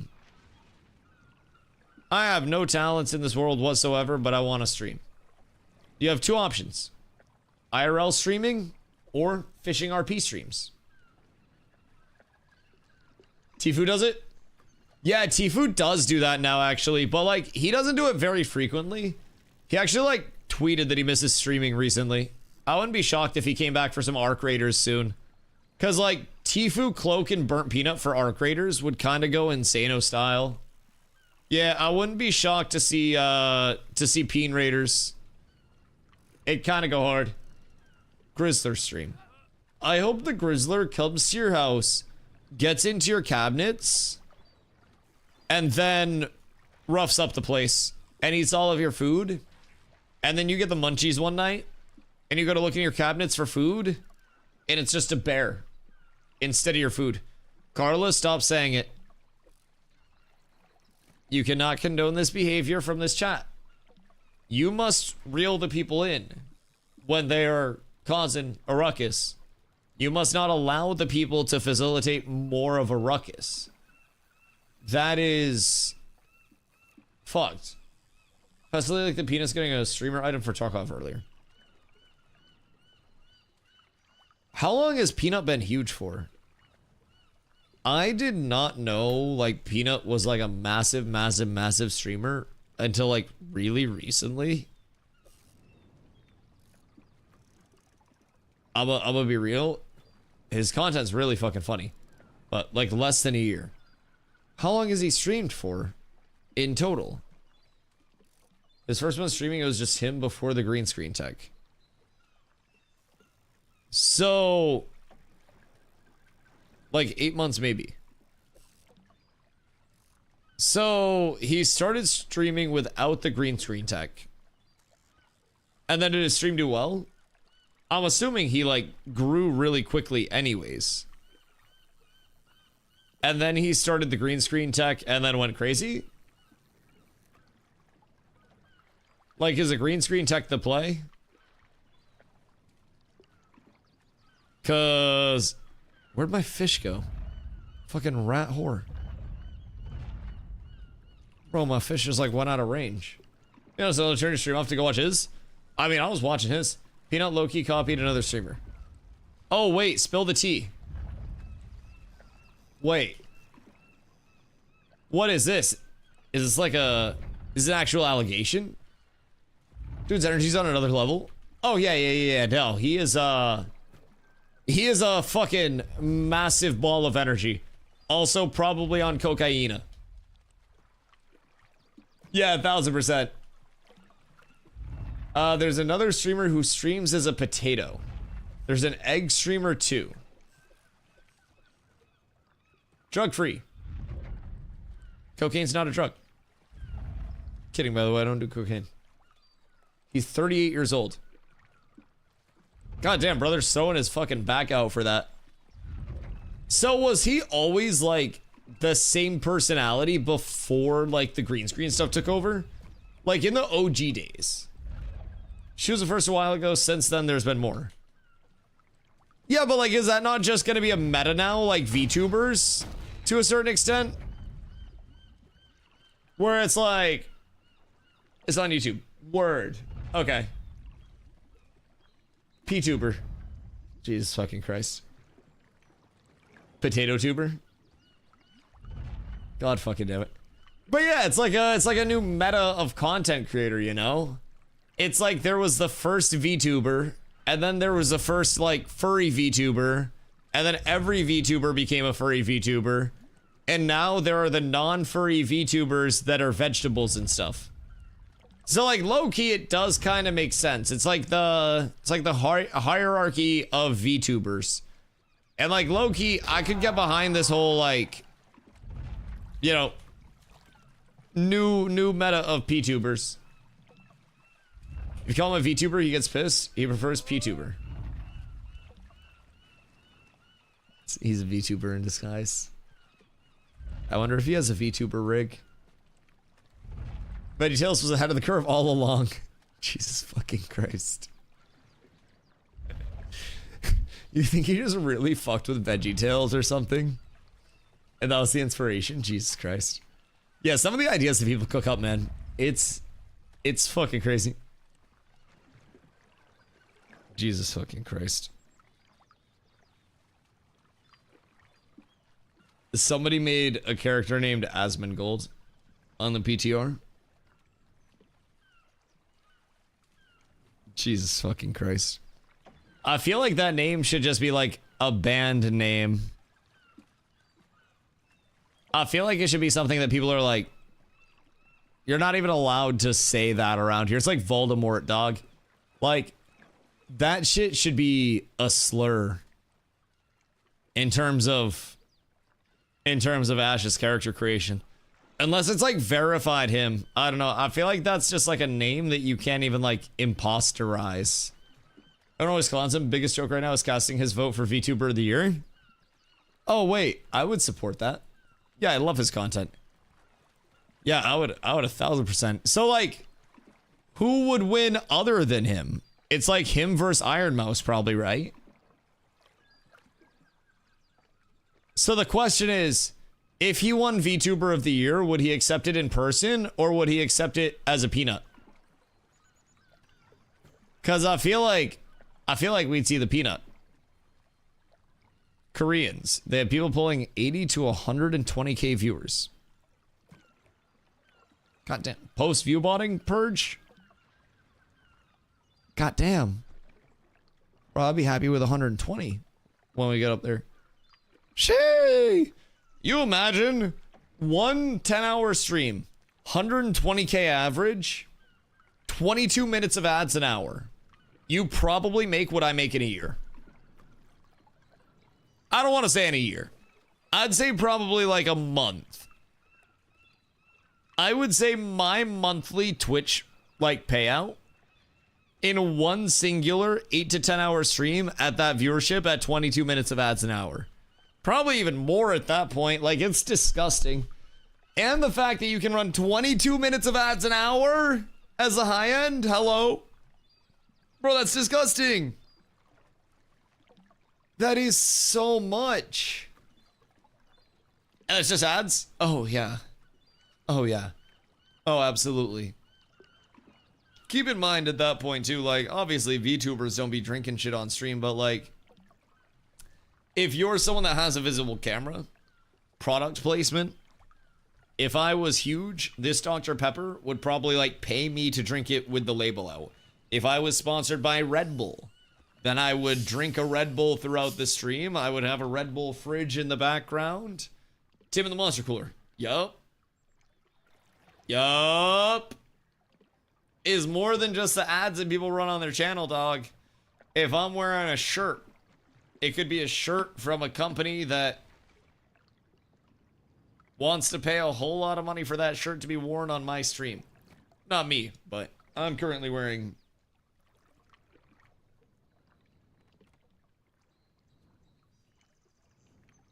Hanes. A Hanes white tee. I had a jacket on over this, so it looked a little bit flashier earlier. But yeah, it's a Hanes white tee.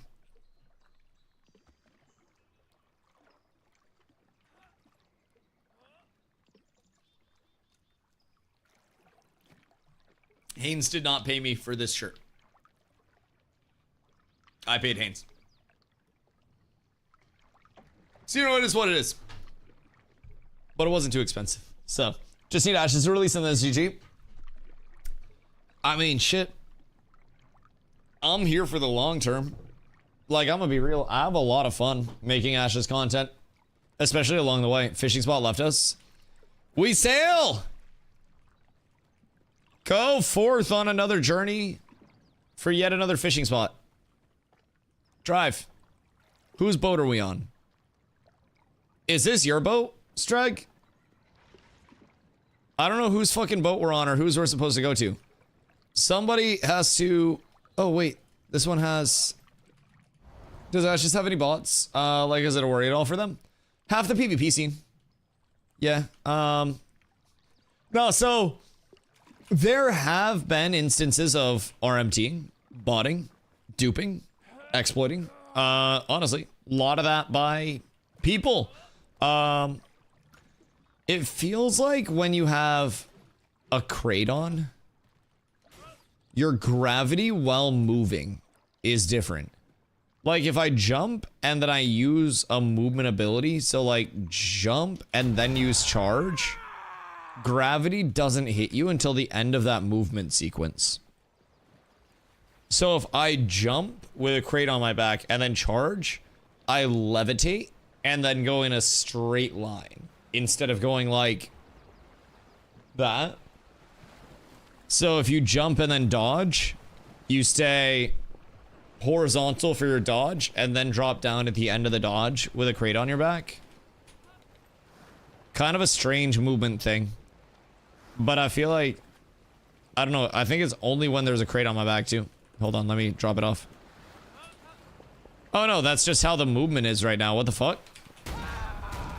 Oh shit, I just went so far. Oh, mistakes happened. Oh, Jesus. I just charged off the goddamn ship. Okay. So I've discovered something. Uppies plus like charges and blinks and stuff could actually have disgusting momentum. So anyways, so there's over 3K transactions alone on G2G for AOC Shoal. Was that a seller that had an account with over 3K transactions? Or what was that? But yeah, like all of those things are problems in any player-to-player driven game, in any modern game, I'll be completely real. The thing with Ashes is that in the long term especially, right? It's better to have it happen now than have it happen in the long term, like on launch and stuff, because they can actually drum up responses to it. But they have said that they will combat it however they can, and they're going as far as having like in-game GMs that can respond to literally real-time instances of things. So personally, I like that they are not just pretending that that shit doesn't exist. They literally say it's a cat and mouse game and we're trying to keep up with the mouse, right? And they are very aware that it does exist.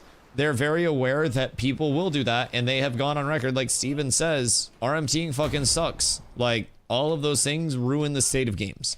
So I'm pretty hopeful that they will continue to remain pretty, like, diligent about it.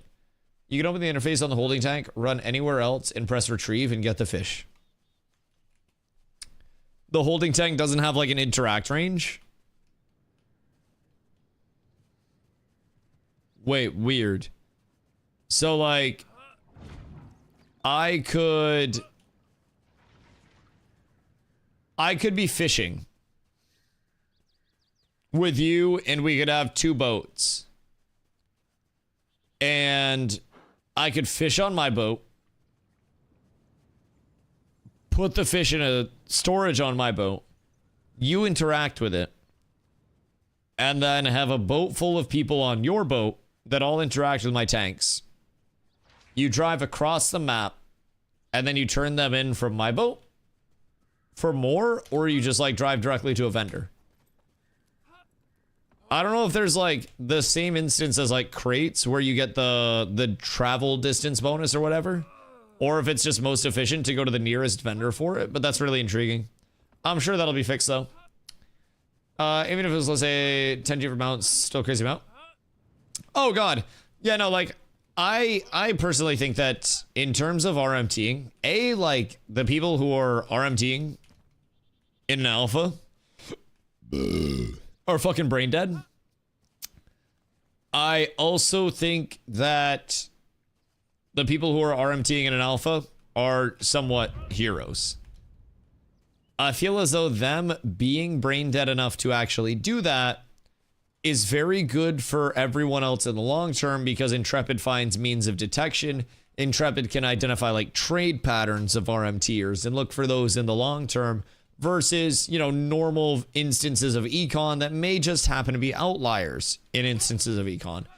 And the more that bad things happen here in development, the less bad things happen on launch, which I consider a net win, but it's definitely going to be a long road, you know, all through progression, having to deal with probably a whole lot of shit getting pretty cooked along the way. You know what I mean? But yeah, I'm gonna be real. I came from New World, where, you know, everyone everywhere RMT'd pretty much. I was in the minority of people that had not RMT'd in New World when I left, and it was genuinely crazy. Gold sellers found an item that had a buyback less than its sell value, I believe, which caused the ball to roll its go around. They addressed the speed hackers in God mode gold sellers last phase. Wait, gold sellers found an item that had a buyback less than its sell value. So you would sell it and then buy it back and then just make money and then sit there spamming it at a vendor? Damn, so there was the buyback loop. There was the crate dupe. The crate dupe also generated a shitload of money into the economy. That was in since the start of the phase, as far as we know, because all that took was crates and caravans. Huh.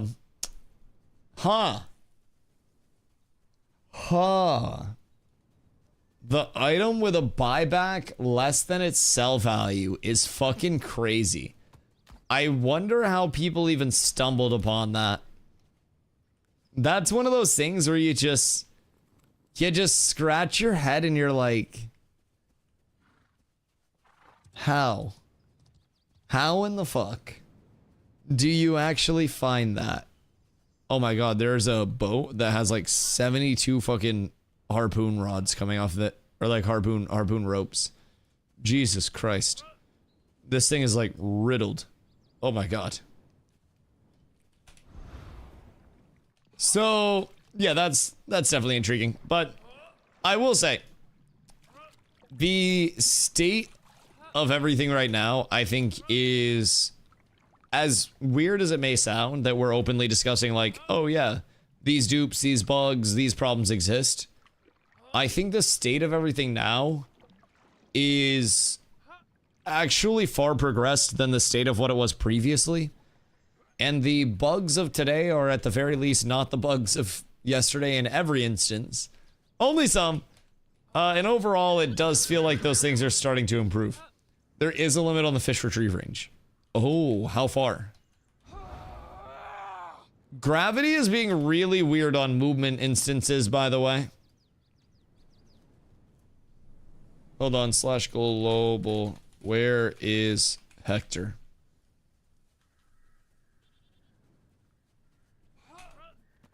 Cause this is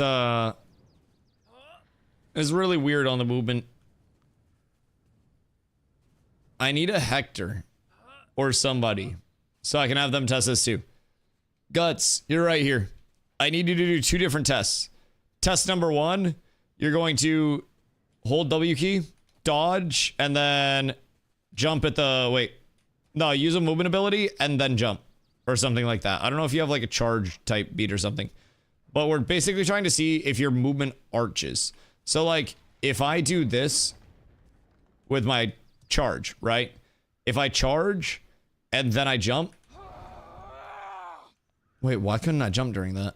Did charge just take me off the ground? Because if I jump and then I dodge, you notice how it like keeps me completely horizontal over the course of my entire dodge? That's like the weird thing. I'm trying to figure out how I can time it up. What the fuck? I feel like the gravity is weird out here. Because this isn't something I've noticed before. But like you see there how I jumped and then used tank charge. And the entirety of my charge was just like straight line, like pew through the air. Because that was kind of weird. Oh, it's very expensive GM mat and reagent from what I saw. Jesus Christ. Jesus Christ. Yeah, that's a bit of a problem. But I mean, I'm glad the things at least get fixed. You know what I mean? Create some caravans, sport fishing. Yeah, I mean, honestly, I like the sport fishing a lot. I think the new changes to the boat system as well, like the radars, the different attachments, I think it's a really cool sign of what's to come. And I feel like we also have the potential for more of that radar tech to be used in different ways.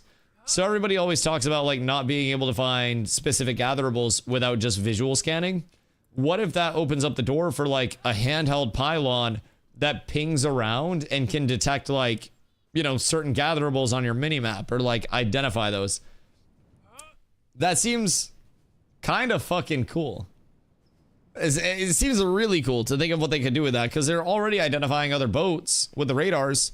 So what's stopping them from having the capabilities to identify a gatherable node? I think the sky's the limit at this point, and that makes me really, really, really excited. Can be this far from the boat and still receive fish. God damn. Wait. But it seems to be over 100 meters. Haha. What the fuck? Oh my god. That's a haul. Jesus. Always wonder about those extra artisan tool slots for every gathering skill. Lure's the first one to come to the game. That's actually super valid, yeah. Wait, lures weren't on there before. Lures were added as a fourth. Because it was previously just pull, net, and harpoon. Because it was 3 for each. And now lures are added as a fourth for sport fishing. Interesting. Very interesting. I do wonder, though. Well, because Steven had talked about before, this was related to the gathering, the multiple interact buttons. When people were asking why multiple interacts. And Steven had talked about how when you, like, walk up to a gatherable, like a tree, you will have multiple actions where you can, like, fruit the tree, chop the tree, like, believe in the tree or some bullshit. You gotta, like, be the tree. It's a bit of a process. But that's obviously, like, not all in at this point, but it seems like they're prepping the framework for that, so I wouldn't be shocked, maybe, with, like, Freehold update. That's also one of the things that I'm kind of, like, coping for, is maybe we see something Freehold related on the dev stream, but not seeing Freeholds at this point in time on PTR makes me very hesitant to think that that Freeholds would be in for the dev stream. But they could also just do Freeholds on our side after the dev stream for the remaining PTR testing and be like, haha, fuck you, late Christmas present. You know what I mean? So it's intriguing. Yo, Winka, what up, my friend? Is it true Alpha 2 Phase 3 is 24/7 playable till the game release? Are there enough people to play with? There nobody online? So right now is like the biggest form of disruption that you'll ever see. Typically, yes, as close to 24/7 as possible for the remainder of development. But right now, what you're looking at in terms of gameplay is a VOD from a couple of days ago from the live servers. So there are Shoal and Lotharia for the 2 live servers. Lotharia being EU, Shoal being NA. There is a huge patch coming in, technically 2 large patches with 0.17 and 0.18. Those were originally slated to be in on November 18th. Those are probably not going to be ready for November 18th. I'm gonna just be completely upfront. There is a dev stream tomorrow. I will be covering that dev stream. Starts at 2 p.m. EST. My stream will start at noon EST tomorrow. So, can come back, check out all the changes in the dev stream as well. The PTR is what's up right now to test all of those incoming changes, which is why you're watching the VOD for the visual side. They have the live servers, which is like your Alpha 2 servers, and then they have the private test realm. Private test realm is its own, like, you know, kind of quarantined off area. It is visually NDA'd. Verbally, no NDA. Audio, no NDA. Just visuals. So right now, the live servers are down until the PTR testing has concluded. And then lives will come back up. And then lives will stay up for as close to 24/7 as possible for the foreseeable future. There is always a chance that there could be wipes, rollbacks, fresh start servers, PTR time as we're having now. But more or less, yes, very, very, very playable, very accessible. In terms of, like, people to play the game with, it is far from a population of, like, a full MMO, right? But it's all open world, which is a huge benefit to it. You will absolutely run into other people, see global chat moving, be able to find groups, like all that stuff. There are people to play. It's just far from, like, you know, it's not fucking competing with Arc Raiders in terms of player base. I would say right now, the NA server prior to this update, in terms of, like, the lull in content, because keep in mind, content comes out, everything spikes up in terms of player base, people get excited about it, people complete the content, it's in alpha. A lot of the systems in terms of replayable content aren't quite in yet. People level, people get gear, and then people go, what do with gear? Because we don't have endgame systems yet. Makes sense. So then people take their breaks. Right now, we're in the point of people taking their breaks. This next batch of content actually starts to bring in endgame repeatable content where it's like, I have gear, I go do these harbingers, right? So on my end of things, probably November 19th, no line to play with. Probably not. Probably not. There's still a chance. I don't speak for Intrepid. I don't have any insider information. I'm gonna be real. I don't bug them. I don't get leaks. So I have no idea what the dev stream is going to be like containing tomorrow. We actually have like a big ass bingo card that is all prepped for the dev stream. So we'll have everybody with bingo cards tomorrow in the stream, and we'll all be checking off our potential bingos as it goes, just trying to see what's coming up. Big shout out to New World Death. Yep, that's on there somewhere. New World Death mentioned right there. Absolute banger. So I have no fucking idea like what the formal announced plans are going to be at the dev stream tomorrow, but I'm hoping we get kind of an update on how things are looking so far. My personal guess is with like where testing's at, they're still investigating dupes. They're still investigating a lot of bugs over here with this build. I'm gonna be real, maybe like end of the month as like just a prepare yourself for the worst type expectation. It could go longer than that, could go shorter than that, but like I'm fully prepared for that. So what are your feelings about the game so far? Asking like I played New World for many years and played WoW for many years and loved New World as well. I came over here from New World. I played New World for over 3 years. Did thousands of wars over in New World. Every bit of content you could imagine in New World. And basically I left New World to check Ashes out, because Ashes has every single social system that New World wanted to have. It has, as you can see, it's like a tab target base with some hybrid actiony elements with like stamina management, with some of the movement stuff. But overwhelmingly, it is still a tab target. But the social systems and like the social implications of everything, we're in a dungeon right now in the VOD called Befallen Forge. We're just posted up farming these mobs, trying to get what are called glittering metal strands. Those are used for specific crafts that are only findable in this dungeon, a specific dungeon loot table. So anytime while we're down here, we could get pulled up on by another group or by another guild, and PvP could break out. They could contest us for the spawns. They could try to kill us. They could declare a guild war on us. So PvP can happen anytime, anywhere. You could either have to respond to that, die to that, run from it, whatever. But it's a pretty cool concept in that sense. So even with like the, the player base being a little bit smaller right now, because again, it hasn't hit launch yet. It hasn't fully developed yet. It's only going to continue to get better. Player base only continues to go up. I feel as though every peak player base, each phase is higher than the last phase. And then the lulls are getting less low in terms of the player base, Before this patch, we were still seeing quite a bit of people playing comparatively to the end of last phase, where literally nobody was playing. It was a fucking ghost town. So it's going to keep getting better. Probably want to learn the game before it's fully released. Probably years. Buying and playing now is a good thing to learn the actual game. Yeah, it's deep. Yeah, very simply put. There's a lot of info. It is very deep systems-wise. Everything's going to change too, right? Everything's going to keep changing and keep rolling. But what I always tell people is like, if you're PvP interested, if you want to play anything on the top end in this game, if by the time the game launches, you want to consider yourself like an expert on something, right? That's going to definitely be easier if you are very active in playtesting, if you are very involved in the playtesting, and if you have all of the systems, kind of like up to a certain level under your belt, and then they change or add another system, you only have to parse that information instead of figuring out the entire game.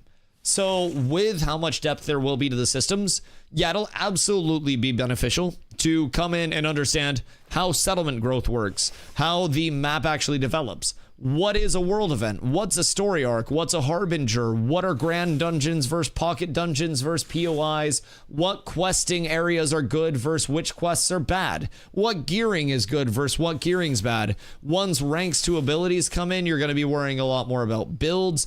You're going to worry about what your item weapon tree does, or sorry, your weapon ability tree, like not ability tree, but like weapon talent tree, I guess.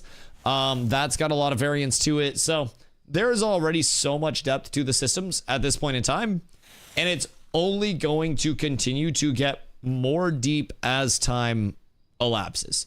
Again, we're getting a huge update, as you heard, on the 18th. If that is the timetable, I don't think that's going to be the timetable. I'm very optimistic regarding development, and I tend to be very, honestly, very intrepid-sided with a lot of my takes and stuff.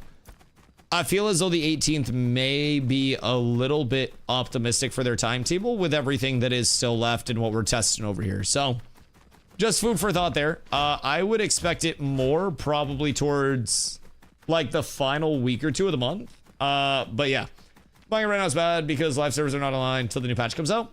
A couple ways. Also, yeah, dude, you can ask me literally whatever. I'm a daily Ashes content creator. I usually stream 8 to 12 hours a fucking day. I went up to see my mom today, so I started stream hella late.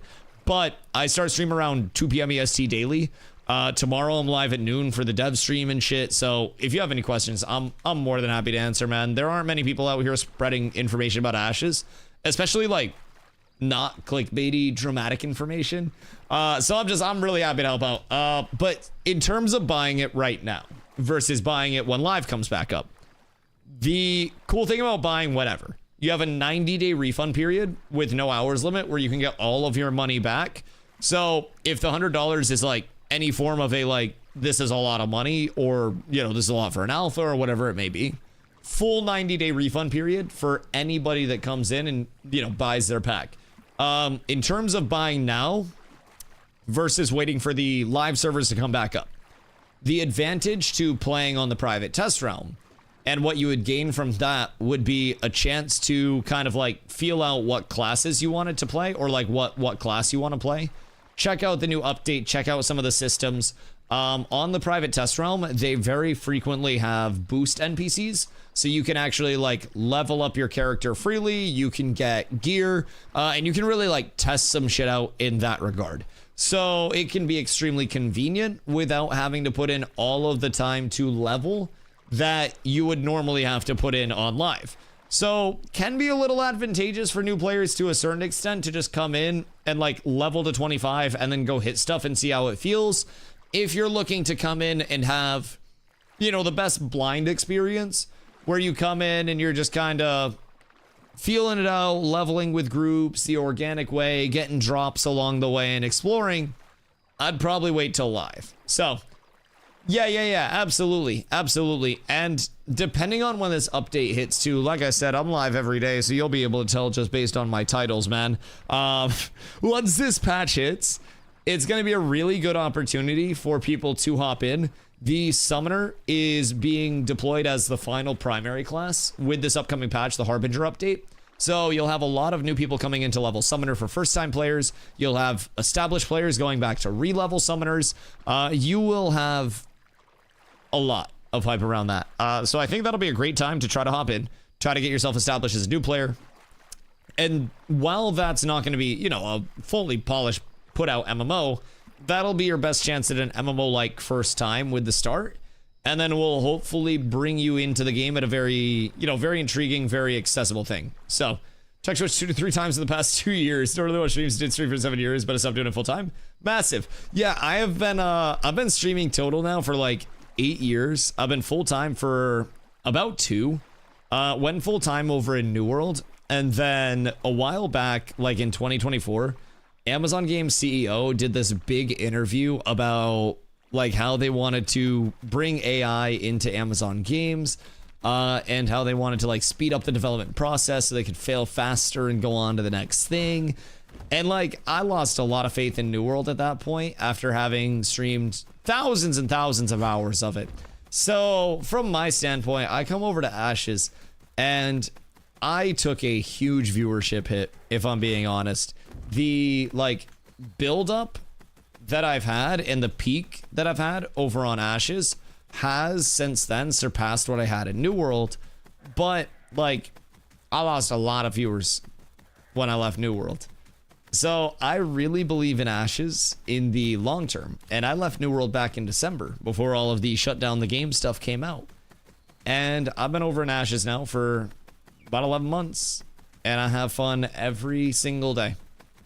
Every single day. I still feel like I'm getting on. I feel like I am playing a game that I want to play and making content for a game that I want to make content for. And I can do that with a community that also feels the same way about the game, where we're all just trying to make it better for the launch. So it's a really fun thing to be a part of. It's also really like rewarding in a sense to be a part of a community that's helping bug test the things that will come in to make this game functional in the long term. And seeing something that, you know, you discuss as a community, a bug that comes up, and we point that out, and we have some discussion around it, and a few days later, it's fixed. It feels really cool that they are very, like, responsive, in my opinion. So, I like it. I like it. What people don't understand about AI is that it's as smart as the data provided, whether it's real or fake. Oh yeah, no, I think AI can be a good supplement to game dev and to many things. But I feel like Amazon's approach to AI in gaming seems to be let AI take the wheel and then the humans work off of what the AI provides. And I feel like it should be the opposite, where it's like the human guides the AI and the AI is a tool and an asset to the human to make the processes a little quicker and more efficient instead of completely taking over the processes and reinventing them entirely through AI, where human then has some level of like last minute, oh shit, let me check on this. And like Amazon just went so openly heavy into the latter. You know what I mean? That's the big thing. So I chose stopped doing streams, moved to Canada from Europe to build a good life. Wait, that's awesome. My life's so much better. But I don't have time for playing 12 hours a day every day. I did when I did streams. Yup. No, that's 1000%, man. I know money-wise, for as a streamer is so fucking hard, especially nowadays. Yes. Yeah, it is not easy, man. It's not easy. So like, you've been my size, you know, like at my peak, I was, and we will probably see this with like Ashes launches in the future as well. But like in Ashes, I've hit 250 average viewers for a good sustained period. At like, you know, around some launches, like 200, 250 were in here for streams, and then it dwindled down. Held like 150-ish for a while and then dwindled down again. I've been as low as 60 average viewers, 50 average viewers in Ashes, and as high as that couple hundred. And so, you know, right around this size, like, it is a passion thing. You have to find something you love, and you have to believe in that more than anything else on the market. And that's kind of where I'm at for Ashes. I can sit here and like, I don't look at my viewers. I can pay my rent. That's all I worry about. I don't need to be a millionaire. I just got to pay the people that will literally kick me out of my house if I don't pay rent. And then I got to pay my bills and then I'm good. And other than that, like, I ain't got to worry too much, and I'm thankful for that. So for me, it's like, and I'm sure you can relate to this. You're in that moment and you're streaming and you're just like, this is crazy to me. It's so surreal that it's actually happening. But you also have that element of like, especially in smaller games, depending on where you streamed, it's like, oh shit, if things go bad, I am going to make like barely enough to cover rent, maybe not enough to cover rent this month. It's a scary thing being kind of like at the will of the game that you're playing as a streamer before you have that security of, you know, being the Summit, being the Asmongold, being the XQC. Like, there's that level of insecurity where we're literally living a crowd-funded life entirely. And some people forget, like, A, how scary it can be, but also B, how cool it can be and how humbling it can be to have a community that comes together and like literally says, we got you, we will not let you fail, we will be here building you up. And you know, as streamers, man, we can't do that shit without the comm. We cannot do that without the community. So for me, I wake up every single day and get on stream excited to make content for the community, because like, this community is the community that makes it possible for me to be here. That is why I love this shit. So I did some math for myself. Games change, and then it's not up to you, and they'll destroy or stop the games. Yes, 1000%. When you make around 5 to 8K a month easily with your business in a new country, make the same amount with Twitch, I need 2 to 3K subs. Yes. Yup. No, I 1000% agree. I 1000% agree. I think there is a lot of potential for Ashes to grow, right? But the highest subs that I've been at in the Ashes directory is 1,500, which for me, I was like, I was fucking balling. I was so goddamn happy. 1,500 subs as a Twitch streamer? The fuck do you mean? That's unreal. That's absolutely insane. That's a wild number that I never in a million years thought I would get. But as you can see, it's a much more humble number right now, and that's still an insurmountable, uncomprehendable number to old Dusty 6 years ago that got excited about 5 of my friends subscribing to the channel. I have screenshots in my phone and shit of like me hitting 10 subs and being like, yo, I'm so thankful. Like, thank you guys for showing up. Like, that's kind of where I've been. So for me, I'm at the point where, you know, like I said, I make enough to get by. And I really believe in Ashes. And I didn't have, like you had, that pull of like, you know, you're saying you make good money off your business. I don't have a business. So like for me, it's a lot easier. For you, that you had that pull in both ways, and that makes it even harder. Like one of my good friends, Archie, really, really good streamer, really like charismatic guy, played New World with me. He's really entertaining guy, but lives out in California. High cost of living, and he's a literal architect. So his stream was successful in New World terms, but within our little New World ecosystem, successful was 100+ viewers, and you were one of the big guys. And so like he hit a point where he was like, I got family business. I can be architect man, or I can pursue streaming. And he was like, I'm gonna be architect man and feel that out. It's more realistic, especially in California. And like, I love Archie, but he had to take that like, take that like real life side of it. So my stream was crazy with New World as well. Love the first few months.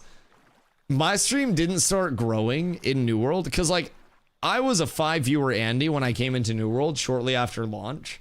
So when I came in, I was at the bottom of the bottom of the bottom of the directory.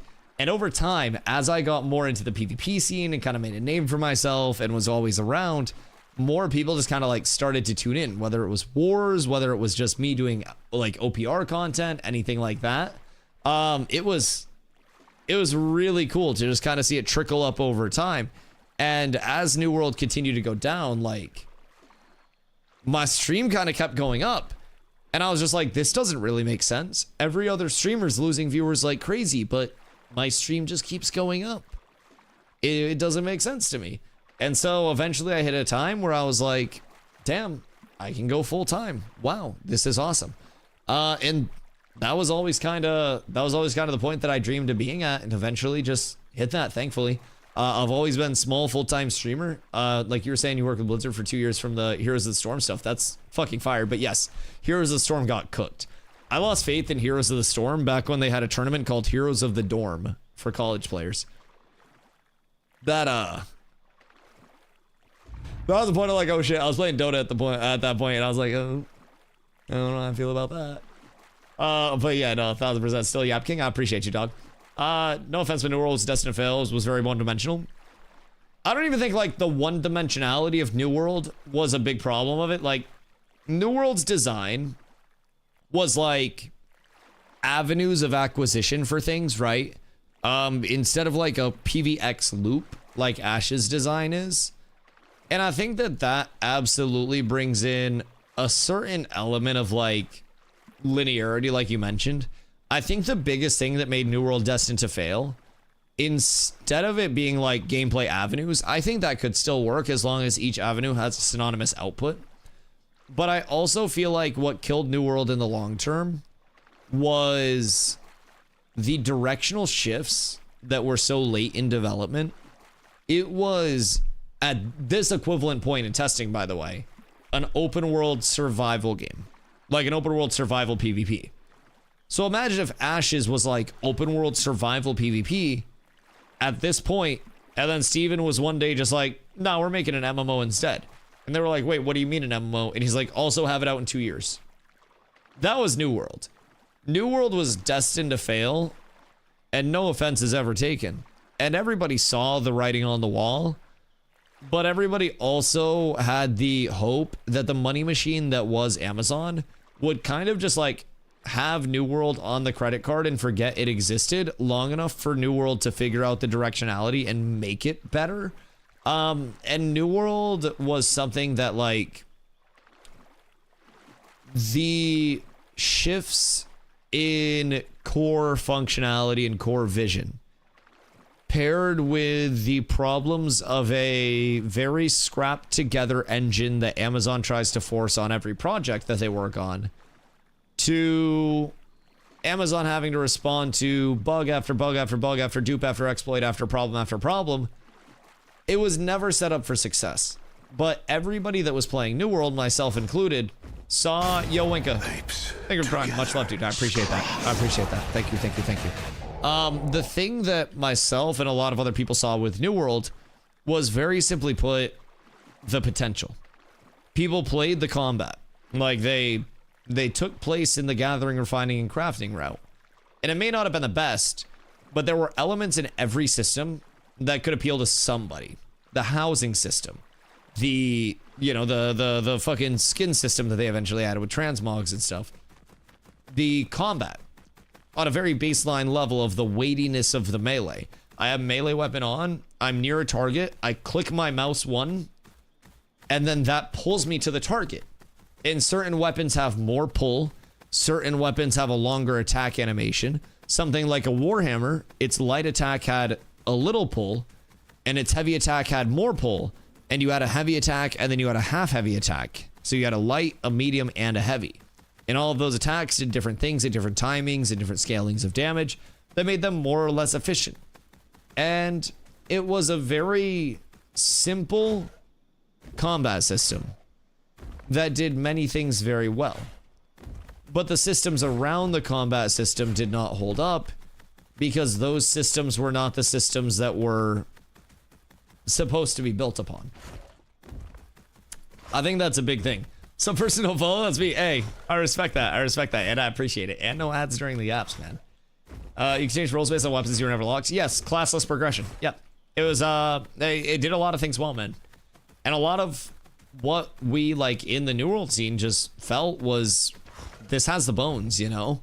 It's like Ashes, except if this was the point of Ashes that had actually launched, instead of this being a point where I'm sitting here as a streamer going, oh yeah, a few years from now I could see this probably launching, maybe like, you know, end of 2028-ish, things will be looking solid. And it's those different, what's happening over here? Why is Celine's boat getting hit? Did somebody kill Celine? What incarnation? Oh, what the fuck? Wait, I'm like, there's a foothold in the corrupted area now. Oh my god, what the fuck? I just came across one of the corrupted footholds, chat. It's like all corrupted, and there are pylons that are outside that are like emanating the corruption.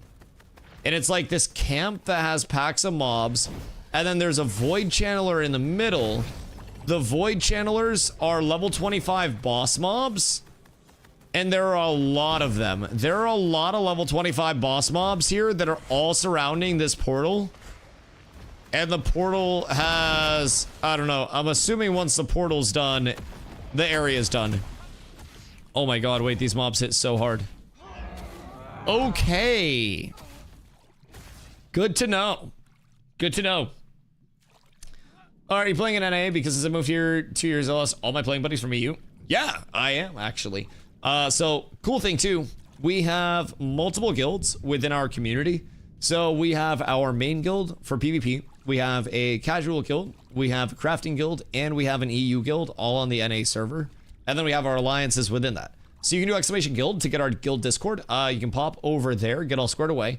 If you are looking to hop in, especially for the update as that comes in, we're gonna have a lot of players that are re-leveling, a lot of players that are getting into groups, a lot of players that know the game that can also like help all that out. So cool thing with like how we structure our community is it's like if you start out casual and then you decide, hey, I got a little bit more time, I want to get into some PvP. We can get you into some PvP, even being a part of the casual guild. If you decide I want to be a little bit more, you know, crafting oriented, we can get you into that specialized crafting guild. It's a really cool setup where we try to give every player a place and a role where they can kind of like contribute to the outward community. And with Ashes being a full PvX game, that's one of the most rewarding aspects of it, is finally putting the pieces together and like seeing that all click in. Where are you at? I am at the little like the penis where the corrupted area is, like northeast of Seahook. Yes. I was working my way back towards the Riverlands. And then I was probably gonna park it a little bit. Yeah, of course, Wicca. Hope to see you around soon, dude. Let me know if you have any questions. Oh my god, the fly's back. Dude, I haven't seen this bastard for so long. I haven't seen it for like 3 days. This shit's cooked. My hope is that Intrepid isn't influenced by community and they stick to their vision. You want to know what's crazy about New World? New World's influence problem and like why the directionality shifts came out weren't even because of the community. New World's problems were always rooted so far above the community or the developers that it was constantly the corporate decision makers up at the top that wanted to try to chase a zeitgeist and wanted to try to chase something that they weren't actually invested in and didn't have knowledge of. And I feel like that was the most detrimental thing. It was the attitudes of the people that were far above the decision makers, far above the Scott Lanes, far above the Katie Kaczynskis, far above everybody else. And I think that's one thing that Ashes hopefully will not have to deal with, is somebody that's not a gamer. Somebody that is a profit-minded, suit-wearing decision maker, saying this is the best monetary route for this project, so this is how this project will continue. That killed New World. That's killed a lot of modern games. It's killed modern studios. And I'm really fucking tired of it. And I really, really, really hope that Steven remains, like, very rooted in what he wants to accomplish within Ashes. If it is created in the vision that he wants to create a game in, at the very least, it is something that is made with passion and with vision from start to finish. Whether that is good, bad, popular, unpopular, indifferent. If there is a modern MMO title that is made with passion and vision from start to finish, it will have a place in the modern MMO scene. It might not be a zeitgeist of gaming ever. No MMO may ever be the zeitgeist again. But those are two things, passion and vision, that the MMO scene have long lacked. And it's been dry corporate churns for a very, very, very long time.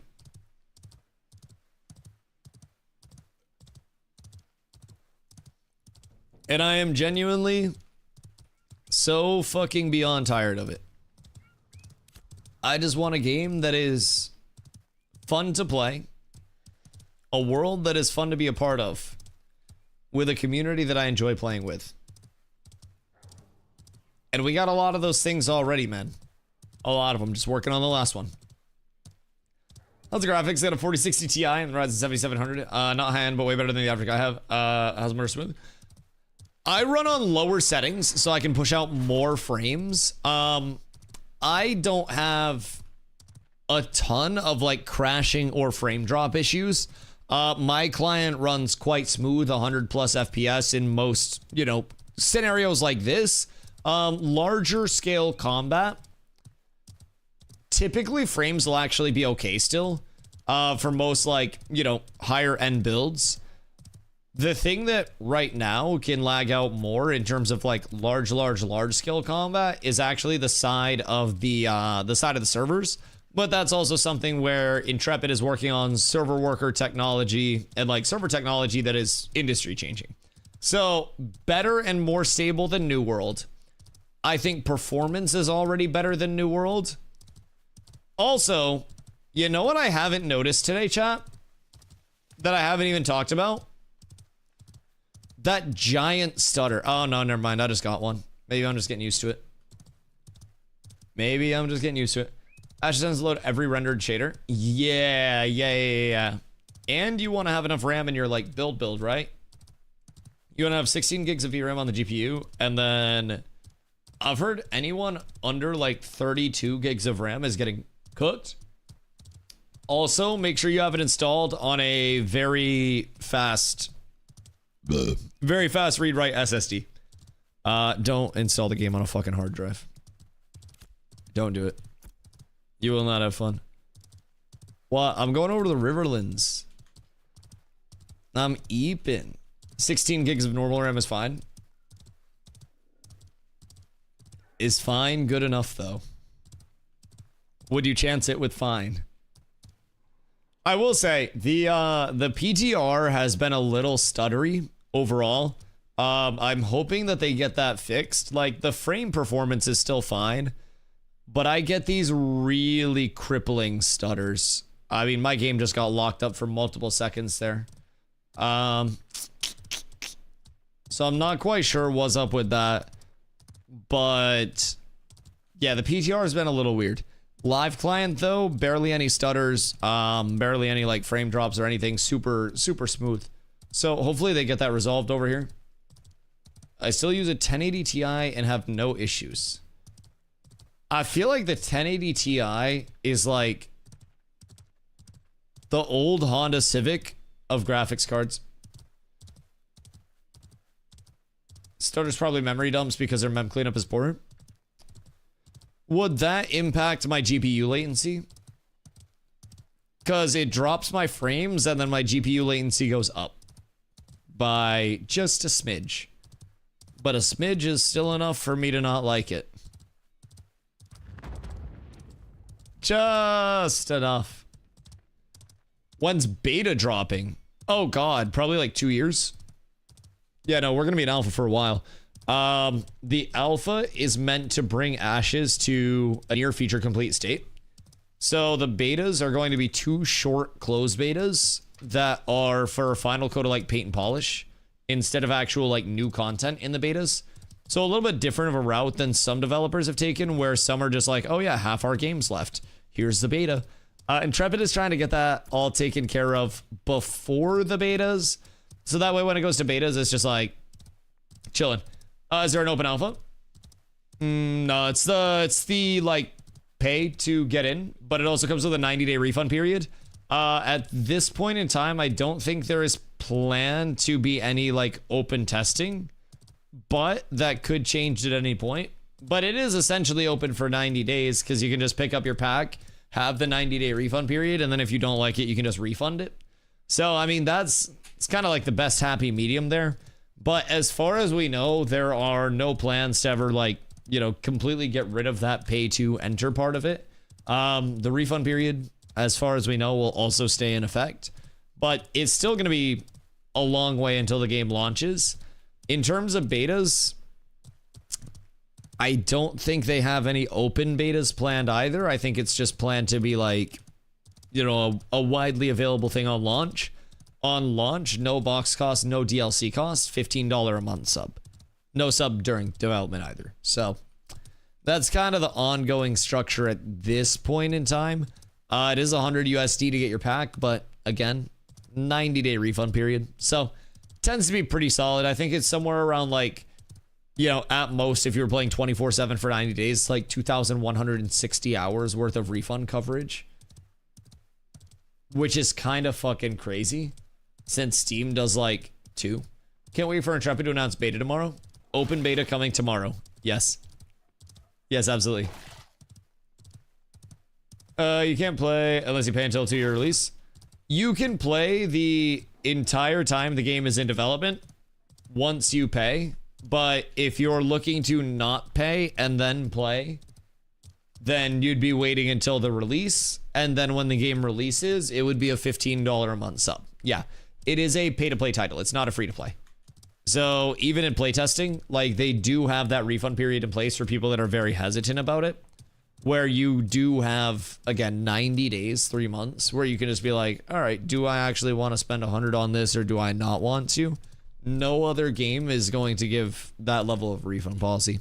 So it is always accessible in that route, but for those that don't want to spend the 100 in the first place, it may be a barrier that actually keeps people out. So there have been rumors that there may be a price change at some point.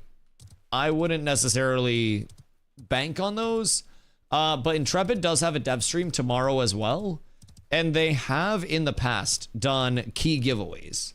So I would tune into the dev stream tomorrow. I'll have my stream live at noon EST, and then the dev stream is 2 p.m. EST tomorrow. So they have given away keys before, usually during their dev streams. May have a chance to win one then. I don't know if they are giving them away during the dev stream or what, but could be cool. So, food for thought there. Imagine making this game free to play. It'd be crazy. Steven paying everything the whole time, then being free to play. Oh, yeah. Be tough. AOC on the Steam machine? Wait, what if that's what the dev stream's on? Jesus fucking Christ, and it's a Steam collab? Fuck me. Boys. I gotta take off a little early tonight, so that way I can get back on for the dev stream. Is there anybody else in the directory who's doing the late night shit? Hold on, let me peep. Let me peep. Is it anybody else? Oh. Wait, are we aware someone's streaming their PTR POV right now?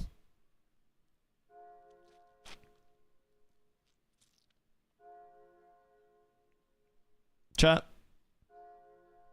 Just quick question. I'll message Fupo.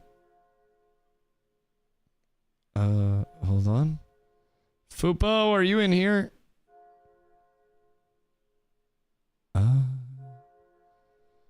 Who? Someone is streaming PTR right now. I think they have been for a while too, I'm not gonna lie. Like, they were streaming before I got on, but they did not have a game capture up. And I was very curious about like what was up, but hold on.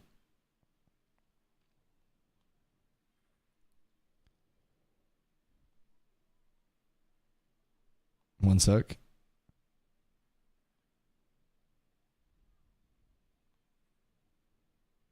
Okay. I don't know like who to message, cuz like I think Fupo went to bed. He's just a new guy. Give him a warning. Like, let him know that he is not supposed to stream this. I think, because I was just checking on somebody to raid and I saw the watermark and I was like, oh, hell no. Oh, hell no. Yeah, let big homie know that is like bad to stream. Because we don't want dudes getting in trouble for that, bro. That would be very bad. That would be very, very bad. Go raid him and we'll nuke him. I mean, I don't want to get somebody nuked. That's not my goal. But my goal is to like hopefully stop him from getting nuked. We're already telling him in chat. Yeah, I appreciate y'all. I appreciate y'all. Yeah, my goal is to like stop him from getting nuked. Don't think he's reading it. Okay, listen. I know I've spoiled you guys with like 1 second response times, but give him a sec. He might be a new streamer. Might be a new streamer. Might not know the whole chat thing. But yeah. Well, the bullet shield's going away, so all eyes on him. Boys, I will be back tomorrow. Thank you guys for hanging out for the impromptu late night stream. Went up to see my parents today. Had a fucking blast. And we're going to have a blast tomorrow with some more PTR testing. As always, drop the follow if you guys are not following so you know when I go live every single day. I love y'all. I appreciate y'all. I'll catch you tomorrow. Peace.